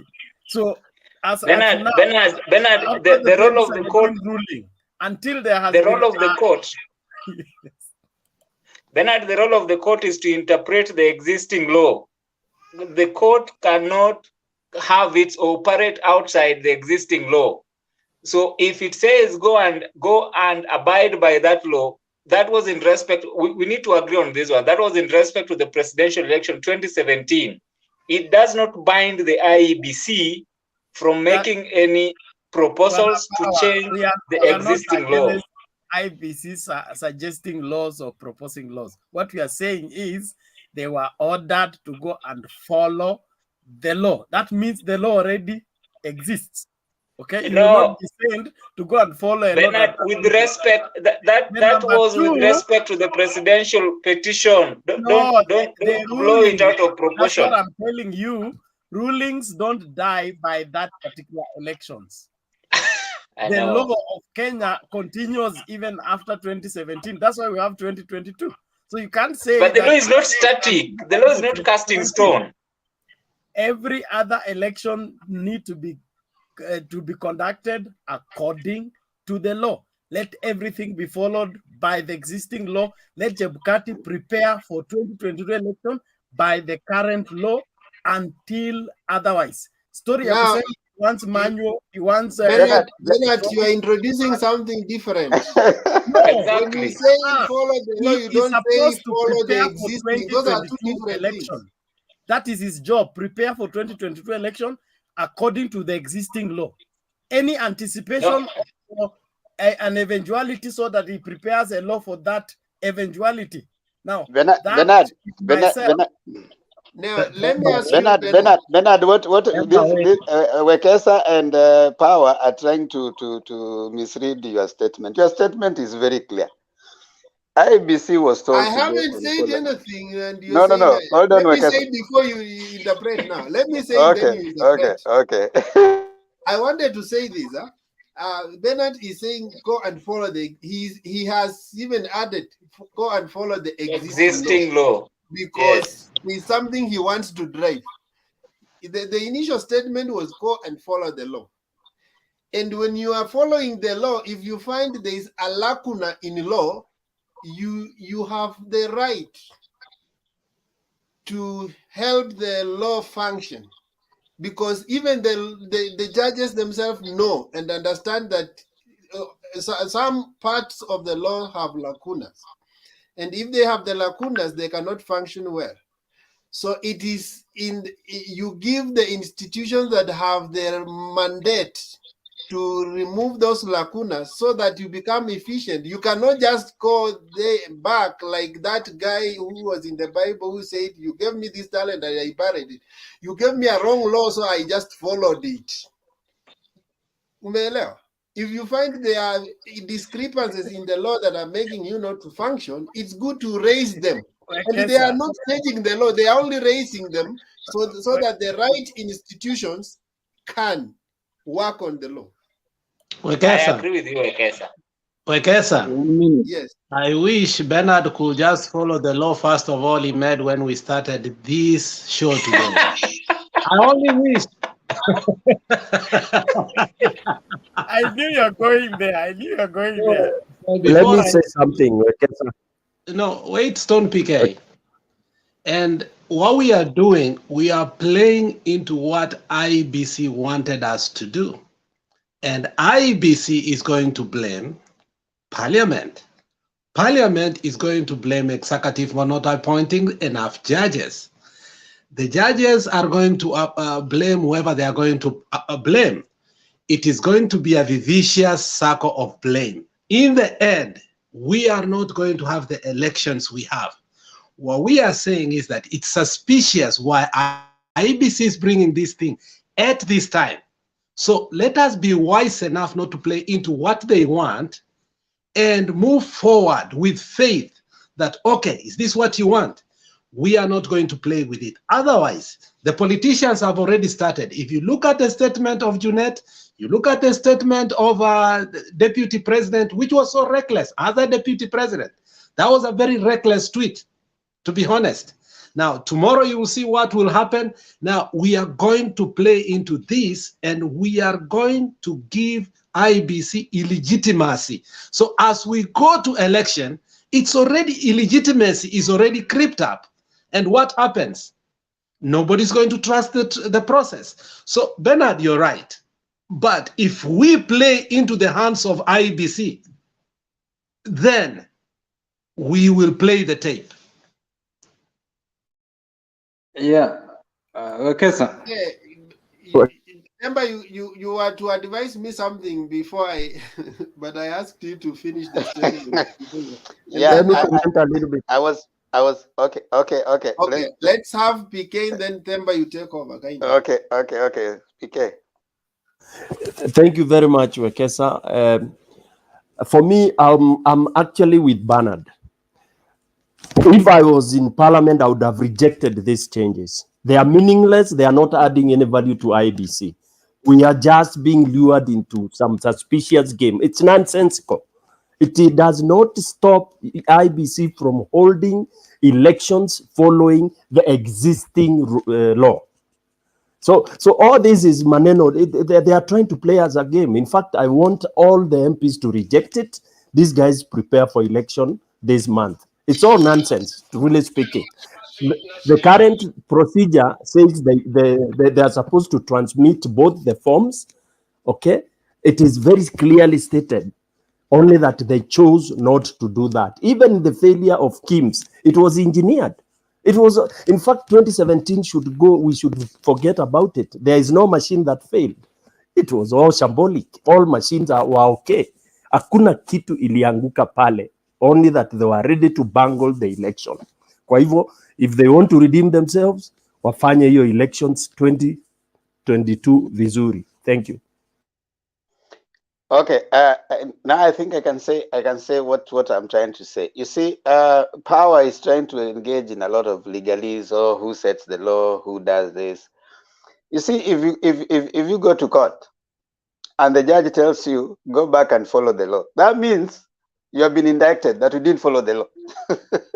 That means there's a law that guides, but you have been found wanting in implementation of that law. So what has the judge told you? Go back and follow the law. So if you actually go back and follow that law, you wouldn't be where you are right now. The judge didn't say that. It seems that there's a in places like when you had the BBI argument, there was a lot of judges giving themselves and actually talking about the issue of basic structure, because there's a sense of a lacuna, what Wekesa looks at as a lacuna. So when there's a lacuna, the judges always give that advisory opinion. But when they tell you go back and follow the law, it is clear there's a law that you didn't follow. So if you didn't follow that law, if you didn't follow that law, and now you are going back and saying that, okay, fine, we want to try and accommodate our wrongdoing by you giving us another way, so that even if we are going back and we are wrong in it, we will still be within what you wanted to do. If you remember, there's a Court of Appeal ruling, especially on the results. If you can remember the Court of Appeal ruling, when some judges, minor Kiai case. Yeah, when I think Judge Patrick Kiage and others, they ruled that if that results, what is it? It's supposed to be final. You remember that? Now, you see, if there exists a law that you're supposed to do, but for you as IEBC, you are trying as much as possible to go out of it. And now, before this election, you now want to come and say, now you guys, you realize that last time we were hit at the court and we were found to be wanting because we didn't follow. Can you kindly come up with something that can accommodate this thing that is outside? I think that is not, in my view, I agree with Bernard. When did, number two, when did they, hold on. When did they realize that this law cannot fit them? Now that they're waiting 6 months to an election is when you're realizing that there's part of this law that cannot make us have a very good election coming forward. IEBC has always been there. Why haven't they come up with this thing before, when it can be, exhaustively deliberated by Kenyans? Why come with it right now? Have they just woken up today? Demba, yes. hold on. Wekesa, wait. Kidogo tu, you are making assumption that the IBC that was told to go back and follow the law is the same. In fact, there are three that are remaining, the rest went. So if let's say if there are people in an office that have failed to deliver, and they are told what to do to deliver, and they leave the office and the other people come, and the new people who have come in the office think they can even outperform those who are there. When they come up with proposals, should they be limited to the people who are in the office? No, you see, because these guys they are making proposals. Wekesa, you are making a very dangerous. No, Wekesa, IBC is an institution. Yes, and but IBC, it's an institution. Wait, Let me tell Wekesa, Justice presidency IBC is an institution, and the new president is not bound with. Bernard, can you put these two panelists in the quarantine because we have the laws here? Wekesa, IBC was being addressed as an institution. The chairman Chebukati is still there. Majan or something is still there. IBC was taken to court as IBC, not as Chebukati, not as the commissioners. So it is IBC. You are referring to 2017 elections. That is period. Can I respond? Order, everybody. Thank you. Now let's do this. We Basta. are all in this together, and let us make sure that we debate soberly. Yes. 2017 ruling is still a point of the court of law until is proved otherwise. That's what we want to say. So it cannot be thrown So out. are you of the suggesting window. that there is No, no law that will be Bernard. improved because there is a ruling that said go back and follow the law? What are you No, saying, we are guys? not against that. Are We are you not against thinking? that. Are you We are, thinking? my Wekesa, suggestion just a minute. Bernard and if Let us Wekesa. also respond. order. Power Let- 1 minute. Let's Wekesa. not shout. Let me just finish one sentence, then I keep quiet. You are taken to court, you are indicted for not following the law. Then you constitute your commission. You have your board meeting. In the board meeting, you go through the wherever ruling that came from the Supreme Court, and you are found you are caught in this corner, you are caught in this corner, and that corner. Then your suggestion is in this board meeting is that let us make a suggestion, a proposal, so that we change this corner, the law in this corner, the law in this corner, the law in that corner, so that in case we go to the Supreme Court again, we will now be justified because the law will be on our side. That is not the way to govern this country. If there is improvement on the law, Yes, it needs allow to us have to comment on that, please. improvement on the law needs to have higher stakes, not lower stakes. Jesus said, "You have had eye for eye, but I say unto you, if somebody take your shirt, add him the coat. If he asks you to go 1 mile, go 2 miles." That means improvement on the law gives a higher standard, higher demand, not less demand. So why are you assuming that this bill is less demands by bread? My brother, they're improving. Can we respond? They are increasing security checks. I think Wekesa, you should Now, allow thank us you. to say Now, something. Just power, Can give you me say? 30 Can you seconds. say what you want to say, Alex? I've left you for the 1 week you have been Let- on this let me- show. let- I've been watching you. When I No, come I'm here, you using my become data. an Wekesa, I'm instrument. not using your data. So you have been saving So your why data. are you complaining? I only came today. The rest of the week I normally watch you. So No, you are saving your data, Wekesa. So you watch us. Okay, what I okay. was saying. Can I respond? What I was saying is, we are playing on the tape of these people. The Supreme Court tells IEBC, go make the changes. In less than 2 months, the IEBC does not make changes, they do an election. The Supreme Court satisfied and actually inaweka Uhuru to be the president, even before they changed those laws. So now they are playing again with our mind in that Kimunya is bringing that amendment to the court, to parliament. Do you think Kimunya sat himself doing that?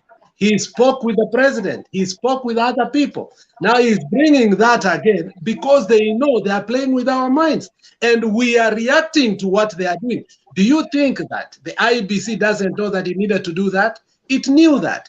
Did the Supreme Court play on their part as they were supposed to? If they did not do what they were told to do, yet they certified the election of Uhuru Kenyatta, were they supposed to refuse that? Of course, yes. Why are we playing into this? Because they know what they are doing. They are causing a problem that they want to resolve so that we can forget that they were supposed to open the servers. And if we play this game, what they are going to do is that maybe we are going to have a discussion on how we are going to postpone the elections. Because they want us to talk about opening the servers. That is what they want Raila to talk about. And if we bring that topic in, again, we are going to bring legitimacy in the IEBC. So if we play in this game, let's say that now we want to reconstitute again, because the same people that were in the IEBC, because that is the same IEBC as Themba said, IEBC does not change because other people have gone. But the laws that did that election haven't changed. And those that ones they were told to improve on, they have not done that. So if that is the case that is forward, it means that this IEBC is not supposed, in any case, to electioneer any election. So let me ask you, Alex. Alex, let me ask you. The same Supreme Court that told the IBC to go and follow the law is the same IBC that disqualified the election and then legitimized the same election. Yes. So why? Why did even They the are same playing Supreme with Court us. legitimize? They are playing with us.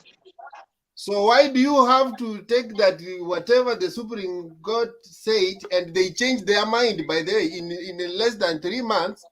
Why do you think that you have to fix the IEBC? And that's why I Even the said from Supreme Court before, itself never remained fixed.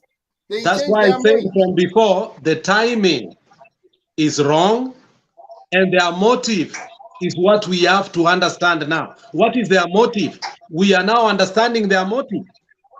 By tomorrow, we will know fully what their motive is.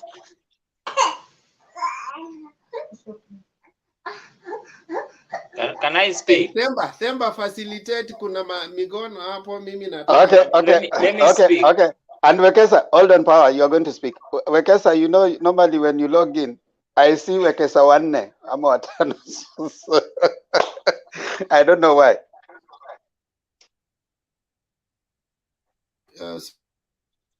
Let me tell you what's happening. When you see Wekesa wanne, these are their bloated videos. If I remove those videos, you will only see Wekesa moja. Okay, Power. Otherwise, Power. you are only seeing on the screen Wekesa moja. These are uploaded videos. Okay, Power. Okay. There is a big, I think Bernard and Themba, you guys are taking us to, I think, uncharted waters. The case of 2017 and the order of the Supreme Court at that time was case specific. It was case specific in the sense that Raila Odinga, after the elections was declared, or after Uhuru Kenyatta was declared the winner, went to the Supreme Court. And one of the issues for determination was whether the general election, particularly with respect to the election of Uhuru Muigai Kenyatta as the president of Kenya, was valid and lawful. Then the Supreme Court determined at that time that it was not, and directed the IEBC to go back and follow the law. That was case specific. Go back and follow the law to conduct a fair and verifiable election. That order was not in perpetuity, that it blocks IEBC or any other person from making proposals to change the law. We can argue about the timing of the proposals or the timing of the bill, but we cannot argue against the fact that the IEBC can sit and decide these are some of the fundamental issues that affected us in 2017, and which, if this bill is passed, can be cured.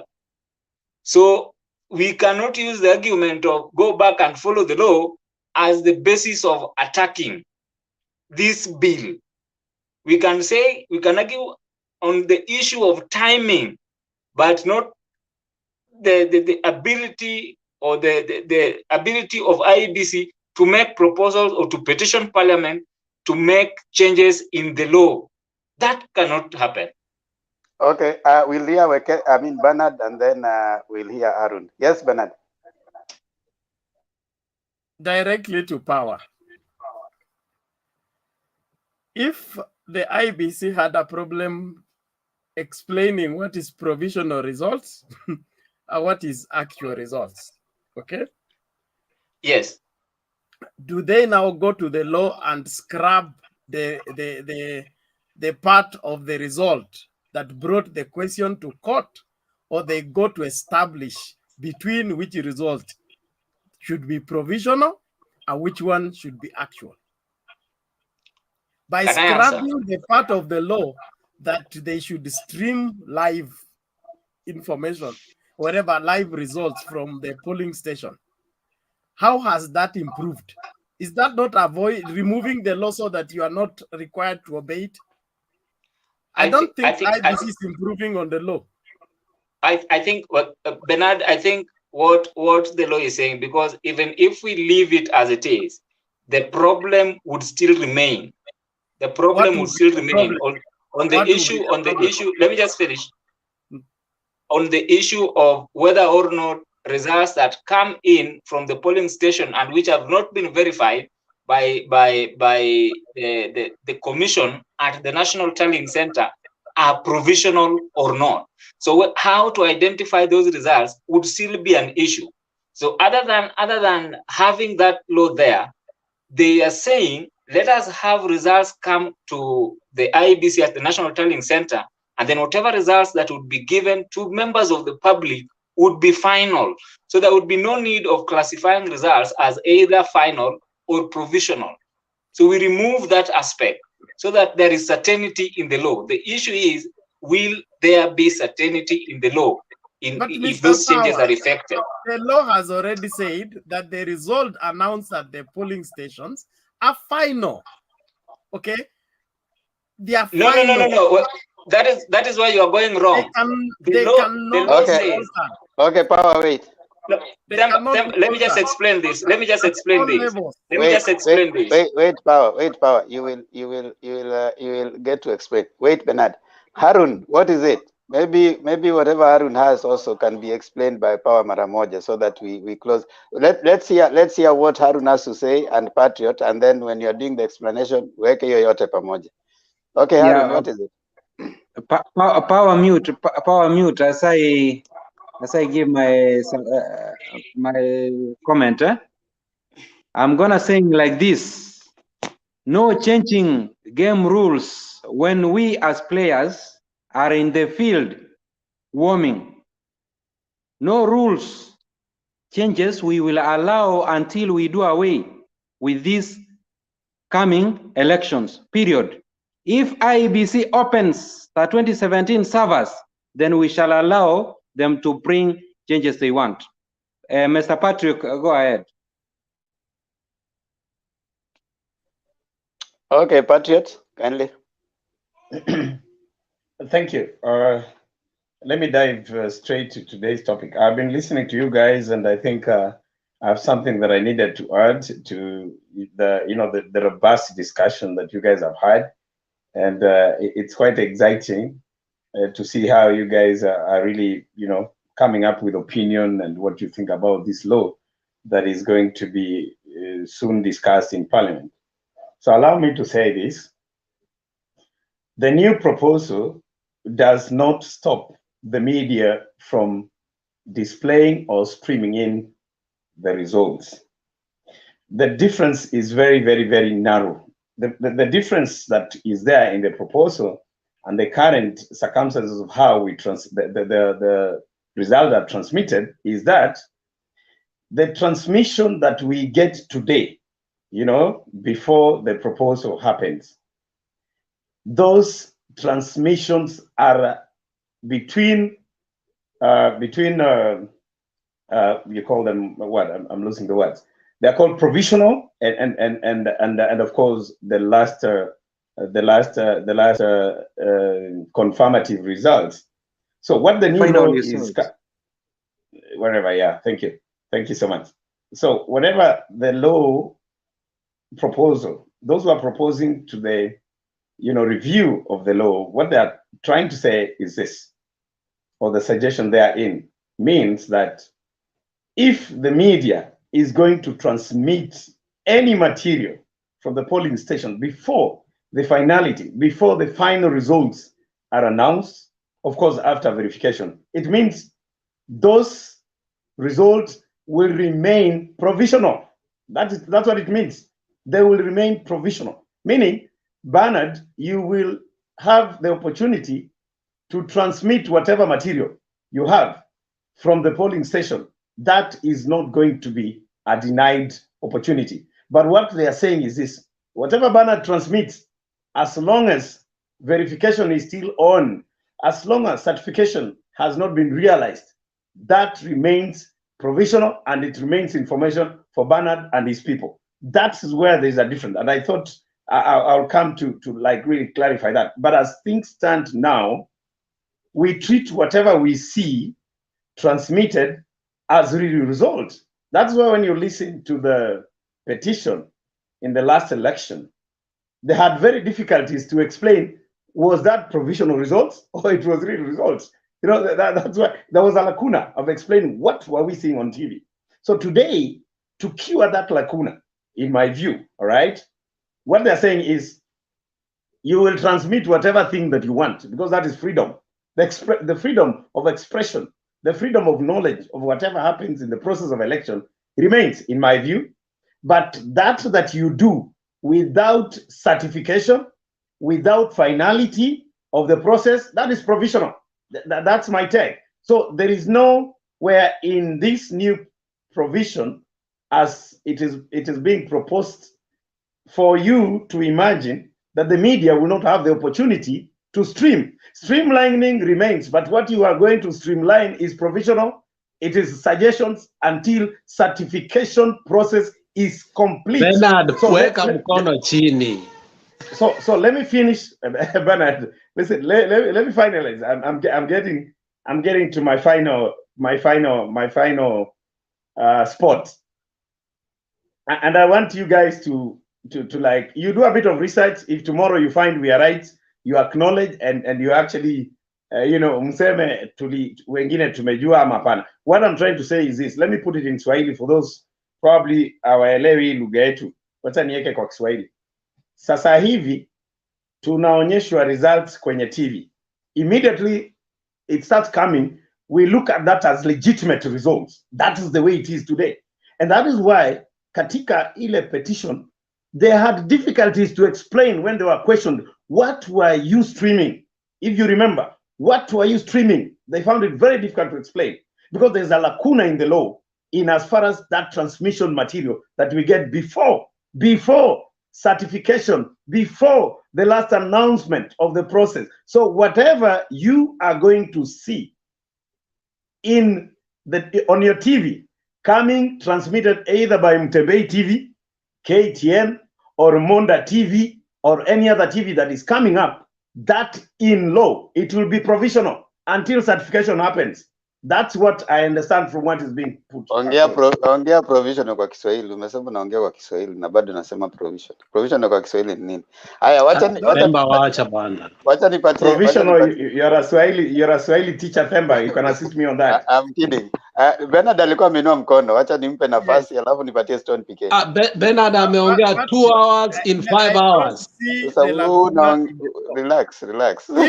If the result announced at the polling stations are final, they cannot be altered. Okay? Then they are transmitted. All right? At the time. They are not final. Bernard, listen to me. They are not final until verification is over. They are not final. That's the point. So if you get 5 votes in Jericho ward, okay? You did not get 5 votes until Bomas of Kenya looks into your 5 votes and say there are 5 votes. Themba, allow me to answer that because it's my question. Can I do that quickly?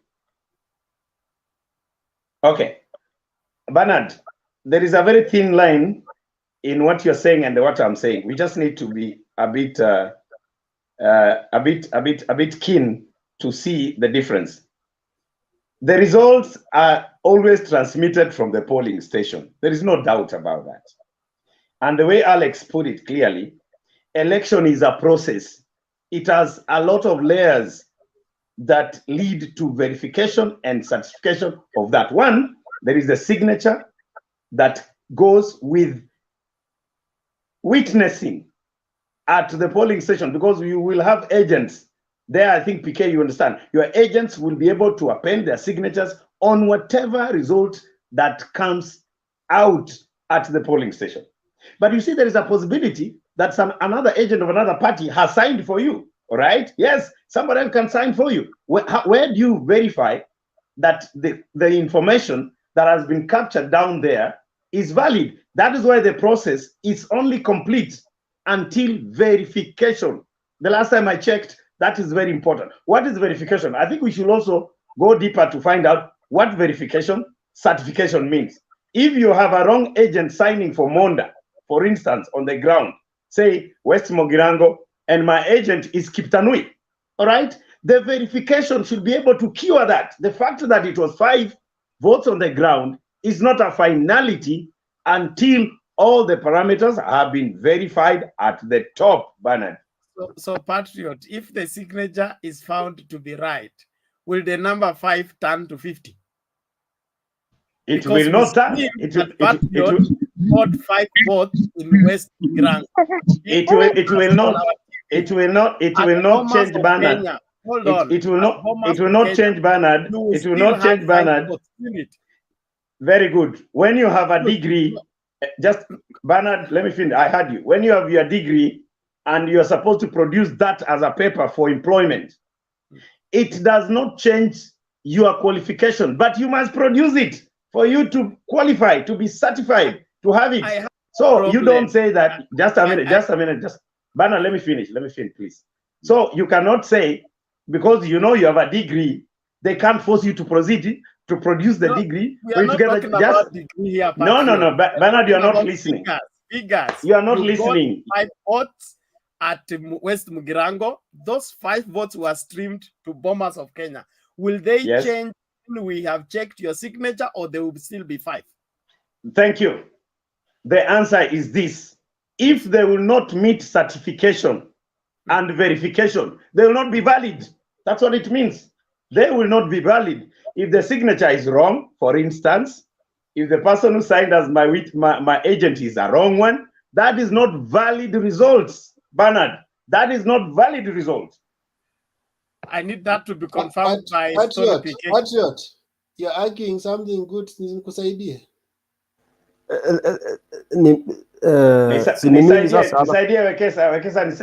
Wekesa, ngoja kidogo, ngoja ni Stone PK alafu ndio kuja. Stone PK. Okay. Mine, wacha niwapatie experience. This is what we did. The 2 times, okay, the 2 times I've been involved. At the polling station, and I want all of us to go back and refer, the results that are counted and signed by the agents, it's final, Form 35. It's final, period. It's up to you. If you never had your agent there, ni shauri yako. The Form 35 inaenda ikiwa imesainiwa. If you are 30 candidates, it must have been signed by your 30 agencies. That is what goes to the constituency level.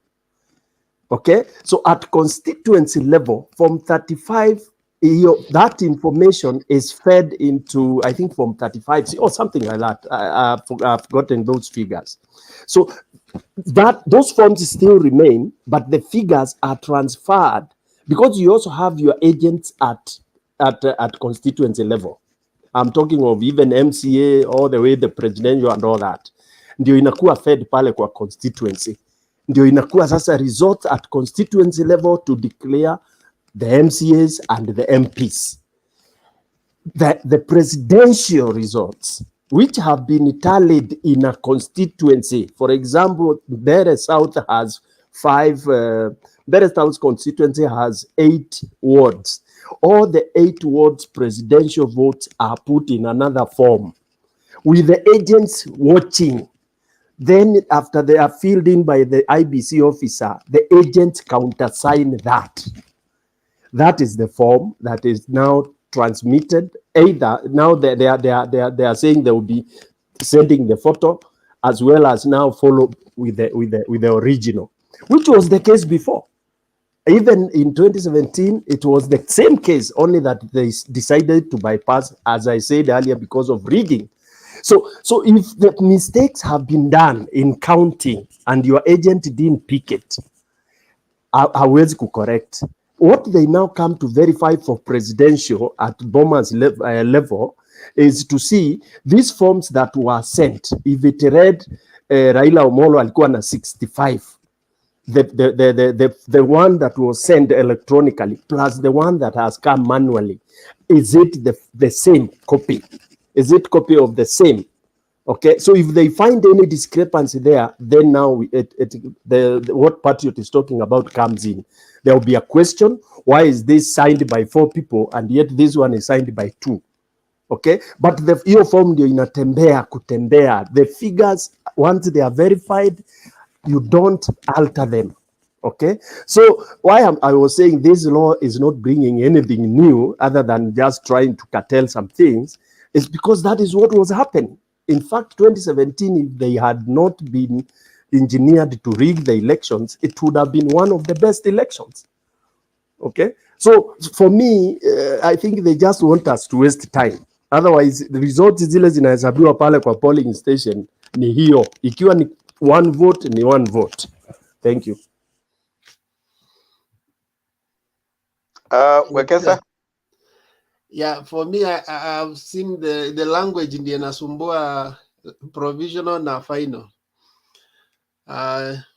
Bernard, ukikuwa standard 8 ulikuwa nasema mi ni finalist, lakini ukitoka hapo uliingia form 1. Then ukienda ukifika form 4 ukasema ni finalist na ukaingia university. So there are levels.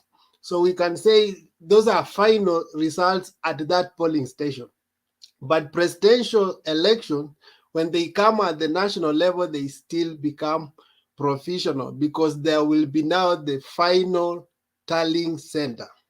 So for guys who do accounting, unaweza kuwa na total na grand total. So there is a final results ya presidential at the level, constituency level, but there will still be a final result, will still be provisional results ukituma kwa a national tallying center. So until the final tally is done, it's when it becomes now final for the presidential. Good night. Siongei tena.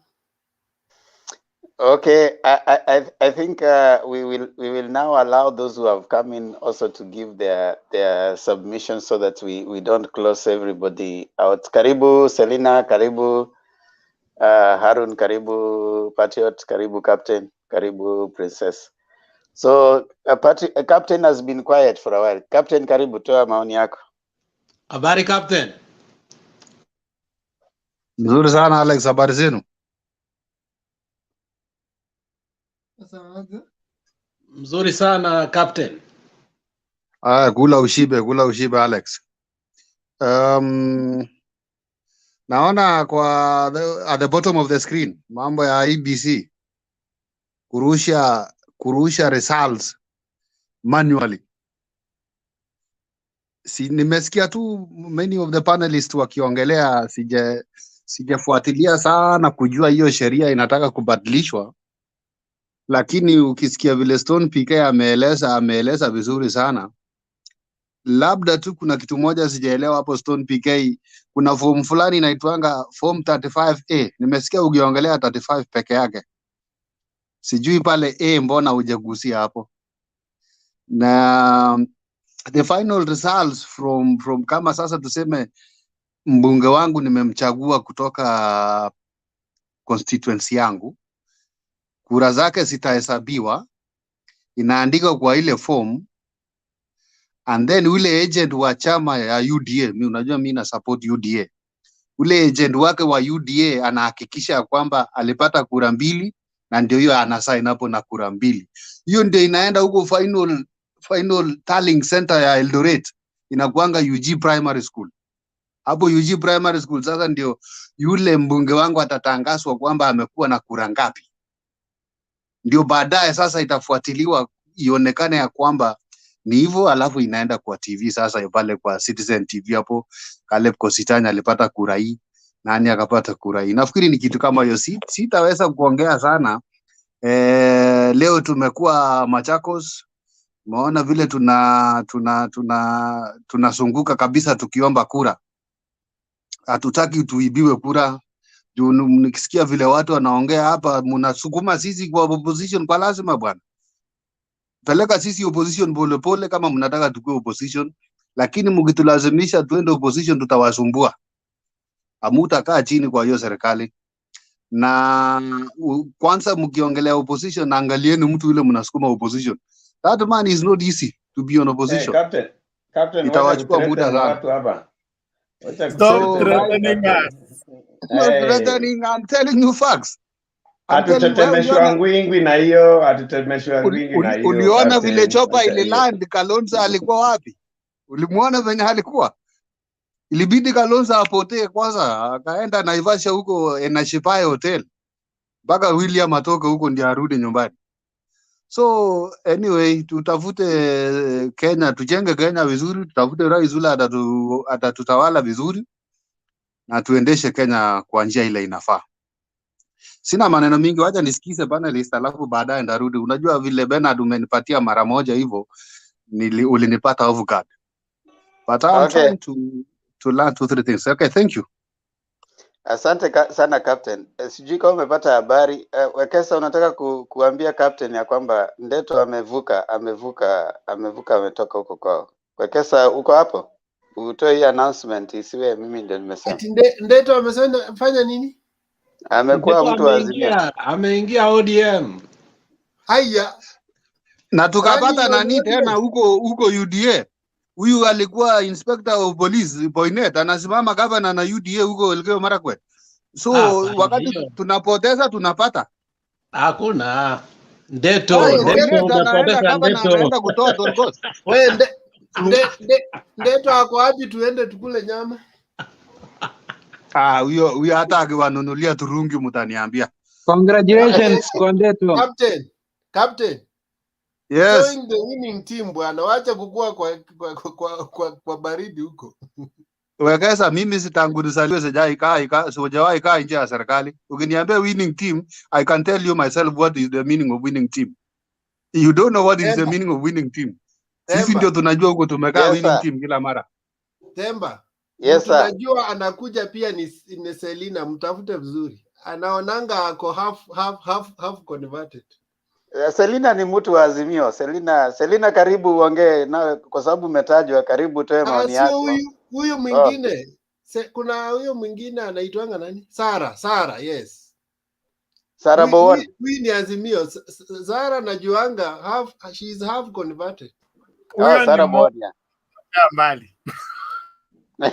No, Selina. But you know now, Temba, we don't have to go on that direction. Maybe yes, he is from Azimio, but let's have all of us as members in the forum and then we discuss what you are supposed to be discussing. Wewe relax. Unajua sijui umeanza kujisikia ni kama unapangwa. Haupangwi. Wewe relax. Selina karibu. Sipangiki hata. Wewe unajua tu sipangiki. Captain, unajua Moses? Haya.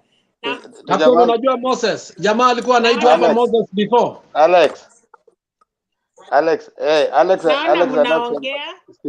Ngoja kwa Selina dakika moja. Iko jamaa jana alidefect hapa kwa group. Anaitwa Moses. Anaitwa Moses, alisema alikuwa UDA damu na akapeana 6 kwa sababu ametoka UDA ameingia hapa. Tulikuwa hapa. Ama jana kusikia. Jana mbona wewe Alex huku nipigia? Alex, I woke up nikasikia hiyo news mpaka nilisikia vizuri. It was in the morning actually. The guy defected.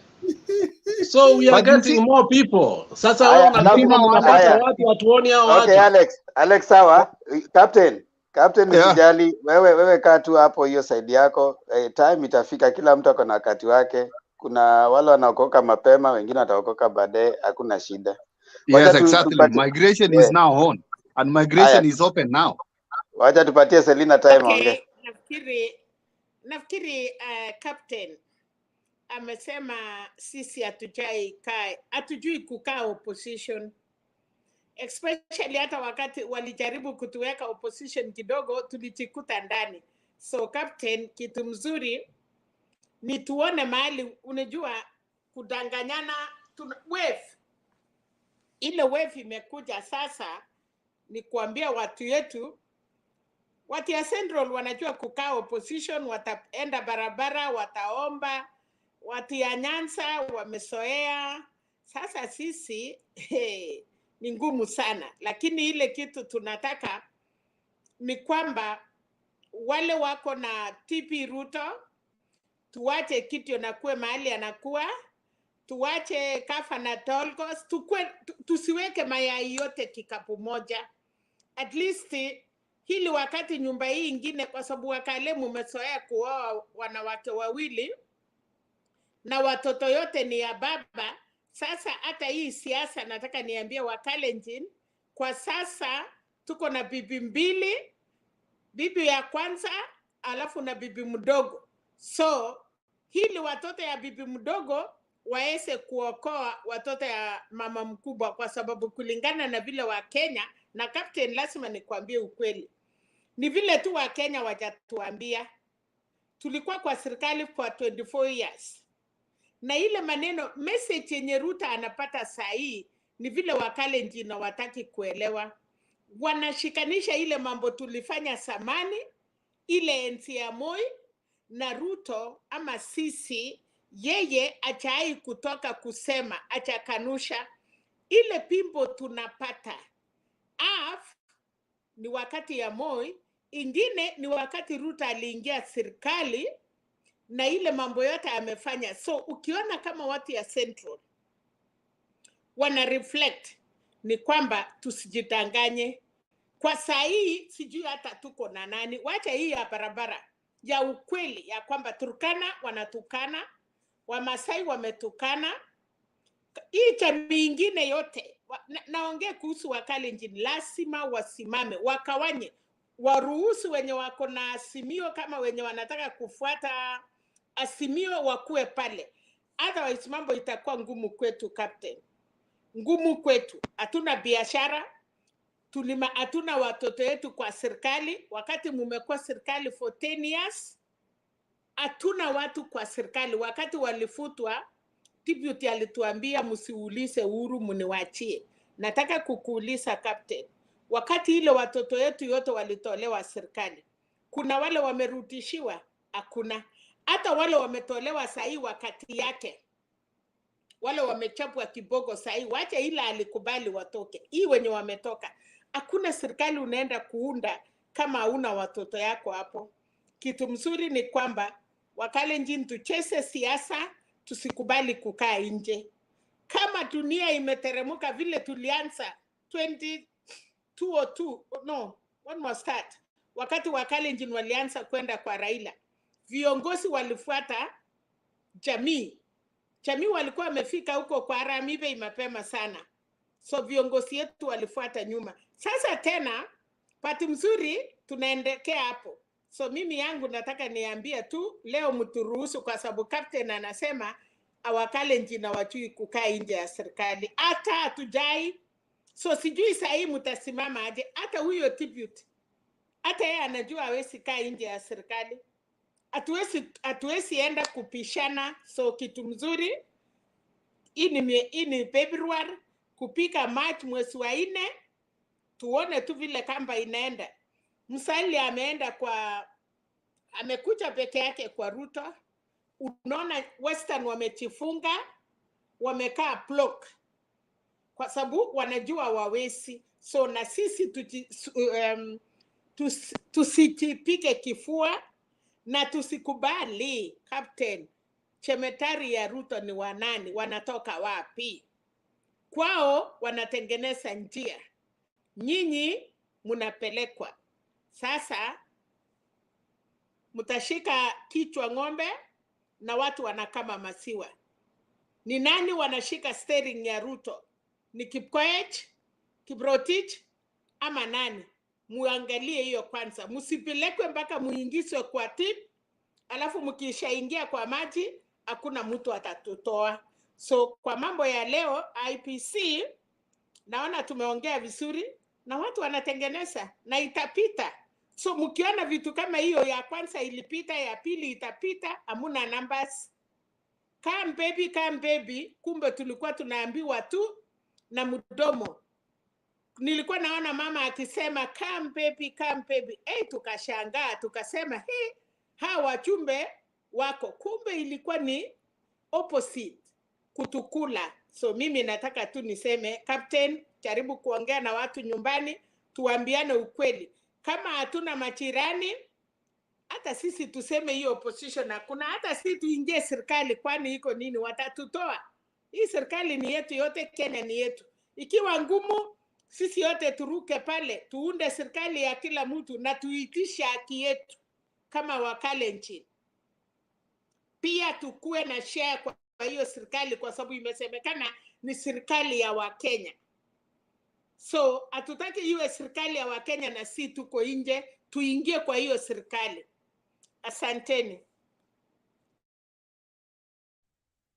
Salina, iko hivi. Wacha nikujibu hapo kwa upande ya surroundings ya William Ruto. That it is not Kipkoech, as you've said, and maybe the other name. I had only 2 Kalenjin names you say there. But what I'm telling you is that, do you think William Ruto is somebody to be told 1 + 1 is 2?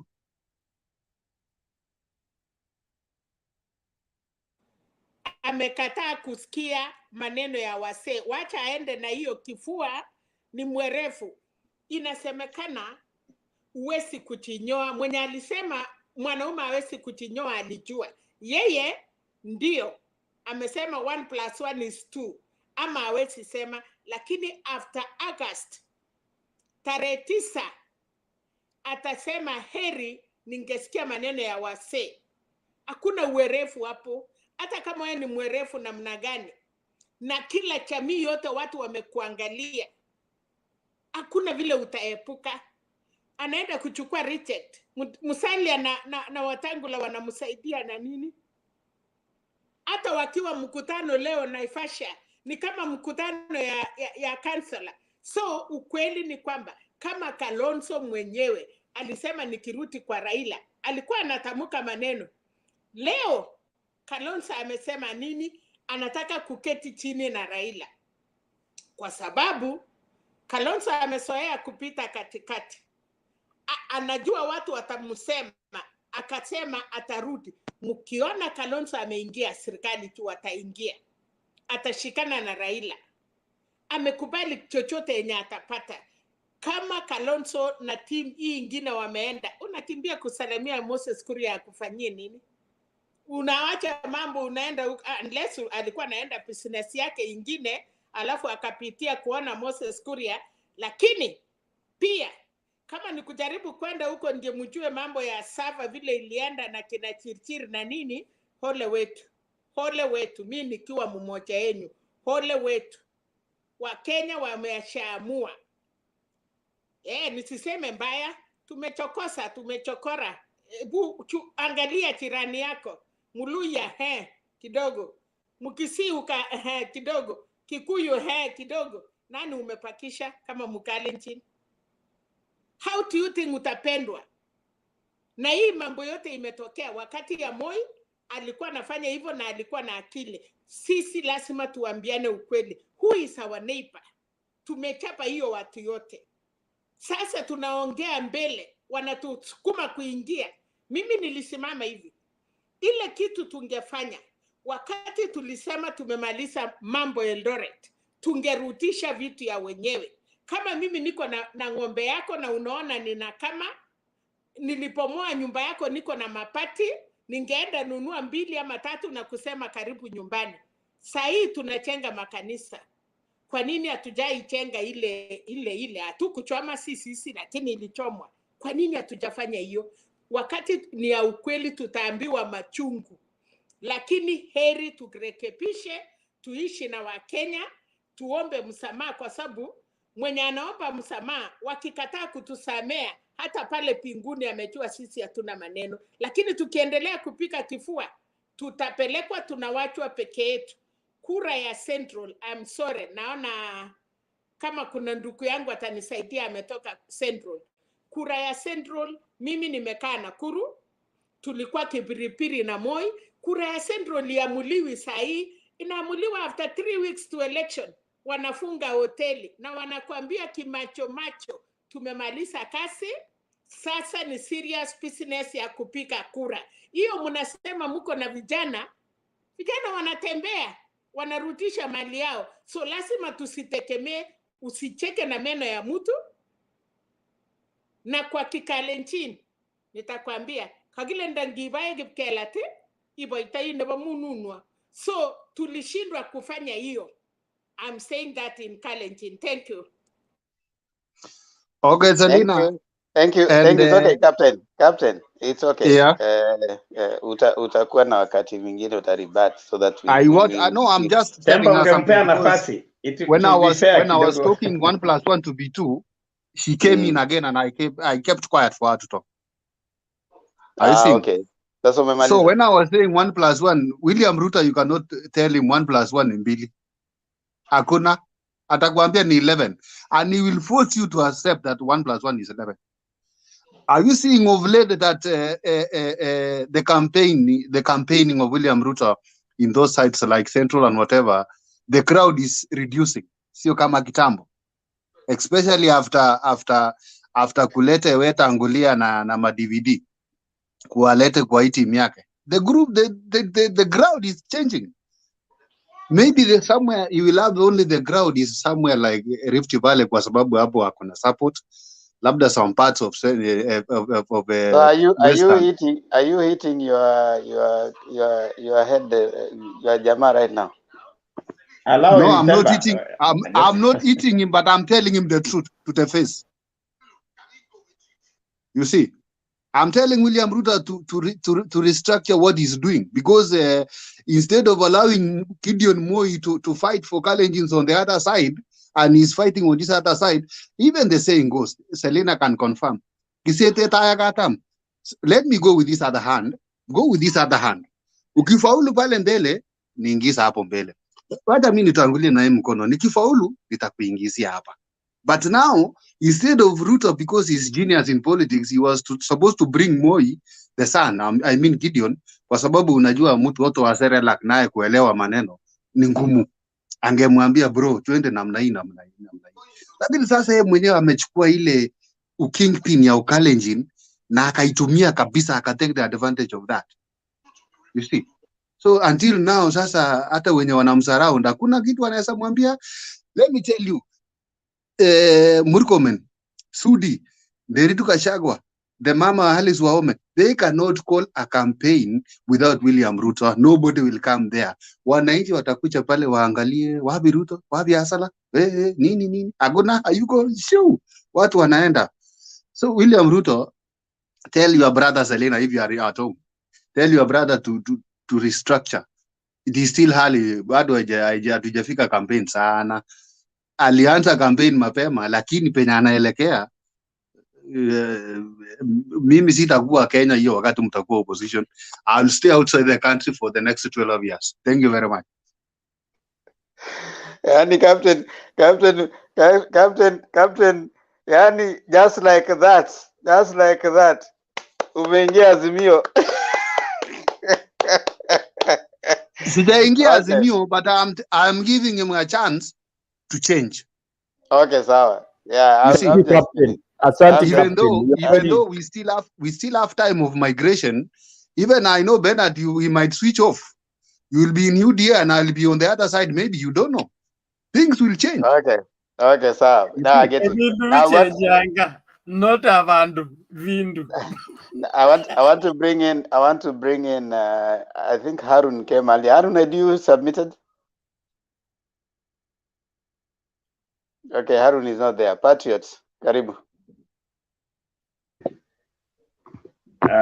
Thank you so much. First, I want to start by, submitting to, giving credit to the gentleman by the name Captain. Sometimes there are things that you want to hide, but they will always come out.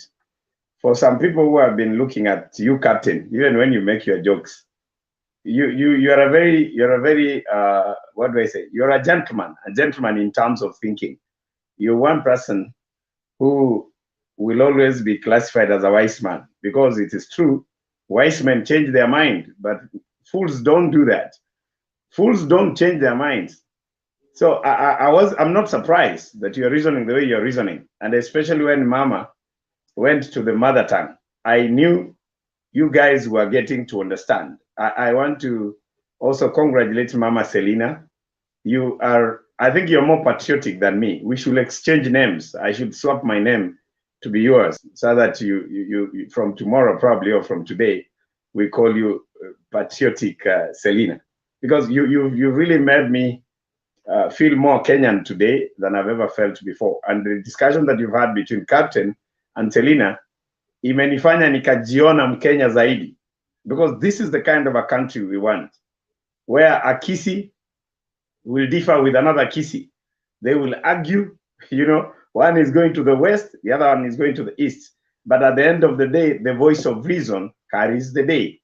That's what we want for. So I encourage you, Captain, and I'm sure God will give us the opportunity to see the light at the end of the tunnel. Truth be told, I was with PK at the mountain the other day. I'm surprised you said exactly what was there. Stone PK can tell you. We went there and we were surprised.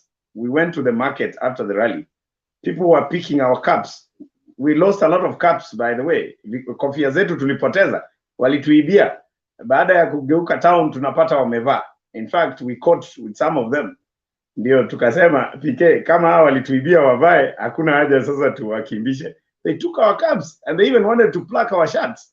So what you're saying, Captain, is exactly the reality. But again, as I've just said, I am not surprised to hear that from you because you look a wise man. You only play your politics, but I know at some point, unasema basi, wacha iwishe tuelewane. You know, that's what we've been looking for. And for me, I want to ask God to give us that opportunity where we end up speaking the truth to each other. So straight to today's topic, I want to say this. PK has gone through the election process. I only went through that once and he's my friend. So what he said was very right. And and I thank him because there's something that I also put into place. So allow me to say that the bone of contention in the new law will be how to transmit the presidential votes. The presidential vote is what is actually the story to focus. Yes, I think Stone PK was right when he said some results, especially the parliamentary, the ward level, they are actually close to the finality when you talk about the polling station and where they're being counted, because they are counted down there. They will be counted. Itaenda tu kwa ofisi ya governor, you know, at the district level, whatever, those kind of layers, they are down there.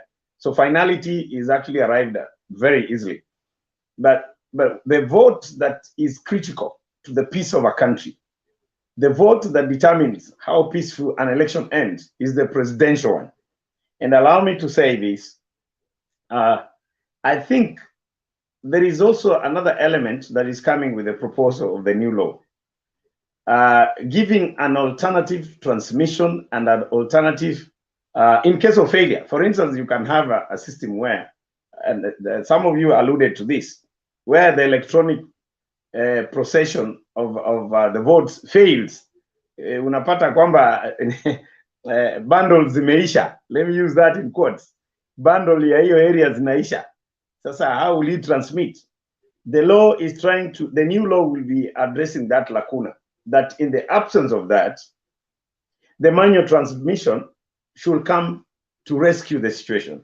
You see, there are things that you need to look into in depth. Because if we say, for instance, that the law remains static, affirmative, cast in stone, then you will find it very difficult to save a situation because the alternative is not provided for. So, of course, the alternative has advantages and disadvantages, but from where I sit, the IEBC, with their wisdom, they have been able to see to it that in the way they have handled the last election, there are areas, if they're improved, one will find a better explanation in court, a better explanation as a civil servant to say why he arrived at the decision of saying these are the genuine results. That is the other thing that will be addressed deeply with the legislators in parliament as they will be discussing. Because I think in my observation, it is important to have an alternative. If you have, for instance, a passport, and in the absence of your passport being misplaced, right? What happens? You should have an alternative to that. Say, for instance, let the digital verification be there to identify the person. You know, usiambie kwamba letter identification. Now, usipopata, it requires 2 days for you to get another one or 3 days. That means you will not vote. So it is good to have situations where you are able to be given an opportunity to vote using the alternative parameters. So it is important, in my view, to look at the new law from that trajectory. It's important to also know that the IEBC, they have the in-depth knowledge of why the election was actually nullified. So when they come forward with proposals, let's not be very, very pessimistic in the way we analyze what we are yet to understand. Let this law be discussed. In any case, if you want to do any amendment of a law, it goes to the legislature. They will discuss it. We'll see it. So it will not be in our place to have a conclusive opinion that this law is not coming in to save this country in any way. It doesn't make sense. I think we don't really have that qualification. But I am not also saying that we don't have the right to make those comments. The lawmakers have been given the authority expressly, of course, in the Constitution, to review the laws of the land in terms of improving, democracy and the way we go forward. So that's what I want to stand for. I think the law has its own gray areas in terms of proposition. Let's see what is the motivation behind, and I'm sure as they will discuss. And I've seen the last time I checked, ODM have taken a position already. UDA, they have taken a position. But I think, in my view, if I have to weigh into the position ODM have taken, this is personal, I think ODM will end up passing the law with amendments, because what I am seeing in that law that has been proposed is especially the issue that affects the notion where we find Kenyans starting to look at the new law as a law that is giving an advantage to one bloc versus the other, because perception is very important. Part of the reasons why we always have contention in elections like the one we've always had every 5 years, it's because there is a perception that is always carried around. There's perception that is bred. So the spirit of the law must capture the correct perception. So I also want to believe that because of the perception, we will have time, for this to be brought out clearly and let it be understood. But for now, I understand the feelings of many Kenyans, because from the face value, you want to imagine, oh, ni fulani anataka kutengenezewa nafasi and stuff like that. If the amendments are going to be there, especially on transmission, my standpoint, I propose that ODM will actually review their stand. They might not really oppose it, because when you cannot oppose an item for obvious reasons, then you can only oppose for a good reason. So I think the reasons I have given, they are obvious, but once they now understand that this is meant to improve the leverage and where the law, where the election is going to be done, and everybody feels that there is fairness, I think the position of ODM will be reviewed to the affirmative. They will pass the law, but with amendments. Thank you so much.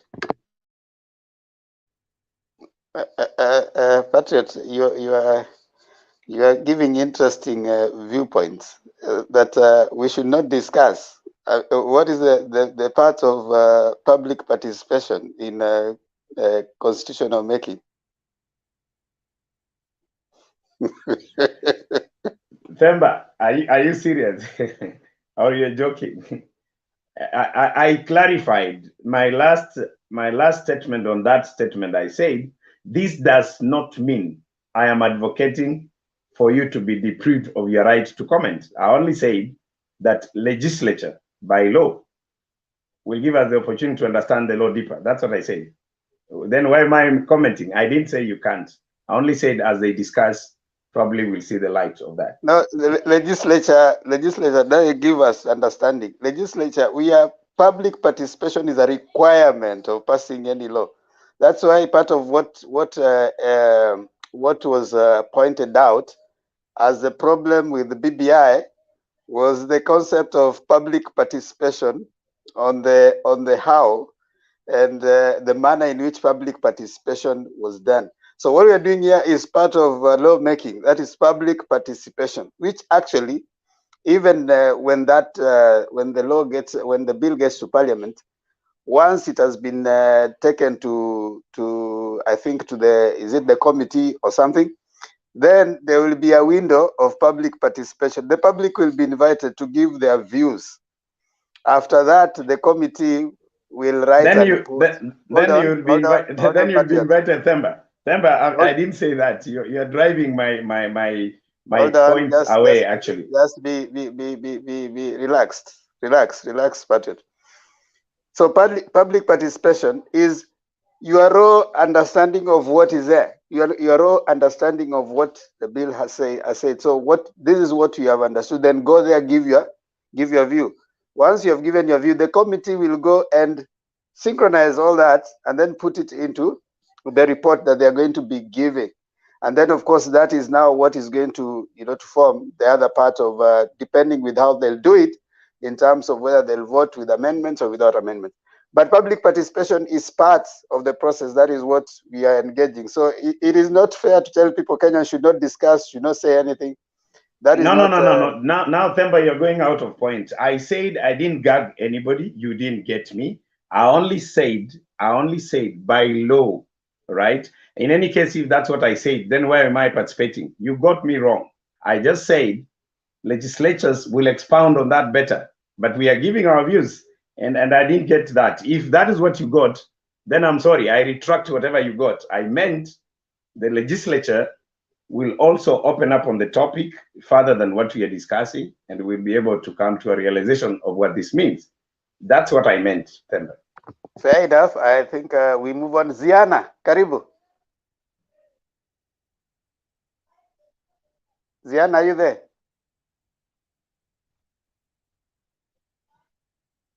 Princess Ziana, are you there?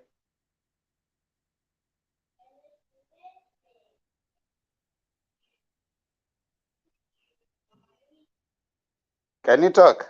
Because we don't want silence. Okay, maybe I think you're having some technical challenges. Maybe she's having some technical challenges. I think Power has come back as Ziana is organizing herself. Power. Just a comment. When I left, my phone went off. I think I left at a very critical moment when Patriot was making some submissions. I heard him telling me to unmute. I thought at that time he really wanted to engage me. But now off the platform, when I was watching now on YouTube, I was trying to come back.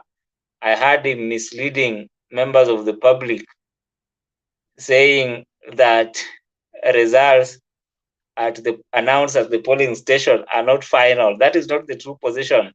Patriot, the Court of Appeal pronounced itself on the matter. You can take up the matter to the Supreme Court, but as it is, results announced at the polling station are final and are verified at that stage. The next stage, you verify those results again, is at the constituency level. So it rises up to that point until you reach the point, the National Tallying Center, where again they are verified to ascertain whether a candidate has met the constitutional threshold to be announced the winner. So that is all I wanted to say with respect to that. So I went off before I heard him, but I heard him speak on YouTube. So unless he has any issue, we can discuss before Princess Ziana comes back. Okay. I want us to take like 5 minutes. 2 minutes, not 5 minutes. 2 minutes. I want to allow Bernard to emphasize on the Marsabit thing, and then we start another round of submissions. Bernard.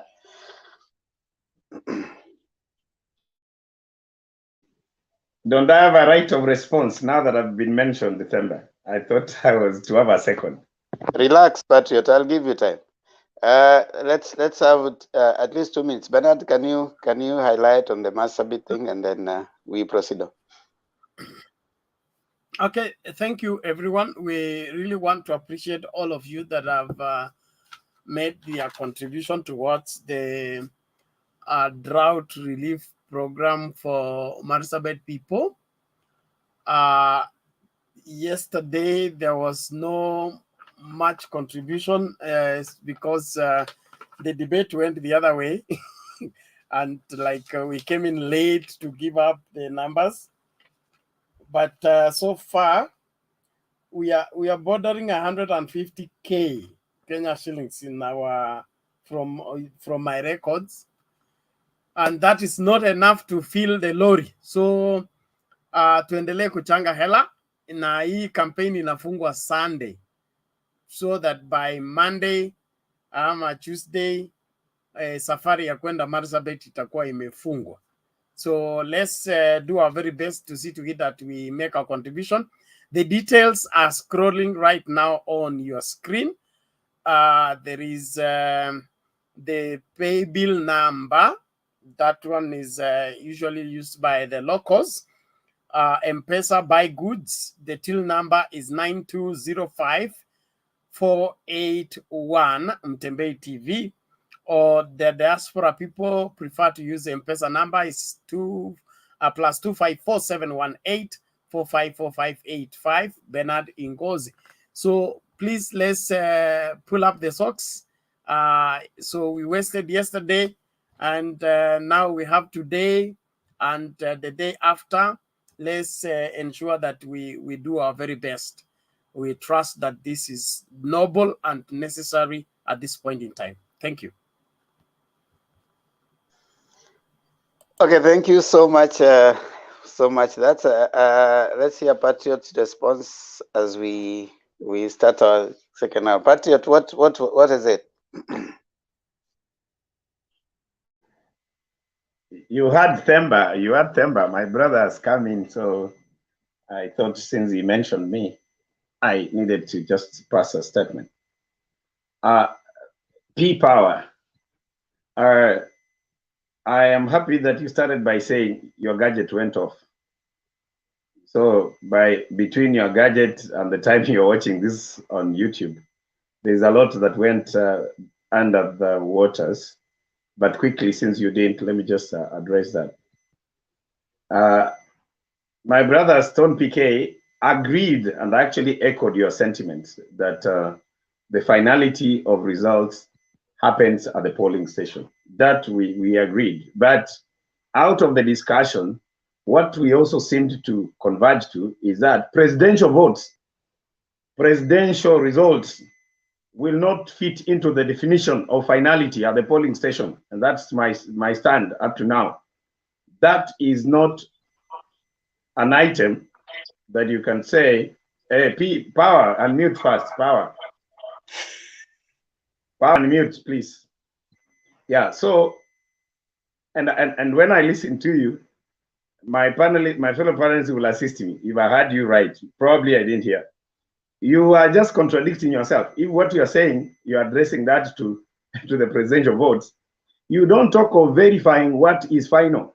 You know, the last time I checked my English, if you are talking about verification, it means before you certify, you verify.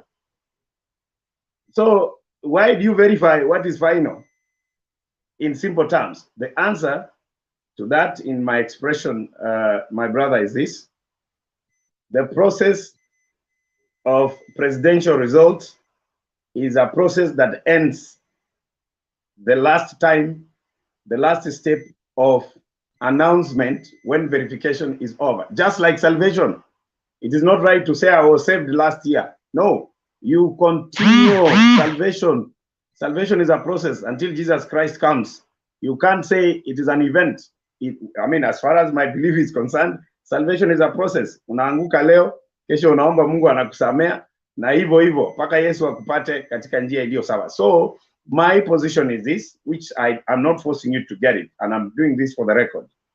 Presidential results are provisional until the process of transmission, verification, certification happens. And that happens at the National Tallying Center. I rest my case. Bernard, if I may, Themba, please, just 2 minutes, please. Okay. What he is saying is, as we take it as it is, his opinion.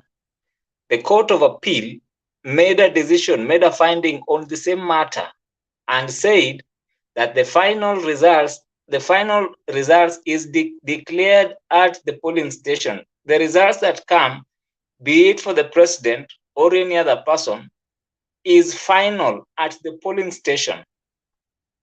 So what the IEBC at the National Tallying Center, what the IEBC verifies, and it explained, the commission verifies whether a presidential candidate has attained 50+1 of the votes. Number two, whether a presidential candidate has attained 25% in more than half of the counties. So that is what it explained. The argument you're making right now was made by IEBC at that time. Just relax. No, just relax. The argument you're making right now was made by IEBC, and this is what the Court of Appeal said. It said that the agents of the IEBC at the polling station, being the presiding officer, and also the presiding officers at those levels, actually verify. What they do at those levels is to verify the results at that level. So the position of the Court of Appeal remains.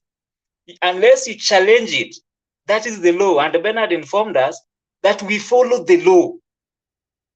So that's all. Okay, thank you.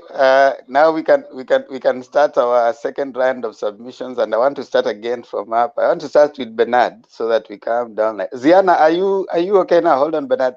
Ziana, are you okay now? I hope you can hear me now. Yes, we can. Can you give your submission? Okay. Asante sana Bwana Themba. Mimi sioni, kwanza nikianza naanza na captain. Sioni kwa nini mnamlazimisha captain aje pande hiyo nyingine. Unajua lazima watu wawe na wapinzani wao. Sasa mkimchukua, nani atakuwa amebaki pande hiyo nyingine? Lazima hata naye abaki pande hiyo nyingine, apiganie pande hiyo nyingine. Msichukue kila mtu mvuke nayo. Hiyo ni kwa captain. Kwa maoni yangu, you never know. Unajua sisi winning team tutawakaribisha tukunywe chai State House. So msione sana ni kama tunapoteza. Sawa captain. Kwa maoni yangu kuhusu IEBC kurudi manual, sioni kama wanarudi manual. Hiyo sio ati wanarudi manual. Nafikiria wanasema tu ya kwamba kura yale yatakao hesabiwa pale yatakuwa yameandikwa, yatakuwa yamekuwa tayari yameandikwa pale, inajulikana kwa hapo kwa makaratasi. Lazima ukuwe na photocopy. Sasa wewe kama unatangaza tu, unapeperusha, na labda ile nini yako iwe imezima na hamna ile karatasi. Kwa hivyo mimi nafikiria hiyo ni ile tu kujulisha ya watu ya kwamba tuko na ile ya kama ni kupelekwa mahakamani, wako na ile kitu ambacho watapeleka mahakamani. Unajua wakati ule mwingine hata wakukuwa na hizo mafomu, wakiulizwa hazipo, hazionekani. Kwa hivyo mimi nafikiria, kwa hiyo nafikiria ni kwamba wanataka wakuwe tu na hiyo, wakiulizwa kwanza kwamba kina captain walikuwa na hiyo form kweli, na captain aliweka sahihi, inapatikana kwamba ndio aliweka. Ni hiyo tu. Kwa hiyo ni hiyo. Na kuhusu hii mkutano ile walikuwa wameenda kufanya huko,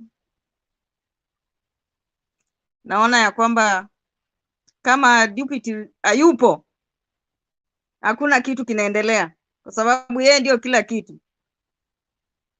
Yeye ndiye anashikilia kila kitu, hamna mtu mwingine ambaye amepatia kushikilia hapo. Yeye ndio anapiga mkutano wake, kila kitu anafanya ni yeye mwenyewe. Yeye ndio daktari, yeye ndio patient, yeye ndio kila kitu anajifanyia mwenyewe, anajitibu. Tujawahi kuona mtu ambaye anajinyoa, lakini deputy yeye mwenyewe ndiye ananyoa hata nywele yake mwenyewe. Hakuna mtu anaweza kunyoa. Kwa hivyo kama hayupo, kampeni yake iwezi endelea. Na nilimuona ameenda huko kusalimia Kuria.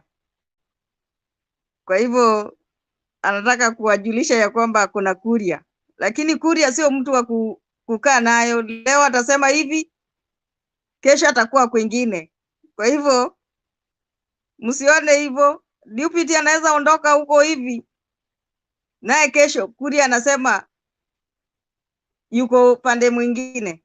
Kwa hivyo mambo ya Kuria naye hata tusiweke maanani sana. Kuria akilewa atatuambia waliongea nini. Sasa Ngoja tu utasikia. Kwako Bwana Themba. Okay, asante. Asante. Alex, mbona unaenda kwa comment kunigonga? Kwani nimesema tusidi? Unatakaje Alex?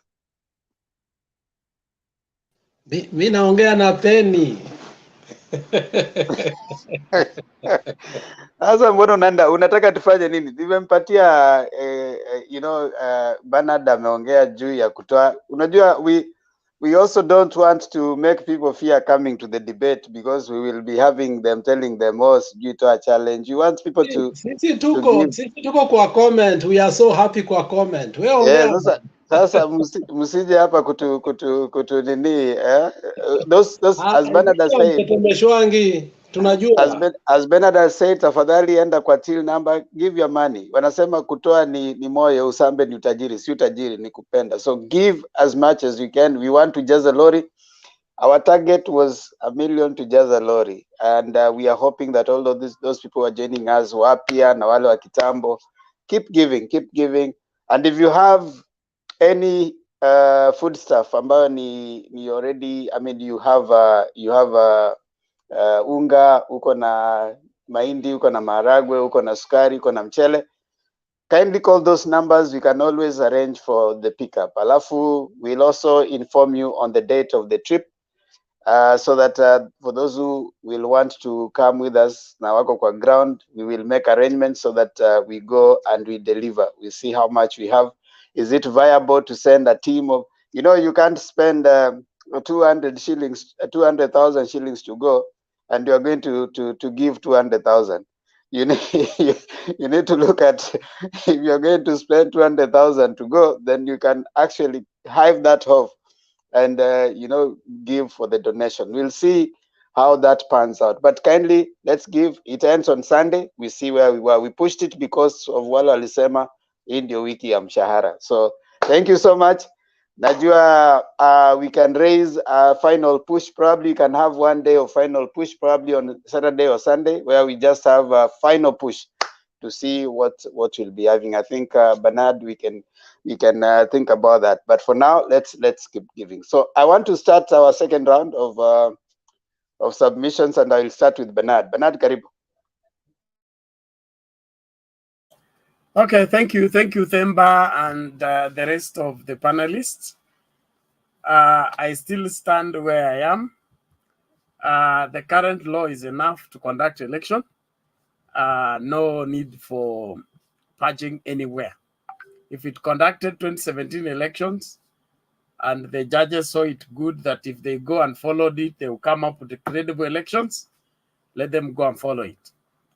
On the other hand, as Kenyans, it's important that we see the direction the politics are taking us. We have very twisted kind of mindsets that are out to take us back, but pretend to be taking us forward. So they convince us to believe that they're taking us forward, but they are actually taking us back. And so we need to wake up and realize that these people, what they are proposing could be making us better or making us worse. And so we make choices based on the available information, but with a more keen scrutiny in all that is being proposed. And so, and of course, with elections around the corner, there are so many pushes and pulls in all directions, but lazima tusimame, tukue ngangari kuhakikisha kwamba we don't surrender the driver's seat to anyone who can land us into problems.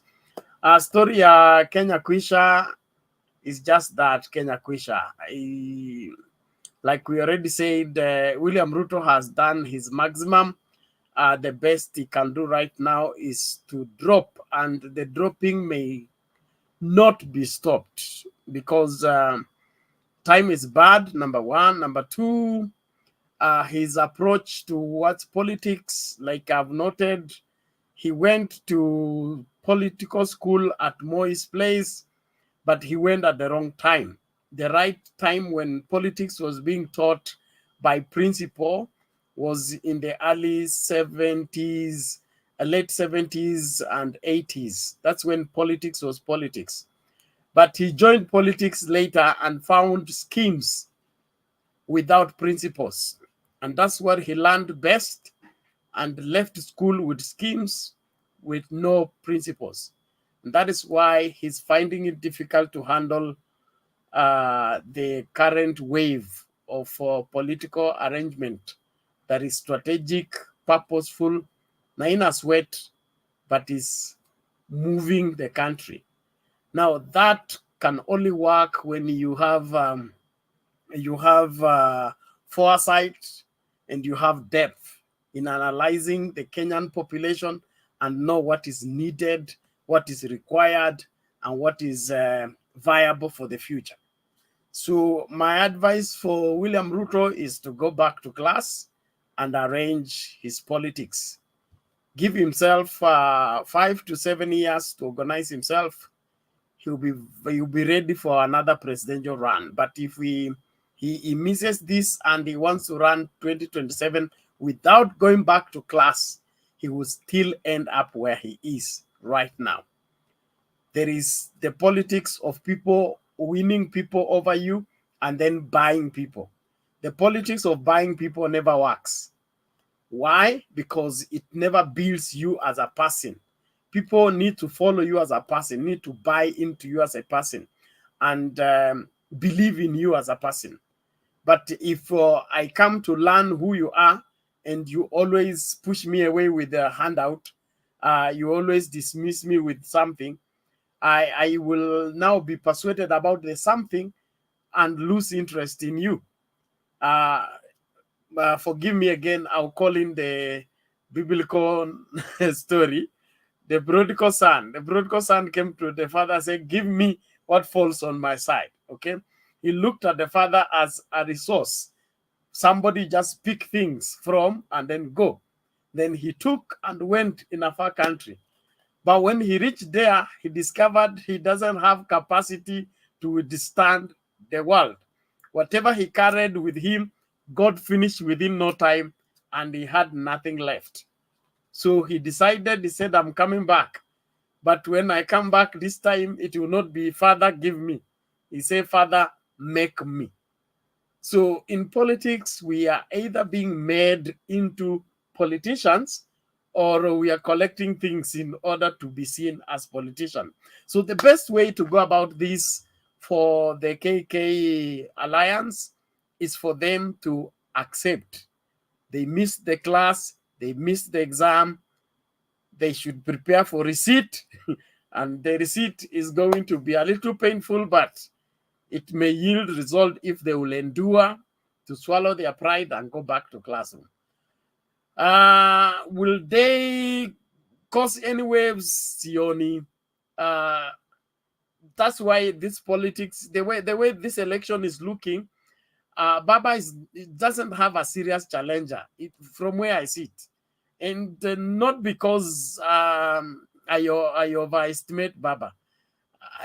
Just from when you see the way the game is being played, unajua who is controlling the ball in the field and who has who is scoring. From the political points and the moves that Baba is making, this is high tech, and he needs somebody more more tactful and more strategic in order to handle him.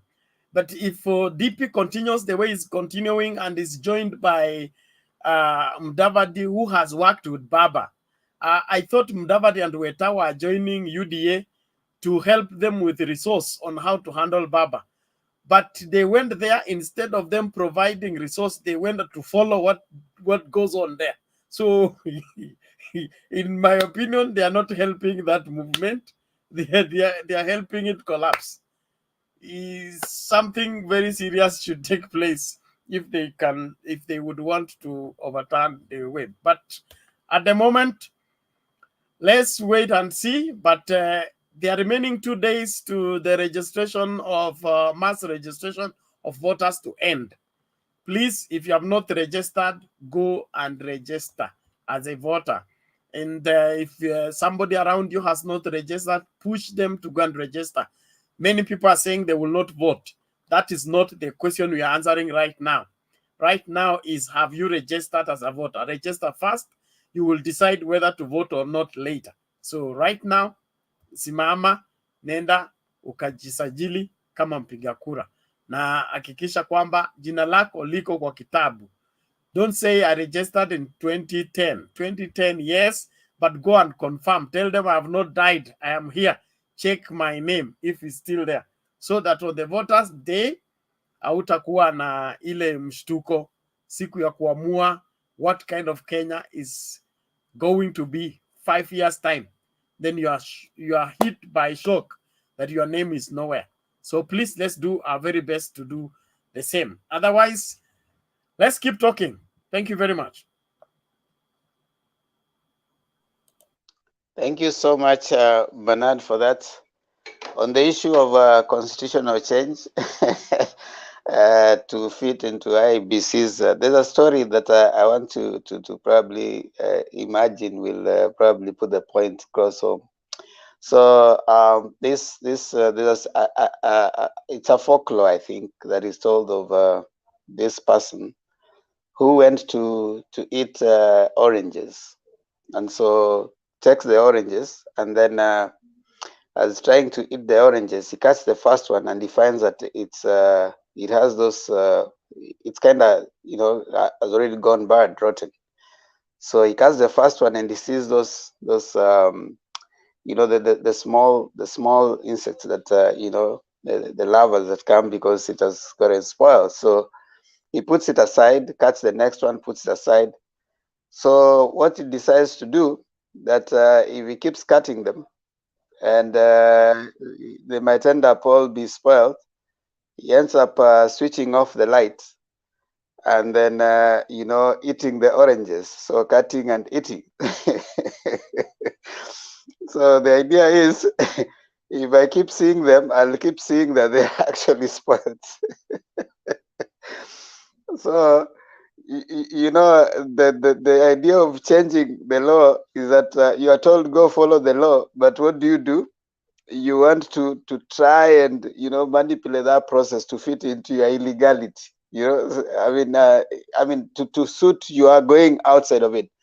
And I also want, with due respect to P-Power, we've submitted here severally that the law is a document that is living. It's a living document. So at any point, that's why the Constitution provides a room for amendment. So at any point, the citizenry are called upon, if they realize there's a particular thing that they need changed, then they pursue that direction. And of course, there's us parliamentarians whose one of their responsibilities is legislation. So yes, we are alive to that fact that continuously you may find that you need to change certain laws and there are of course many laws and many bills that are brought to Parliament to be amended to suit certain kind of areas that we are at. So we are not in no way suggesting that it is wrong to amend or even to improve on the acts that are there. The question that I think Bernard has also underlined is that if at that point the IEBC was not able to, it's not that there was no law, there was a law, and they were called out that they had not followed it.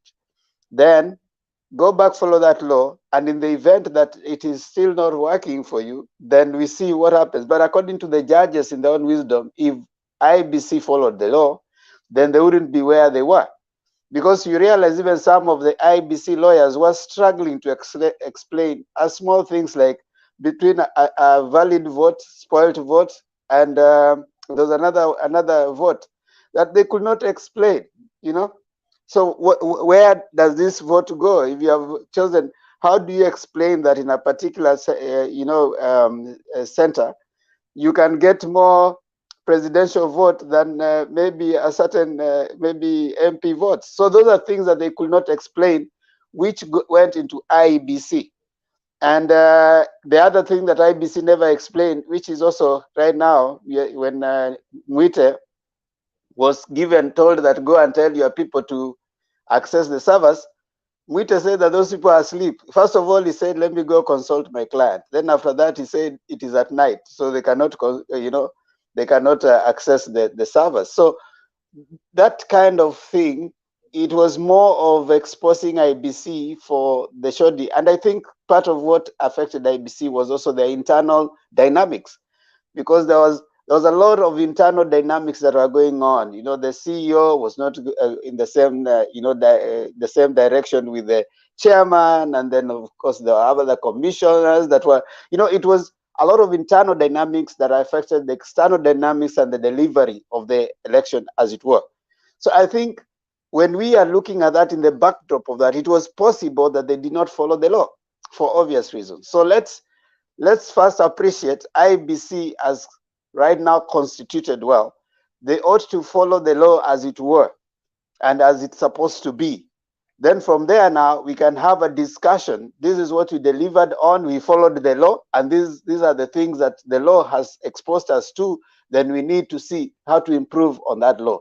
But if you haven't followed the law as it is, how do you expect again to start, amending it to accommodate your other, misgivings? I think that is where we are. Wekesa, if you haven't slept, I can give you this time. Point of order.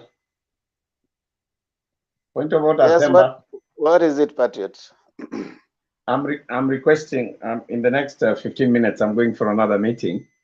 In your intelligence, you see to it that I be among the first to do my last statement. No problem, sir.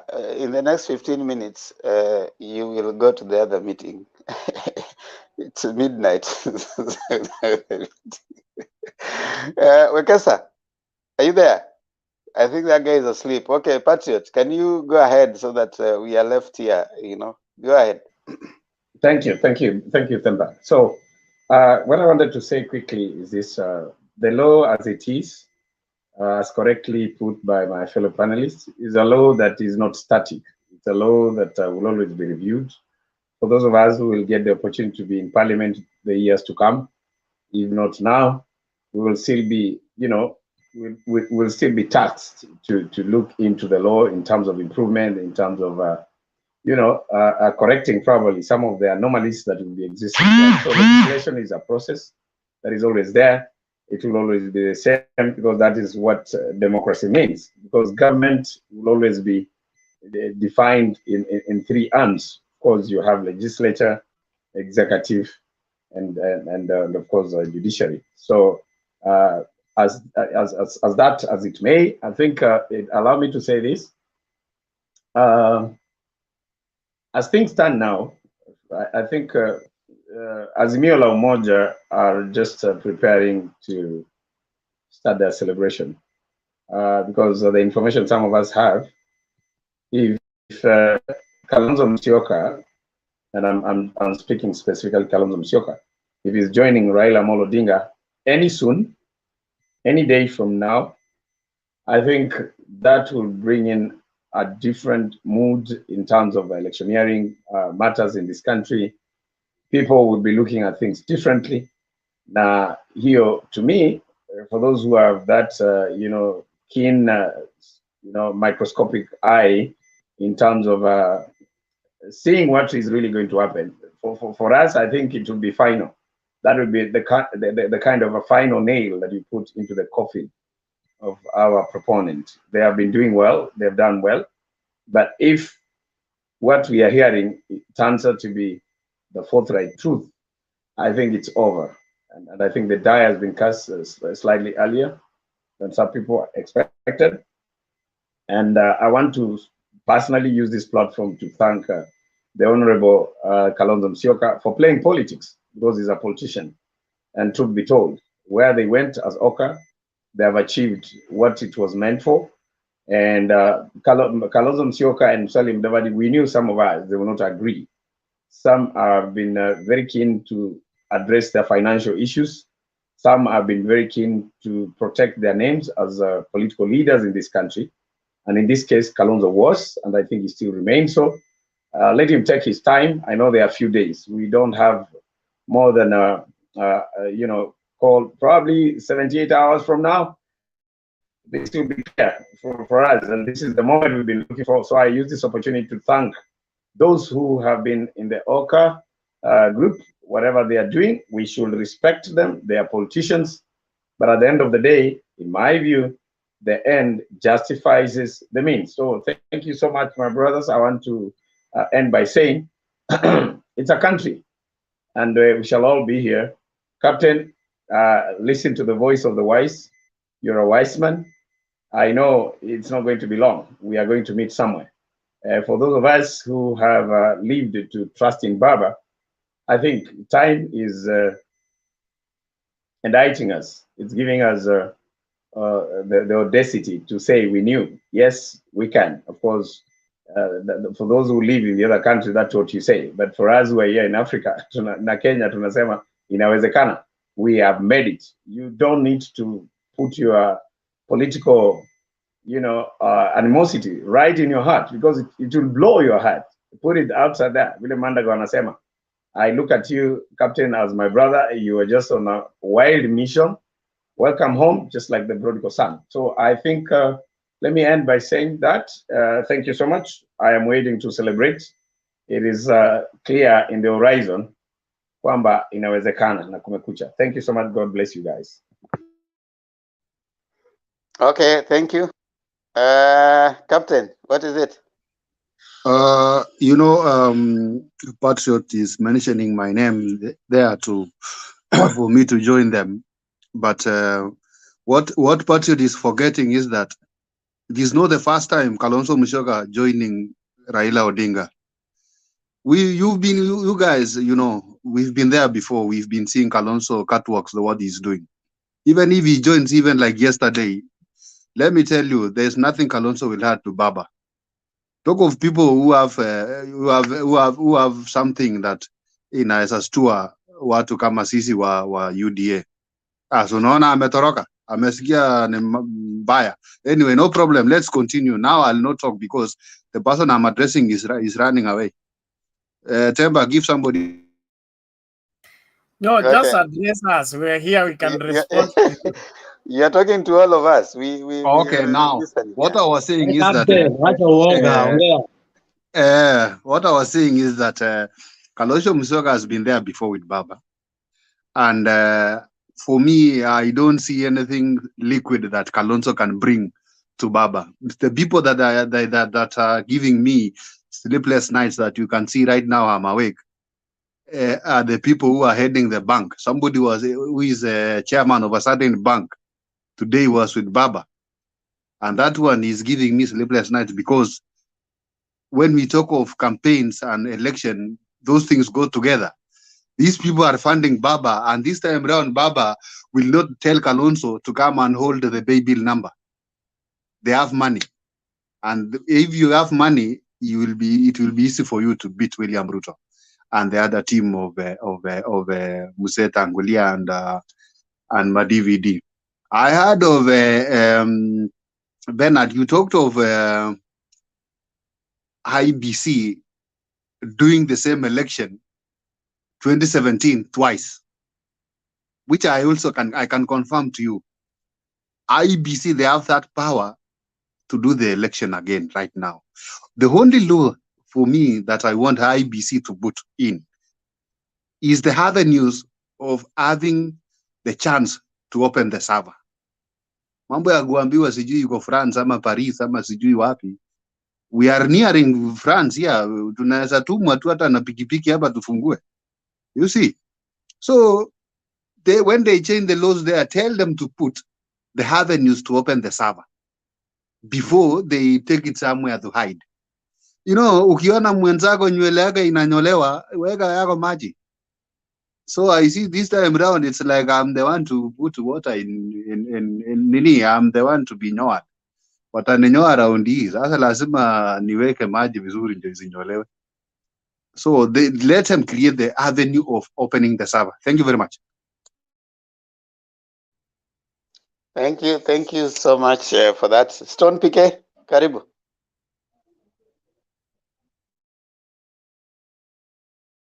Thank you. I don't know whether Bwananjiru has submitted first round. I could still wait. Okay, fine. Njiru, karibu. I have not done any submission, and it would be very good if you give me that opportunity. Thank you. Okay, karibu. Okay. Yeah, thank you very much. I can see our discussion is continuing to be productive. And I can see, I was listening today, I've heard Madam Serena, I've heard Captain and so many people, and I really felt a lot of coalescing of the information. And I can see, in fact, I'm very happy because the Kenya which I'm seeing in 2022 is not the Kenya of 1984. Yeah, sometimes I used to speak with my grandfathers and I was seeing how they were somehow rigid in terms of association with the different type of people here, and we are in the same country. So that likelihood of us being able to agree even with the people who do not speak our first language is very important.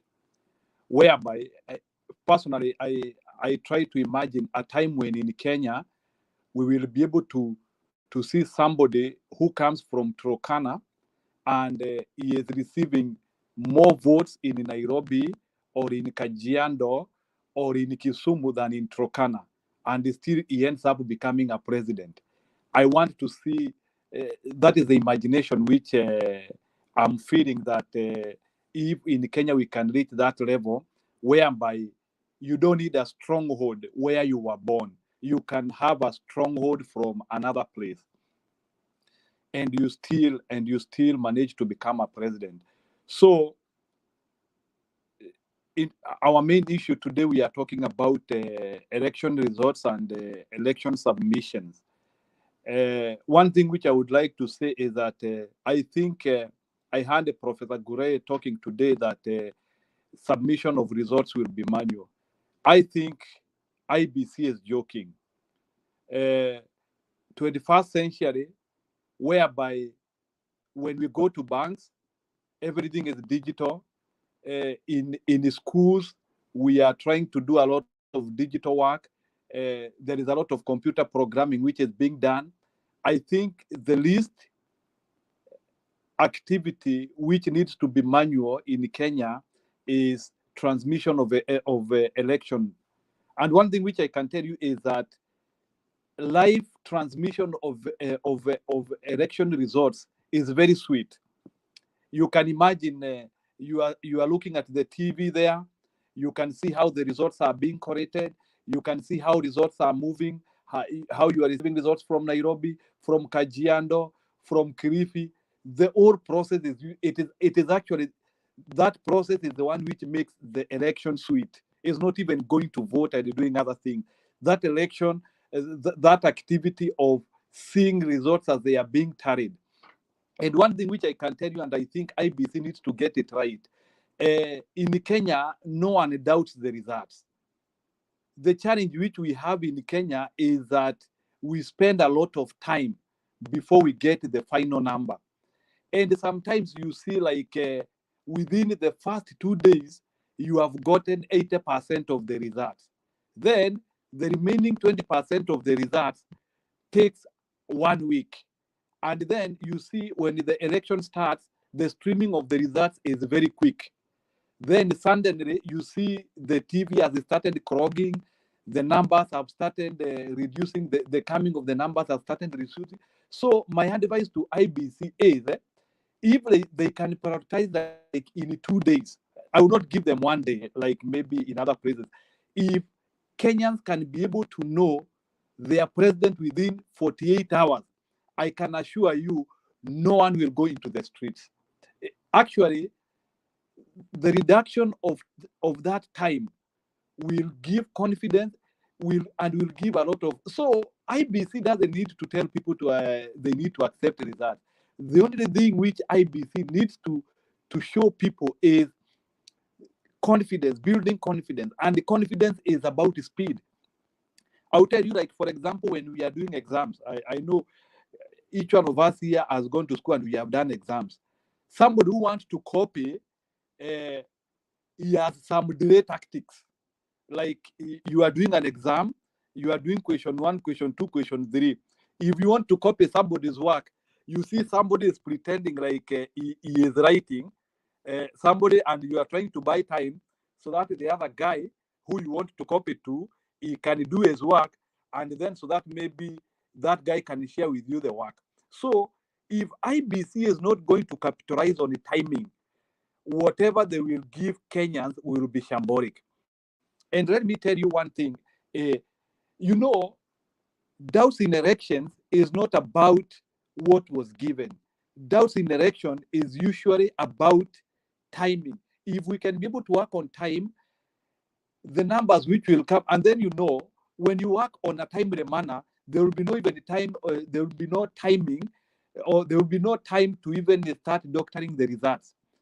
Then I've also heard some of my colleagues here talking about we need to open server, what happened in the server. One thing which I would like to say is that we know our Kenyan election was manipulated. And even if we open the server now, whether we know the truth or not, the truth is that what IBC needs to do, they now need, the best thing is we need a new algorithm. Because one thing which I know is that when they are doing those, the operation, the challenge which I have is I don't know if IBC, they are still going to use the algorithm which they used in 2013 and 2017. First of all, we need a new algorithm, and an algorithm which is verifiable, an algorithm which we can be able to confirm the electronic results with the manual results.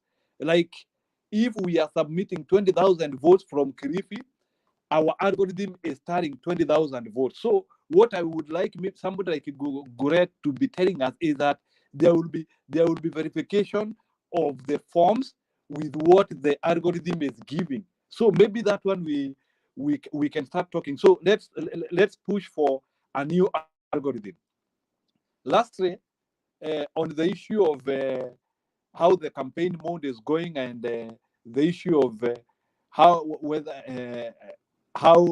Mr. Ruto is managing his campaign. One thing is that I've been surprised for the last 2 days when Mr. Ruto has not been in campaign. I'm not seeing UDA, and I've been saying in this platform that the fact that UDA is having people like Waiguru, people like Waitito, people like Margaret Wanjiru, I can tell you they will not build any traction. They will not build any traction with those people. So, and I asked some people here in the platform, I think the people who are supporting UDA here, please can you give me a list of 10 billionaires who are supporting your candidate? It is important. Credible billionaires. I'm not talking of these billionaires who have stolen our money. People like who are in the manufacturing, people, the creators of wealth. Like I want to hear like Mwangi wa Equity, people like Manu Chandaria, the creators of wealth. How many billionaires are supporting UDA, knowing the fact that even UDA are in record? People like Sundi, they are even fighting this billionaire of Medhill, this Muindi. So I want to see the billionaires who are supporting UDA. And then I want to tell Kenyans one thing. This idea whereby we are being told that we need to concentrate with bringing the wealth to the common mwananchi, I don't disagree with that. but there is no channel which can bring wealth to mwananchi if there is no link between billionaires and the mwananchi. Remember, mwananchi cannot employ himself. Like mimi ni mkulima mudogo. Kama mimi, I don't have a means of production. So you realize that sio Kenya peke yake, hata US, Russia, everywhere. Hata ukienda like in England, not everybody owns own hizo macrabs.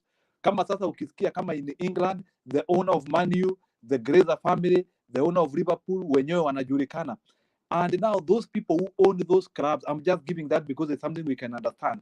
You can see the amount of people who are embedded in those people kulingana na vile wameajiriwa. So this idea whereby Kenyans are being cheated that wealth can be created by poor people is a lie. Poor people will never create wealth because wealth is a formula. Wealth needs a link. So and remember, the government doesn't have money. Hakuna ile siku serikali itawahi kuwa na pesa. Pesa ya serikali is from revenues which they collect from people. That is taxation.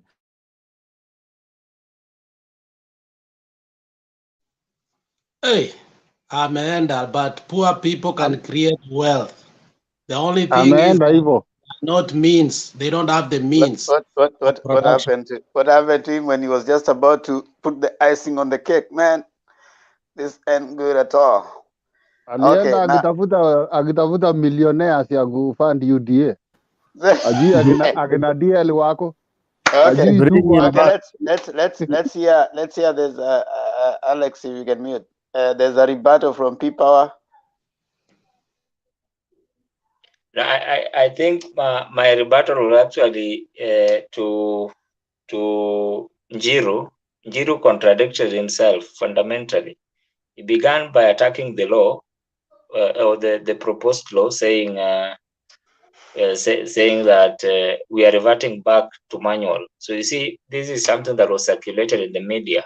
So people have this belief that we're actually going back to the manual and abandoning the electronic transmission, which is not the case. And then he ended up again arguing that we need a system where the manual transmission can be, the electronic transmission transmitted result can be verified using the manual papers on the ground. Essentially, what the bill is seeking to cure. So I think that was meant for him. That is all I have to say on that issue. Themba, if you can allow me just to make submissions, then I leave. Oh, you want to sleep? Yes. Tomorrow I will have to wake up early again.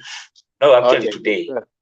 Yes. Okay, go ahead. And then I think when you also made some submissions today when you began your second point of submission. I just want to say this with respect to the roles of the institutions in Kenya, that each institution has its specific role delineated by the Constitution of Kenya. The judiciary interpreting the law. So whether that law when the law is bad, the judiciary has the duty to interpret it. When there is a bit of ambiguity, then the judiciary also has a duty to interpret and find a balance or a reason behind it in that way. So when the court made a determination at that time that they go back and follow the law, it did not in any way block any amendments which you mentioned correctly with respect to that law. It does not bar anybody.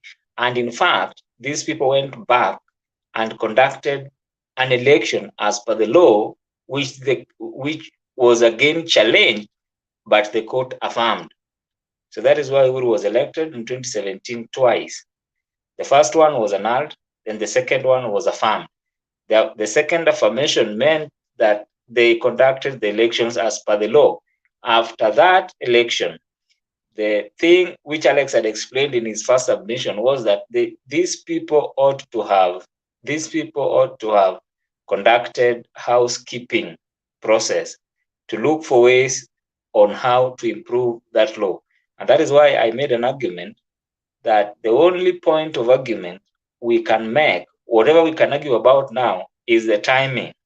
So that is where I'm going to go to. Is the timing of this law bad? If you look at it in terms of are they still within the legal timelines to make such changes? In my view, I would say yes, because the election period per se has not begun. The electioneering period should begin on, I think, 29th of May, when official campaigns will begin. So when we speak about changing the laws, or some people are arguing that you cannot change the rules of the game while the game is ongoing. The game is yet to start. The game begins formally on 29th May. So that argument can only be valid when IBC moves to do what we call to make these changes within the period, within the campaigning, the electioneering period, which we are not yet there. So these people are campaigning, yes, but the electioneering period, or the official electioneering period or campaign period, has not kicked in. So they can still do their housekeeping. We can argue about the timing, but personally, I don't think the timing is really illegal. It can raise a lot of anxiety among the public, but that has to be guarded in a way, in terms of reporting, that we need to report the right things, and whatever we report should be backed by the bill. That is why I propose that this bill should be looked at in context and what it seeks to cure. The other thing, when we spoke about, I think today we were speaking about this law, we were all on legal issues that I think my mind escaped a bit. I couldn't speak politics, but let me just mention this. A lot of us Azimio supporters here, I am one, but we should not be carried away. When Patriot left, he made a statement that we're waiting just to celebrate. Such statements can make others who watch these people not to vote. I know for a fact some would say, why would I vote? He's already won. I think we need to encourage one another at this point that we are not yet there. The things are looking up, but we are not yet there. Because William Ruto is a man who does not sleep. That man is very aggressive. I think William Ruto is more, if you want to know, is a younger version of Raila Odinga. He's an aggressive politician in this country. I think he's the most aggressive politician right now. He's young and energetic. So we cannot write him off just like that. We need to be vigilant. We need to advise our people and those who support Azimio to register in large numbers, and on that day vote. We win on 9th. We win on 9th. That is when we will win this thing. So let us avoid these things that can make people be so happy that they on the voting day they forget to vote. That is all I have to say. And by the way, Temba, somebody asked, what does Kalonzo add? What does Kalonzo add? Kalonzo adds 1.5 million votes. He talked about liquid. Kalonzo adds a solid 1.5 million votes. I don't know whether he's here, I should hear that. That Kalonzo adds 1.5 million votes. He should be concerned, what does Mudavadi and Wetangula add to UDA, which is nothing. Thank you. Okay, thank you for that.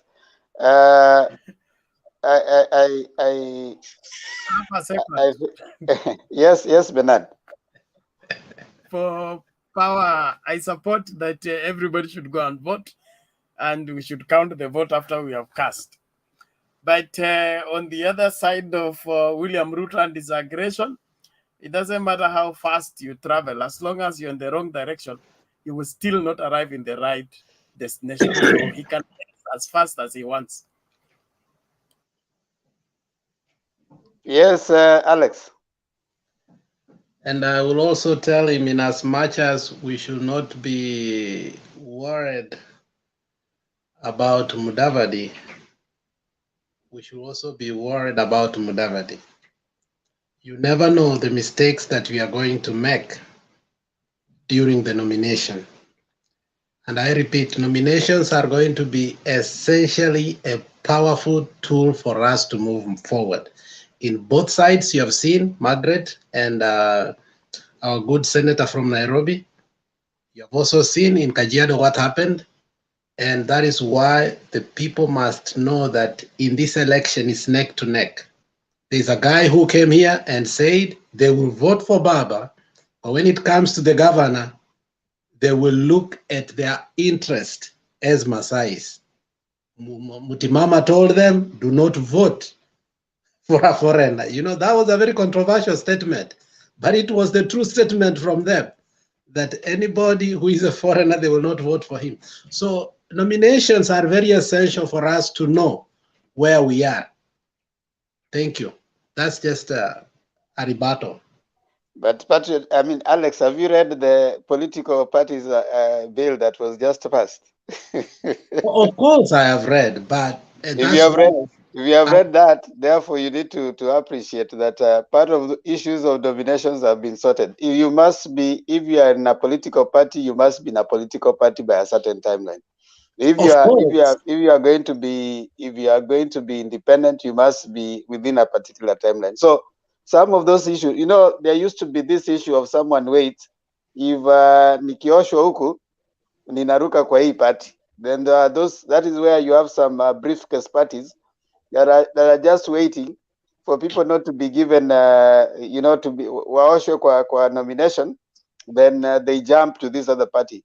Then some parties were also hoping that even if they go to this major party, these people will not be given nomination. So we are waiting for them here. So parties, the main losers in this political parties bill that was passed are the briefcase parties, because this is the time they were actually making a lot of money. And then independent, there are those people who are going to a nomination, and then after they go to nominations, then they lose, then they decide, now I'm an independent candidate. So we have timelines. So that thinking, you're thinking about nominations being an issue right now, the law has a window. There's a time that you have to be a member of a political party. So you either, you know, if you're in ODM or Azimio, you've got to be there by a certain timeline. If you are a member of a certain party, you've got to be there by a certain timeline. So that means if you are not there by a certain timeline, you are not a member of that party. Okay. And now what we are seeing in Azimio, because Azimio, they were already clear from the word go. They were having all these political parties as partners, and they have no problem. Baba has no problem with people going, and you know, if you have those political parties that they are partnering with, be a member of your political party. Those political parties, they're still members of a coalition, which is also allowed by law right now. They are going to have deposit that agreement. Then what happens? If you're going to go by DAP, you go by DAP. So that has been sorted. Now, intra-party democracy has to be there, and each party has its own constitution. Now, there are some that provide for, I think, like ODM, there's consensus, there's, you know, parties, and there's whatever you go, the constitution now applies, which the parties have to deposit. Now, from there, you're already a member of ODM. If you are defeated in ODM, you can't jump ship and decide, now I'm going to go to UDA. You are explaining something I did not say. I mean, you see, wait, Alex, I finished. No, you are explaining something I did not say, and that's why you're explaining longer. That is not what I said. Patient, I feel that I'll give you time to explain what you explained. Remember, you are explaining something I did not say. Order. Relax. No, hold on, Alex. So you let me finish, and then you will come in and you say that, okay, this one was not what I explained, and you are unmuted, and you are the same person who said we follow the law. Thank you. Both of you are out of order. No, hold on, Bernard. So what I'm saying, Alex, when you come and say that nomination is going to affect them, that one has been sorted by political parties bill that has passed. Now, if the parties hold their nominations and they are losers in that particular process, after that time, you can't jump ship. You are not going to jump ship. So that has been sorted out. But they have to sort their internal nominations. That's internal competition. And they have intra-party processes of doing that. That is what I'm trying to say. So what are you saying, Alex? But sometimes there is value in listening. You know, I did not say what you explained in 7 minutes. I said in reference to one of our panelists who spoke here, and this is what he said. Given the fact of what we saw in Kajiado, we have agreed our top ticket is going to be for Baba.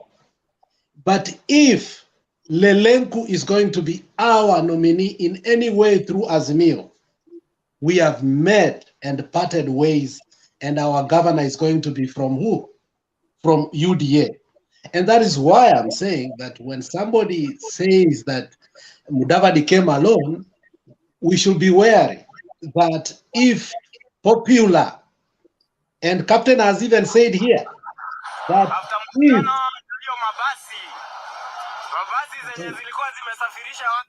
wait, Bernard mute. See, Bernard is not following the rules that he makes. He makes rules and then he And breaks Captain, them. Captain has told us here. Now, go on, finish. Wait. Temba, relax. Go on, Captain finish. has told us here, Captain has told us here that there are people who say they are owners of the party of UDA. If by any chance Kostani is given the nomination for UDA in Uasin-Gishu, Buzeki takes it right away. So from what we are saying is, we may not look from just the presidential candidate only, that he will not give people, they may not vote for him as a presidential candidate. But these so-called Mudavadi and Wetangula and their parties, they might field a candidate who might take a governor or something of the sort. So let's wait and see how they are going to handle their nomination. And now we will know that in governorship, Raila is going to win this county, but on governorship, it might not be able. So that is what I'm saying. But in terms of coalition agreement, I know you cannot hope. That one I know very well. And that is the reason they made sure that party discipline is given. But in regard to who they are going to vote on the top ticket, people have made their decision. But now on the county level, even here we spoke, was 2-3 days ago, that a lot of people now understand we can never blame the national government for electing the Waititus and the Sonkos. So if popular parties are going to give nomination to unpopular people, some parties which we thought that are very small but still stood by themselves, they may end up clinching what they should not. That is all I'm saying. You see, Alex, you're just going round and round. Anyway, let me just let it rest there for now. People, are you done? You are the one who is going round and round. I think. Excuse me. Alex was making. I think the statement that Alex is making is right, and then the statement Themba you are making is also right. They're different, but both are right. Alex is actually saying that even within Azimio itself, we should not front a weak candidate. It's not a matter of nominations. So we should front very strong candidates to avoid losing some seats that we should win. Not a matter of other people going to jump or to run as independent candidates and all that. That is not what he's saying. I'm Alex. I hope I got you right. Now hold on, people. And hold on, Alex. End up gaining hold on, Alex. Alex, hold on. Weak candidacy. Okay, hold on, Alex. You see, for example, there are partners in Azimio. Okay, now say, for example, in Western, partners in Azimio is there's DAP, DAPK, and then there's ODM. Now ODM will have its own internal nominations. Okay, DAPK, like for example, like someone like Ayub Savula, who has gone to DAP as a deputy party leader, he already has a what? He already has the party ticket. All right. Now, in that scenario, in the Western Kenya, as I'm giving you an example of Vihiga, where probably Savula will be going for that whatever seat. I don't know, Kakamega, where he'll be going for that seat. Now, in Azimio for presidency, it will be Raila. In governorship, there will be several candidates with the partners and Azimio. Number 1 will be Savula. Number 2 will be probably an ODM candidate, you see. So all those are within Azimio. So Azimio is not going to have one candidate, okay? They'll be having all these partners having their candidates if they decide that, okay, because according to what they are saying, we will support you for presidency, lakini huku chini wacha tungangane. The same thing that happened during NASA. In NASA time, there was ANC had its candidate, Ford Kenya had its candidate, and ODM had its candidates. And that's how the Vihiga seat was won by an ODM candidate, but there was an ANC candidate. You see what I'm saying?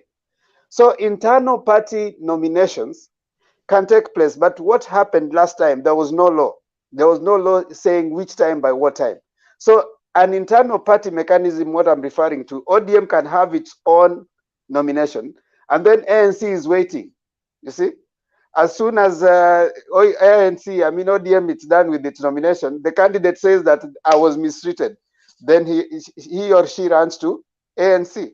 That is what was happening last time. But right now that has been reduced. So if you are in ODM and you have said that you'll be in ODM as a party. Remember, that one I know. You have explained that. There is no party hopping. Why don't you let me finish, Alex? So the part you are not understanding me, you know, you are not understanding what I'm saying. So you are explaining the part already I know. You've done it 3 times. My point is, there are some parties like if the coalition of Ruto, the way they want to do, and you have heard them saying so, if they decide, and that's where they have a disagreement, but they want to front one candidate in Western, but Azimio wants to front DAP, ODM, and so and so.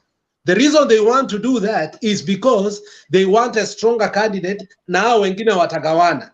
In that event, that's where I was only making a comment that we cannot fetishize Mudavadi and say that Mudavadi has nothing. At Mudavadi amejileta tu peke yake. That is my point. So when we look at Mudavadi, let us not belittle him that he ati amekuja kwa Ruto yeye tu na Wetangula. There can be scenarios if we are not careful. Mark my words. If we are not careful, we are going to have a coalition, whatever agreement, where we are going to have 4 parties seeking for one gubernatorial seat. If we all run ODM, DAP, and so on and so forth, and the other way, they decide to run one, tutagawana mara nyingi. And I'm saying that we may end up losing where we should not. That is it. But all these laws, I know them. They are you cannot hope parties. That one I understand. But I'm saying, when we look at Mudavadi, tusiseme tu kuwa ye alikuja tu na Wetangula. No, there are some scenarios that we can be surprised. It's okay, Alex. Your point is made, and you have understood. The rest of us who are following. So please, don't understand for us. Allow us also to understand. Thank you. Okay, Selina, you have a point. You have been raising your hand. Thank you. Good night, guys. Okay, people watuonane baadaye. Okay, Selina, go ahead. Yeah, kwa mambo ya political parties, vile Alex anasema. Example Muruti hiyo ya Kajiado, waliambiana yote, walisema Jubilee na ODM imekuwa kitu moja. Na wako na candidates. So walikubaliana mbele ya Raila ya kwamba aita Kitienya ama the current governor. Na baba akasema hule atachukua ako na kasi mingi. So hakuna vile chama ingine itakuja hapo ipenye katikati. Kwa sababu kwanza hii itakuwa imefungwa. Kitambo tufike nomination, hautaruka na hautaenda chama ingine. So itapiti umenyamaza hapo. Unless ile kitu Alex ungesema, kama voters wanakasirika ya kwamba mumepatia the wrong candidate, na tuseme UDA walikuwa wamefund candidate yao tu, Kariuki, Njeri ama Joseph, then wanasema kwa protest kama ile mtu yetu tulitaka, then kama raia wanaweza enda, lakini si kwa chama, kwa sababu already Political Party Act inasema kama mimi ninasimama 6 months ama 3 months to election, so hautaenda independent na pia hautaenda support mtu ingine ya chama ingine, it is only the voters. Na kama pale chini voters, tuseme sasa sehemu kama Kachato hiyo, ile kitu shida Mudavadi amekuwa naye ama Wetangula anakuwa naye, ile chama sao ni sa Azimio, unless miracle sifanyike, otherwise kuna watu watashindwa vibaya sana, kwa sababu ile mambo ya kushift na kumove itakuwa kidogo, itakuwa hakuna. So hapo Alex, mimi nimekuwa kwa chama, actually nafurahi sana kama Martha Karua angekuwa running mate, because that is my party anyway. So najua mambo ya party inaenda hivyo. Kama wametengeneza hiyo lobbying imeisha.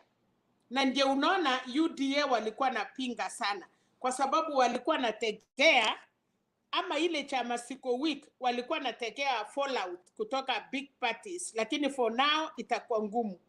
Na kama wako na strong candidate na baba kama for example anaunda serikali, atawaongelesha, mmoja atakuwa, na ndio walisema wanataka viti kama 3 kati kwa masaini, so wanajua ula kupata ataingia hapo.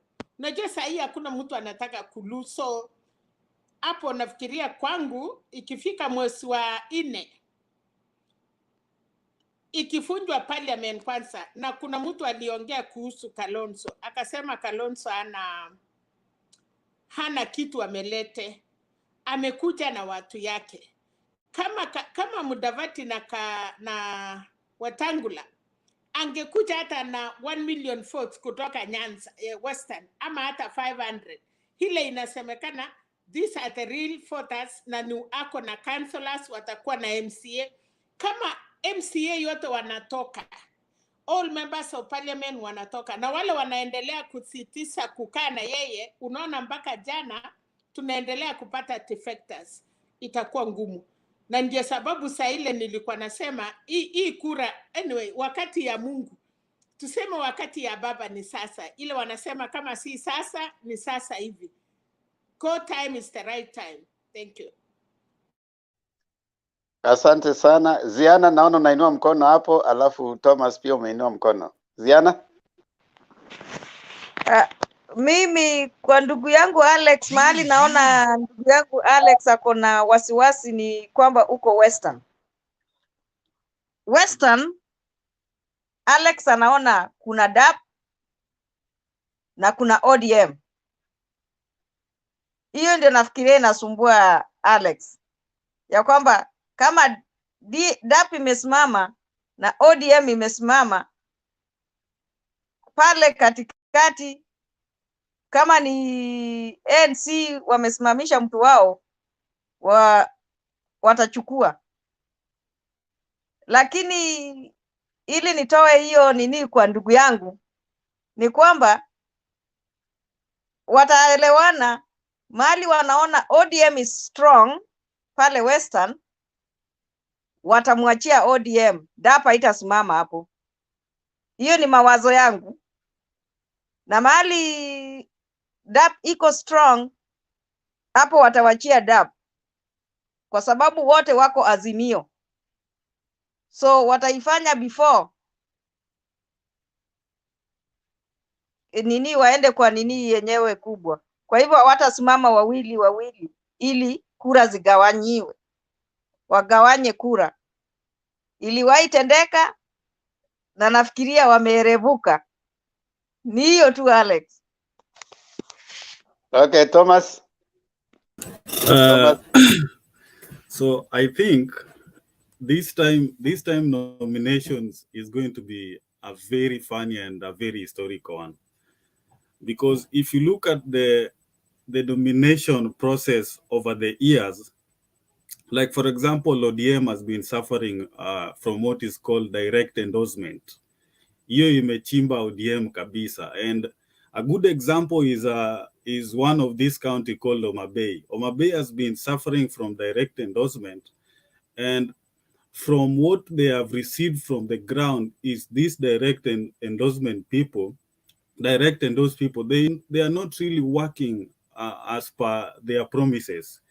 And that is something that I know a political party like Azimio is going to be very careful on.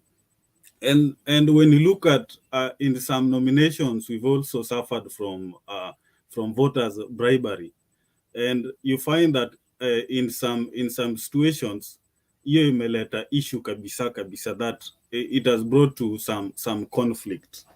Now, so what I think that is going to happen this time round, because a coalition like Azimio is having the DAP people, is having the Jubilee people, and is having the ODM people, and even Oka is also coming soon. So what I know, for you to get nomination, there are top seats nomination, and that is considered on how influential you are in this party and how influential you are on the people. So there are some people that are going to negotiate. If DAP, Jubilee, and ODM sit down and negotiate and say, person A, you're going for governorship, and person B, in this area, you're going to be the deputy governor, and person C, you're going for the senator in this region. For example, you cannot say that in central Kenya, ODM can have a candidate in such area, because that is a great interest for Jubilee people. So the only thing maybe they can do, they can say, because we are under one coalition, let us have more governors in these areas, but through these minor political parties, we can have their assistance, so they can operate, because the system in Kenya, the executive system in Kenya works under co-principality. So even if you are a governor, you're a deputy governor, there is no serious difference on the two.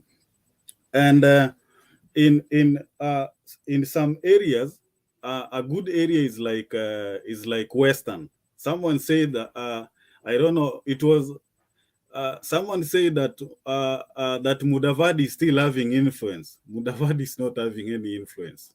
Let us not lie to each other.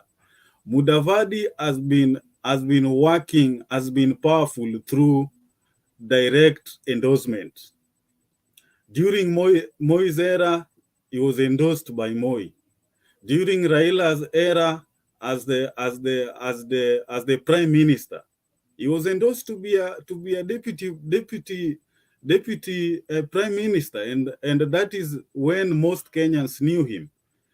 And even the latest election, he was made a co-principal, and that is when he got some guts. And if you want to know that he does not have any influence at the moment, right now, deputy president is not in the country. You saw the rally, the number of people that were there, the number of attendees that were in his political rally, very few. And if you want to know that someone is also suffering from being strong, look at the number of defectors. That one is a clear indication that Mudavadi is really losing it. So by him joining UDA does not bring change. The only change that was to happen, the main reason why he mentioned the word earthquake, he knew that Gideon and Kalonzo were going to support his bid. Unfortunately, and let us just thank God, unfortunately, Kalonzo and Gideon walk away. They did not accept that, and that's why he was bragging around that let us expect a very great earthquake. Unfortunately, hiyo earthquake imemchafua yeye mwenyewe. Now, Kalonzo Musyoka is much better than Mudavadi, because if you look at even the political arrangement Kalonzo Musyoka is having, and Gideon Moi as the senator, and being the friend of Kalonzo Musyoka, there is a great chance that he is going to bring much change to any political position he is going to take, because Kalonzo is still having that influence in Kamba region. And like right now, most of the Kamba people are saying join Azimio, join Azimio. And if you want to know that Kalonzo is also having much power in terms of political position, even the Oka, who was like the president of Oka was registered under Kalonzo Musyoka. So Mudavadi is not appearing anywhere. Mudavadi is dead, and I don't think even if he is supposed to be in Kenya social media around bragging around. So what I'm going to say right now is that nomination for this time is going to be completely different, because even right now we are heading in a situation that most of the we are going to have like two major political parties, that is like UDA, and we are going to have Azimio. Even the this Imunyas is in Imunya party is also going to join Azimio, and Oka is also, there is a deal going on right now, is going to join Azimio. So let us not say that that Baba is going to lose it. Baba is not going to lose it. So the only thing that we should that might hit Baba is when in some areas greediness iwaingilie. Unaona area kama kama Mombasa. Mombasa is Baba's area. So if they make a very wrong political move, huko itawa affect. A place like Western, wanaweza amua waachie DAP in some areas that they feel it's very strong. But in some areas wanaenda kuangalia how many MCAs in kwa party yako mko nao, because DAP is a very small party, so haina ile membership that inaweza accommodate more MCAs on the ground, haina ile membership inaweza accommodate more MPs on the ground, and governorship as well. Even Wiper inaweza kuwa too very strong huko eastern region. So let us not worry about nomination. Baba is going to be our next 5th president in 2022, 2nd of August. Be prepared. Thank you so much for that. And indeed, you're making the point. In the last Jubilee, there was Jubilee, and then there was NASA. There was, if you can remember, the NASA internal management. They had a similar discussion we are having today. That now, okay, fine. Why don't we have NASA candidates instead of having these parties, putting their people? But the other parties said no. Let's just have national, like the president, but this on the ground, let every party do what? Field, so that they measure their strength. What happened? ODM got 70 MPs, and actually even some of them from Mudavadi's home stretch. You know what we are being told here now, that Mudavadi has some strength, whatever, in his home ground. He didn't get a governor from his own Vihiga home.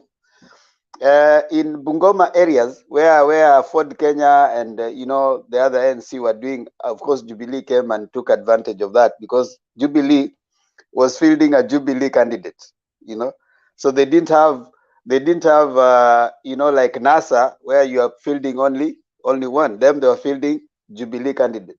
So that is what happened then. So it's not that because you have different parties, then you think that you'll be popular. I'm imagining they are working out, and some of the areas that ODM is strong. I know in Vihiga, Kakamega, Busia, Trans Nzoia, I can imagine ODM is strong in those areas. And of course, Bungoma, you can have like already DAP have given the current governor their ticket. So most of those are attracting candidates because they will not face nominations. Tindi Mwale has gone to DAP Kenya because he's not going to be facing nomination.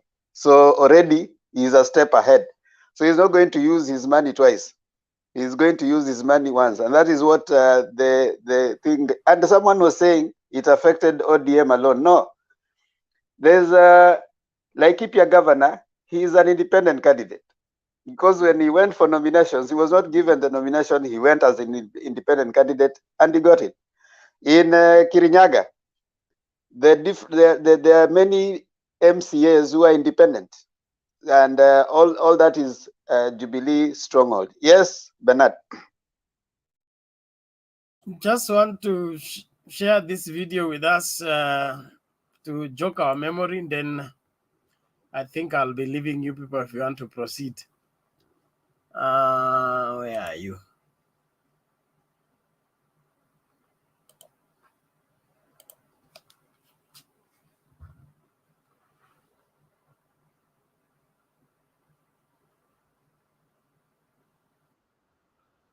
Kuhakikisha ya kwamba hakuna tena koti itapindua uamuzi wa wananchi bila ya kuhesabu kura ya mwananchi.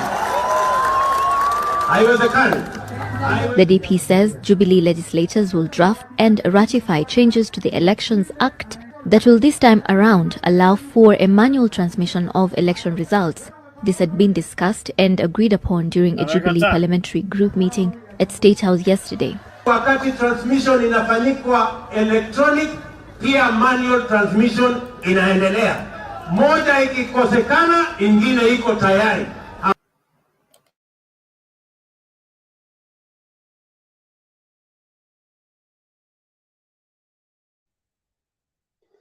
Asante Bernard for bringing that up, kwa sababu the same thing that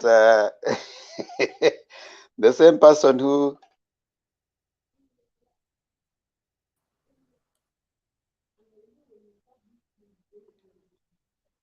Bernard, you wanted to say something before we react?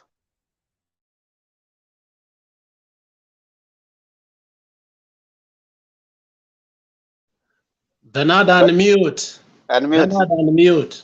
He's playing it again. Let's go. Hakuna tena koti itapindua uamuzi wa wananchi bila ya kuhesabu kura ya mwananchi. Haiwezekani. The DP says Jubilee legislators will draft and ratify changes to the Elections Act that will this time around allow for a manual transmission of election results. This had been discussed and agreed upon during a Jubilee parliamentary group meeting at State House yesterday. Wakati transmission inafanyikwa electronic, pia manual transmission inaendelea. Moja ikikosekana, ingine iko tayari.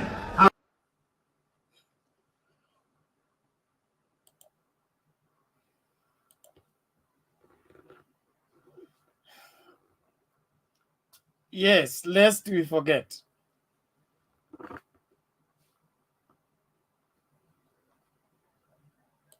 Can we contribute? Can we contribute? Temba is the chair. Okay.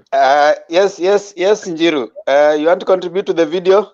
Yes, I want to contribute to the video. Kumaliza ile kwanza. You said we finish one thing, we go to another. So tuache ile sasa tumefika hii, sawa? Okay. Alex. No, you know you gave rules when we started today's. Okay, fine. Okay, fine. Alex, okay, you are right. You're right. There's a video. Wait. Hold on. There's a video that Bernard has shared. And I think that video sometimes we can Alex, it's the same thing. That video is going, if we start on that video, we have everybody, that was what Ruto said, is actually the key to what we are having the debate today. And I wish that video could have been put earlier. But Alex, why do you speak without raising your hand? I mean, because you are changing the. Why are you having impunity? I mean, you needed to raise your hand so that I allow you to speak. Both of you order. Both of you order. Point of order. Thank you. Yeah, no, but we can't see you. You raise your hand first before you speak. Bernard, even you, I'll call you to order now. You cannot call the moderator to order. Now you also raise your hand so that I allow you to speak also, Bernard. So I had the floor. I had the floor. I was yet to surrender it. You disappeared. I was organizing. So can you mute? Can you mute even you? So that we have everybody muted. Even Alex mute. Alex, wacha kuingia, inua mkono kama watu wale wengine. Then we have that order. We have been orderly up to now. So Bernard, can you finish your point and then you are to give that and then you go to sleep. Let's hear Bernard and then you go.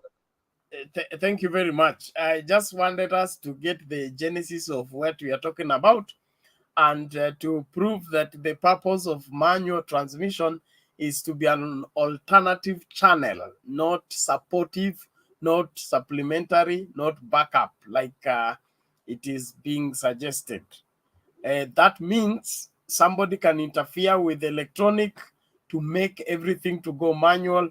And when everything goes manual, you know what happens in between Tharaka Nithi and Nairobi and Migori and Kisumu. So we have all to be vigilant. On the issue of nomination, on the Azimio section, I don't have any problem. I trust Baba with his experience and his negotiations. He will be able to negotiate with the contestant in different places so that there is balance. I don't think they are going to risk the aspect of fielding many candidates to go and split the votes and make it easy for the other party to walk in. That one, I can guarantee that, especially Western, it will be well balanced. And then from the ODM desk, they are not just going to give nomination to everybody. There is going to be a poll in each and every constituency to see who is the strongest among the candidates. That's one aspect, so that we may not even have those direct nominations where in certain places, if they can bring all the contestants together and then they negotiate among themselves, then they will be able to get the strongest person based on the poll carried out and of course the other investigations, so that there will be no repeat of what happened in 2017 in other places. So with the goodwill that is within Azimio, and then I don't think there is so much stiff competition within Azimio as it was within NASA.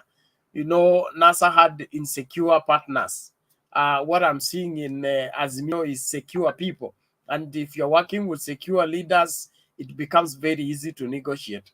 Other than those who have come to prove that they are bigger than you and they are making you bigger. So that insecurity in NASA is what brought about what NASA suffered. I don't see that in Azimio. So I would rest assured that at the end of the day, we're going to have both negotiated democracy, competed democracy, but at the end, we'll have the winning democracy. Thank you. Comment on Ruto's doublespeak. Ruto is, we are used to him. I wanted to play the other video, but it will take too much time. William Ruto, like I told you, he went to political class late when the syllabus had changed, when they had covered the principles of politics.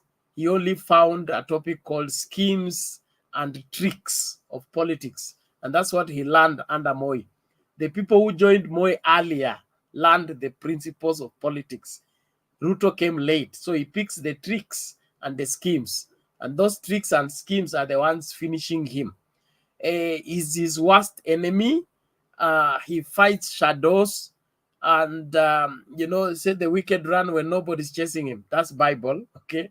He runs from, he fights everything and everyone. So as for me, William Ruto, he's still too young in terms of understanding the really nitty-gritty that make politics politics. He needs a lot of learning and maturing as a person. If we can't rely on you as a person, we can't rely on your word as a person, then it becomes very difficult for you to lead us. Today you say this, tomorrow you change into that. The other time your boss is wewe ni mtu waka mkono, and then the other day you say huyu mtu ni tapeli, and then all that. So he has made a lot of flaws. He can't wash them away within this period of time. Even if Kenyans were to forgive him, they can forgive him, but entrusting him with their lives, I don't think there are Kenyans who are ready to do that. Any sensible person will think twice before they let William Ruto be the driver in the vehicle that they are passengers. Thank you. Thank you for that. Now, Njiro, before I bring Stone PK. Okay, thank you very much. I disappeared the other minute. I don't know what happened. Thank you. Maybe there's something I wanted to rectify a little bit before I comment on the video. You know, when somebody launches a campaign, you know, for you to become a presidential candidate, there are people who start with you. We call them the prime members. Like, for example, if today you wanted to launch your presidential bid, there are those people who begin by believing in you even before we start selling you. Normally what happens, these people who begin with you from the time when you started to explore your campaign, sometimes it becomes very difficult for you to disassociate yourself with them. So, for example, I can give you an example, like for Raila case, we have somebody like James Orengo. No matter what we say, even if Raila Odinga does not endorse James Orengo, it is known, it is in the public domain that Raila government will need to have either James Orengo as a senator or as a governor or as anything. And you will see that even if he will not endorse him, there will be likelihood of people wanting to vote him in whichever area he will want to represent. We call them prime members, people who the person who is vying for the presidency, he needs them. And it is something, sometimes people might think it is the presidential candidate who is pushing for them, and it is not that way. It is because these people have invested in this candidate. So, and I will tell you, yes, and some of the things which you hear Raila Odinga being accused of, like maybe he is endorsing people in Nyanza, he is endorsing people, some things, they are not true. What actually happens is that some of these people have invested a lot in ODM, and when Raila Odinga is like talking, or these people have been surrounding Mr. Raila Odinga. So now people confuse with endorsement.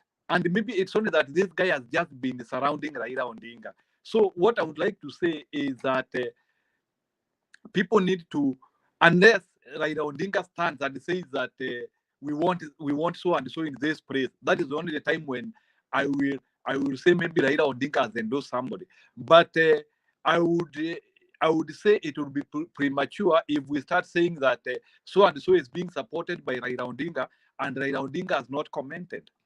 And one of the things which has actually killed UDA is like, you have to know the people who have invested in a party, you have to know how to deal with them.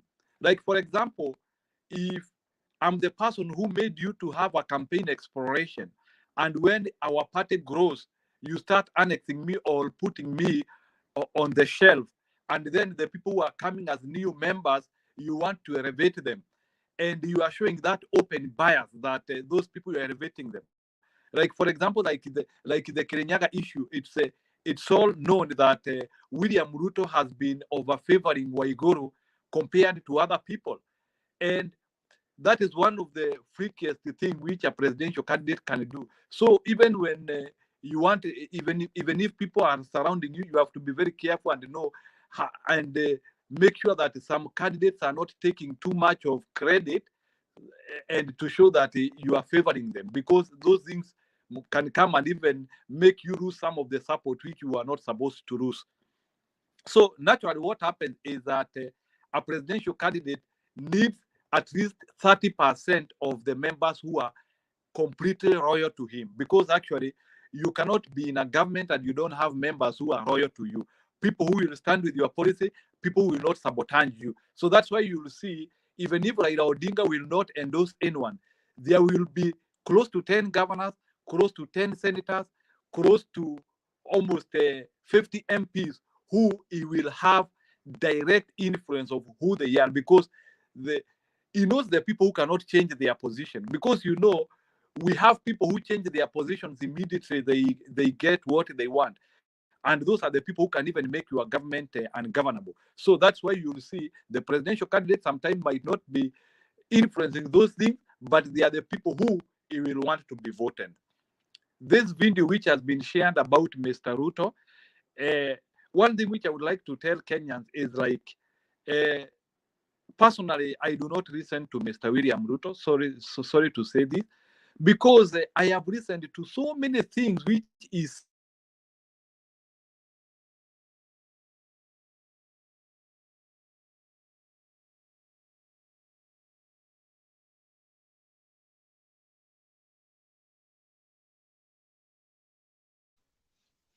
Hata Ruto amekataa tusisikie huyu jamaa.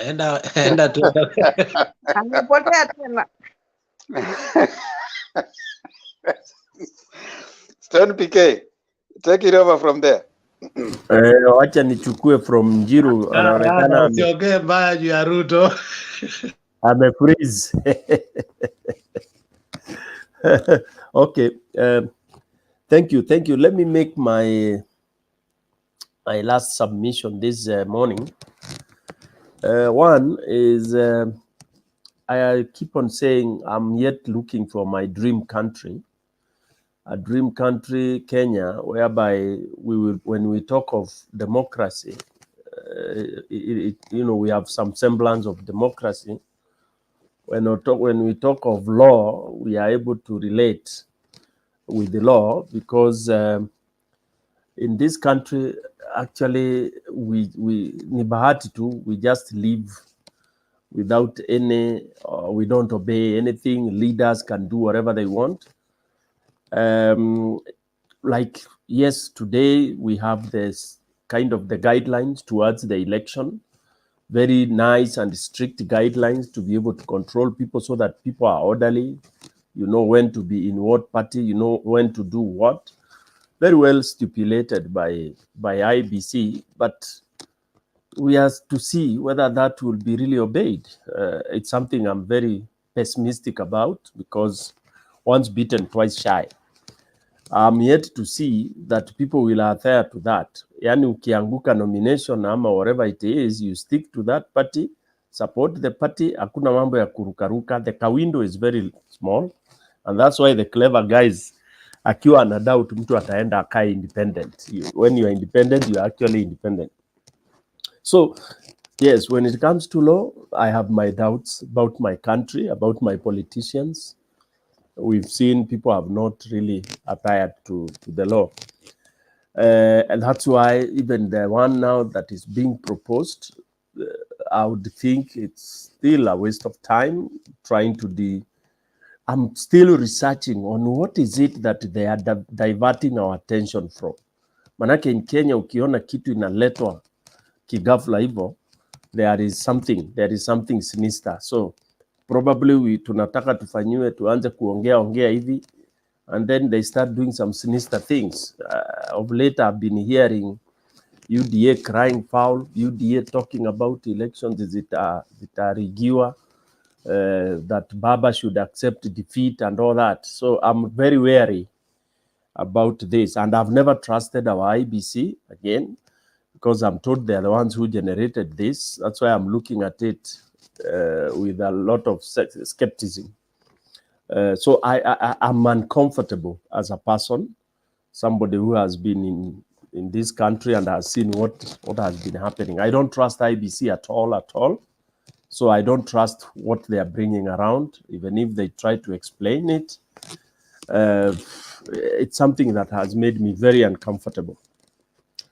The other thing is about, when we talk about this, what we call this thing of the what do we call this? The deceitfulness, the leaders, the party leaders standing in the middle, trying to play politics, and yet already they know where they stand. Now this has been transferred badly to the supporters, where supporters now become they become kind of wary. They don't know where you stand. In this, I'm referring to Kalonzo, for example. The Kamba people, the voters were very sure what they want. But due to Kalonzo's ego, he felt like he should dilly-dally a little bit. Ni kama mwanamwali ukijaribu kuzungumza na lady, with all due respect to ladies, unaringa na unajua mahali utaenda, where you will end up. You create some tension, create all this. So I would have loved Kalonzo swallows his pride, aseme Baba, and this time actually it's not Baba, it is Azimio. In fact, Azimio is the one that is actually Kenya Kwanza, because Azimio is looking at unity and bringing country first, which augurs very well. And Kalonzo plays into that net very, very well. Is one guy who is in the front line to bash corruption. He is one person who has stood with a lot of integrity. So for me, by him, I would not have started dilly-dallying, trying to see how I play my game, because we know his value. Moral value he has is very good, whether they call him watermelon or not, is a value added to any group. And that's why I would really feel he should have done this. I'm saying this because I've been very close to him. I've stood twice in his party. I've been a Wiper person for quite some time before I moved to ODM. So, and I know how we had to push him. He's a guy who needs to be pushed. You go do this, do that. And that is his nature, which we understand. But the good thing with him is that he yields to pressure, anafuata where the majority are telling him. He listens. Now, what he does is he hesitates, anakuwa slow. But whenever he moves to the right direction. And that's why I have confidence that ata to join pande hiyo. Hiyo ingine ya Ruto, actually, when you hear all along, I have I don't know how many clips I've come across about Ruto saying this, and then 1 minute it's this. It's a turncoat. And it has become disgusting to actually listen to him. Unfortunately, he's a Kenyan. But for me, I have come to conclude that this gentleman, he did not only attend a political class, but I don't think he attended any. He doesn't have the basics, because I've always equated him to one gentleman from my county who believes that he can get any seat using money. He even gets drunk and talks in my meetings, saying that when he comes to a certain place, he will buy people like mandazi, he will buy people like cabbage. Somebody getting so much drunk with money and thinks that with money you can belittle mwananchi, ukimuita mwananchi wa chini, because mwananchi yako poor, you think ukimpa hiyo 200, 300, you can spit on him or her. That one of our place, people have really fed up, and it is so nice that our watu wa chini, they can make a decision and they'll never tell you. You call them for a meeting, they'll come in numbers. You tell them to cheer you up, they'll cheer you up. But when ngojea tarehe 9, you get the shock of your ear. That gentleman from my place, he has tried governorship marambili.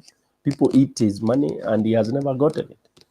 So I hope Kenyans will see how they are being fooled by our UDA gentleman, and what decide tu mara moja hiyo wave waende they vote for Azimio, because it is very critical. The transition is very, very critical. It will be a generation transition. It will be an economic transition that will require someone who believes in really, really, really building up things like democracy, building up the economy, someone who doesn't believe in gambling, someone who does not believe that corruption cannot affect economic growth. That's why it is critical for this country. And I'm not, again, being pessimist, but any mistake, any simple mistake we do this time around, I only admire those guys who are living outside the country, because those of us who are here, I think it will be the worst blunder that this country will have ever come. We missed to get Raila on that seat. I can tell you it will be disaster. And that's why I believe we should do it by all means, because he's the bridge, is the proverbial bridge he was talking about. Yeye ndiye katikati ya shida na Canaan. You know, Canaan, looking at Canaan in a broader perspective. Canaan in the sense that the democracy we talk about, Kenya, there is no democracy. I mean, when you cannot hold an election that is free, fair, and verifiable, what democracy are we talking about? Because democracy is built on leaders gotten by the people. Most of the leaders we have, and I'm so disappointed that most of us or people in Kenya continue referring to 2017. Even Ruto himself, oh, ule mtu ya kitendawili, tulishinda yeye mara mbili. You know, that narrative of tulishinda, 2017, the court, forget about those others. 2017, historic, it was shambolic. So nobody should talk that Jubilee ilishinda or whoever it was ilishinda. It is irritating, you know, they never won.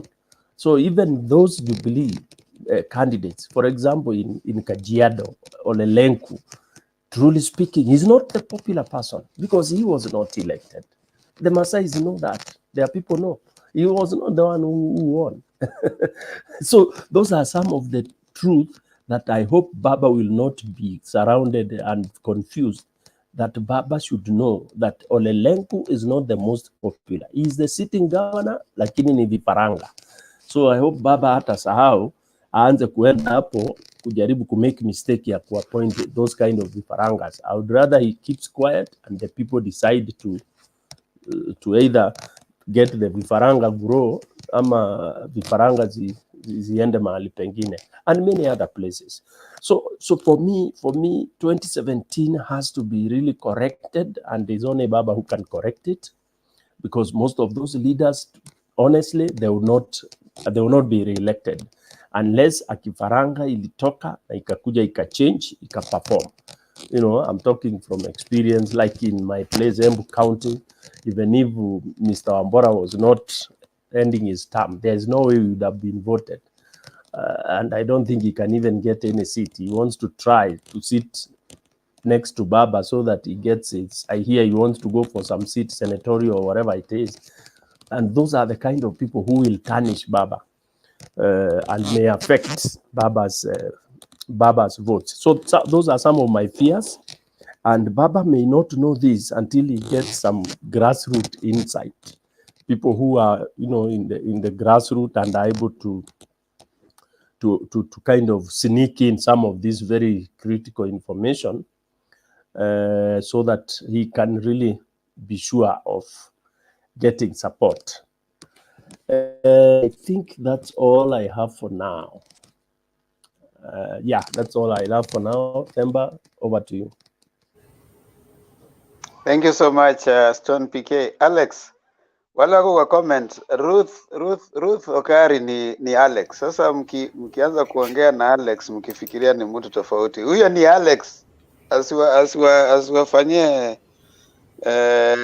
pang'anga hapo chini, mfikirie ni mtu mwingine ambaye anawashtua hapo. Naona wengine wameanza kufikiria Ruth. Oh, Ruth niko Florida, sitaki kugas. Huyo ni Alex. So usianze don't shoot your shot. So I think we will continue like that as we take our your problem is one. Sasa your problem has no, always relax. been Why one. you have not asked? You have not asked even to talk, and you're talking. It's because you are assuming things that you like commenting on. Now, can you just mute? Thank you. So we are having our closing remark. We have just like about 16 minutes, so we'll take 2 minutes at least, so that we are 6 of us. So 2 minutes inatosha. So nianze na Thomas, nikuje kwa engineer, kuje kwa Alex, alafu tumalize na Ziana. Okay, Thomas. Okay. Well, I want to comment very quickly about Ruto. Ruto is someone that has grown under leadership that was a mixture of dictatorship and confusion, because a person like Ruto, during the days of Moi, if Moi saw that you are almost working hard to in terms of education, he was trying to kill your political dream by either endorsing you to be a minister or a chief or a provincial commissioner or a district commissioner. So that is something that is really affecting Ruto up to date, and he believes in propaganda. Because even if you look at the previous campaign, when he was promising the studies and the laptop, ukiangalia ile macho Uhuru alikuwa anamwangalia. Now if you watch that video, even Uhuru mwenyewe alikuwa anashangaa what is really this guy talking about. So I'll be very surprised if Kenyans watamvote. And what everyone should understand about Kenya is that we are in another phase of democratization. Tulishatoka ile colonization na tuko kwa democratization, of which in terms of democracy it always come up with two things that affect human beings directly. Number one, we talk about economy, security, and health. And if you look at the way Kenya has been advancing, it has been trying hard to improve our health sector, to improve our economy, and the economy has been if you remember, hapa nyuma kulikuwa na kitu inaitwa tunakula nyama wanakula nyasi, and tunakula nyama wanakula nyasi. These Tanga people are the tunakula nyama, and that is the time Kenya ilijiweka kwa debt, where president every now and then alikuwa anaenda in these foreign countries to ask for donors. So when you look at the combination of UDA and these two elements, Mudavadi and Wetangula, it's a group of a total confusion, because when Ruto realized that bottom up, it doesn't make sense. Bottom up is only achievable in these G7 countries, whereby walishatengeneza infrastructure, health sector iko sawa. Now the only thing wanafaa kufanya is how they can maintain the economical status by ensuring that zile big companies or zile industries zenye zina almost zinaanguka, government inazifund, you see, and kama ni mambo na raw materials wanapatiwa, taxation inakuwa reduced kidogo. Those are the only countries that bottom up can work. But in a country like Kenya, we are still depending on trickle down. And nikimalizia, I wanted to say something hapa, but I don't know where imepotea. So nikimalizia, in a place like where my friend was talking about Masai land, Masai people, they still believe the way they elect their leaders is still traditionally. And when you look at every time each and every rally is going there, their leaders are always associated. And someone in one of the Raila's rally, someone said that Baba ninataka nisimame governor or MP, and you heard Raila himself saying that hiyo tutaenda tukae chini tujadiliane. So Raila is really understanding what is on the ground right now, and if you're very keen this time round, ODM and the whole group, they are not really concerned of the number of MPs they are going to have. This time round, they are only concerned tumepata president. Raila Odinga is the next president. And that's why they are trying to bring everyone on board na waweze kuwa president. So ningeongea sana lakini I know here mahali niko, it's almost late na tuko na very serious storm today. So everyone to have a good moment. Okay, thank you so much. 2 minutes, engineer. Yes, how are you doing? I think to pardon you a little bit, please, I need 10 minutes. No, 10 minutes, no, my friend. We are closing in that 10 minutes. So we are giving you only we can stretch it to 3 minutes.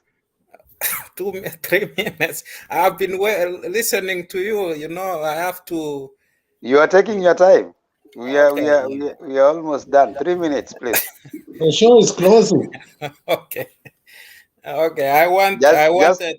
Just try and summarize in 3 minutes, please. Okay, that's fine. Yeah, I wanted actually to go through the Ruto government from 2013 a little bit so that I can be able to dissect it a little bit before we talk of the politics of Ruto and his followers. So let me make a brief summary. Probably tomorrow, if I join in early, I can be able to finish the way I wanted to talk about it. So as you all know, from 2013, Uhuru and Ruto were working together and they were inseparable. They were even dressing the same, you know. So there is this, you know, they say what goes around does what? Or what comes around goes around. They appointed some people who are acting on their positions up to now. And those people, they worked the way they wanted. And maybe unfortunately or luckily, those people are still there and they are working the way they used to work. Number one, the first one is the Interior Ministry of Interior, you all know, was chosen strategically. Is from my locality, actually. Is Kisi. He was chosen because of his way of doing things, because he worked well in education. He was kind of, in short, he's kind of, he pushes things to happen. So they chose him. He worked for interior security. And in one way or the other, yes, he did most of a good job, but he overstepped some of the over the other issues a lot, whereby you all know how the opposition were dealt with, how many problems, how many people lost their lives. But that one, nothing happened. Opposition were crying here and there, trying to even call a press conference. You remember even the shutting of the TVs. They changed overnight to digital, and everything is all gone. And Engineer, your 3 minutes are over. Let me talk about that, only Thank that you. security. Thank you. You will come tomorrow early because we have just like 7 minutes to close and we have the others also to contribute. So you'll come tomorrow, you'll have a lot more time. Thank you. Alex, dakika zako mbili. Temba ni aje bana. Sasa unajua wewe utaki show iendelee. I don't know kama unasikia njama ni nini, but I think we had a good topic. There's a lot of misinterpretation of what IEBC said, and it's all perspective. But it looks like IEBC wants to get out of the hook because, as you know, IEBC, the way it's constituted, whether we like it or not, it is political. The president appoints these commissioners. They are vetted. They go through a process. And it's just like a Supreme Court. Everybody wants their person to be part and parcel of the IEBC so that, their interests are vetted. So what I see here is the statements, the two statements that the media put on the news today. One was for Ruto and another one for Junet. And I think this is what caused the whole confusion. But when you look and listen what Professor was saying, and I understand the point of view where Themba and Bernard was coming from, yes, and I did say they need to fix what the Supreme Court told them. But at the same time, now they know that they couldn't fix it because if they could have fixed it, the servers would have been open. And if the servers would have been open, the truth is that the legitimacy of Uhuru Kenyatta will have opened again. So, I mean, they're between the hard place and the hard rock, and they want to deliver, but they know they can't deliver because of their past. So moving forward, I don't know if they are going to find the trust among us, but it doesn't mean they don't have to do what they have to do now in order to do the right thing. But the fact that they are tainted, they have a big, big problem. And the timing is wrong. I wish they did it earlier, but they did not have the composition of all the commissioners they needed to. So, I mean, if I was a commission this time around, I would resign so that I don't bear the burden. Thank you. Those are my opinions. Thank you. Ziana, dakika mbili. Hata moja inatosha tu. Wacha mbili. Nashukuru Bwana Themba. Mimi kwa maoni yangu ya mwisho, mi naona tu hii habari ya IEBC iangaliwe vizuri, nasi pia tusiangalie IEBC ya kwamba itaiba ama nini. Tupige kura kwa wale watu tunaowapenda, wale ambao utaona mchapakazi. MCA wako kila siku nawaambia, anza na MCA, huyo ndio yuko karibu na wewe sana. Ukifuatilia MP, senator, governor, juu kitambo governor umfikie itakuwa ni mbali sana. Tuwe na uchaguzi mzuri. Wakenya ninawaombea amani, upendo na umoja. Ni hiyo tu.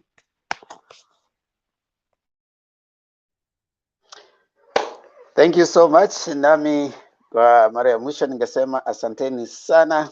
Kwa kweli tumeweza kushiriki katika mjadala mzuri sana. Tafadhali enda pale Mtembei Forum, Mtembei YouTube channel, subscribe and share.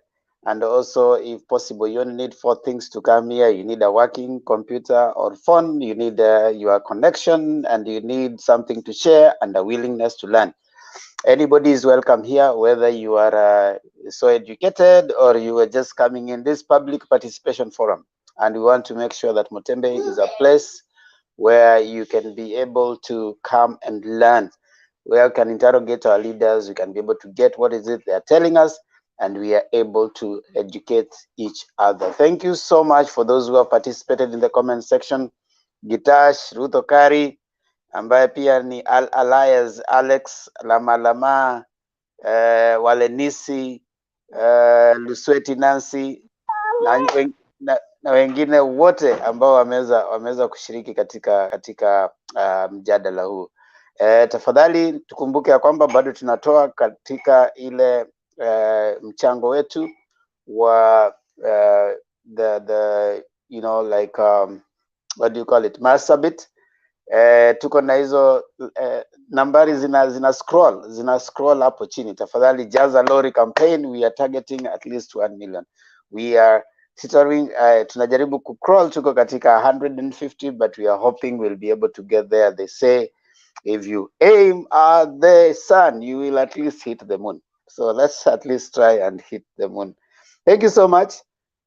Of course, wanasema kilicho na mwanzo kinabudi kuwa na mwisho. Hapa ndipo tumefika mwisho wa taarifa zetu za leo. Asanteni sana, and we shall be able to connect again later today, Kenyan time 8 p.m. And of course, we move on until late. Asanteni sana, inshallah. Na kama kawaida tunamalizia na maombi. Mungu, nguvu yetu ilete baraka kwetu, haki iwe ngao na mlinzi, na tukae na undugu, amani na uhuru, raha tupate na ustawi. Tafadhali pitia pale pia Thembo Ndiege TV, piga like, piga subscribe, tafadhali unisaidie. Tuonane tena majaliwa, inshallah.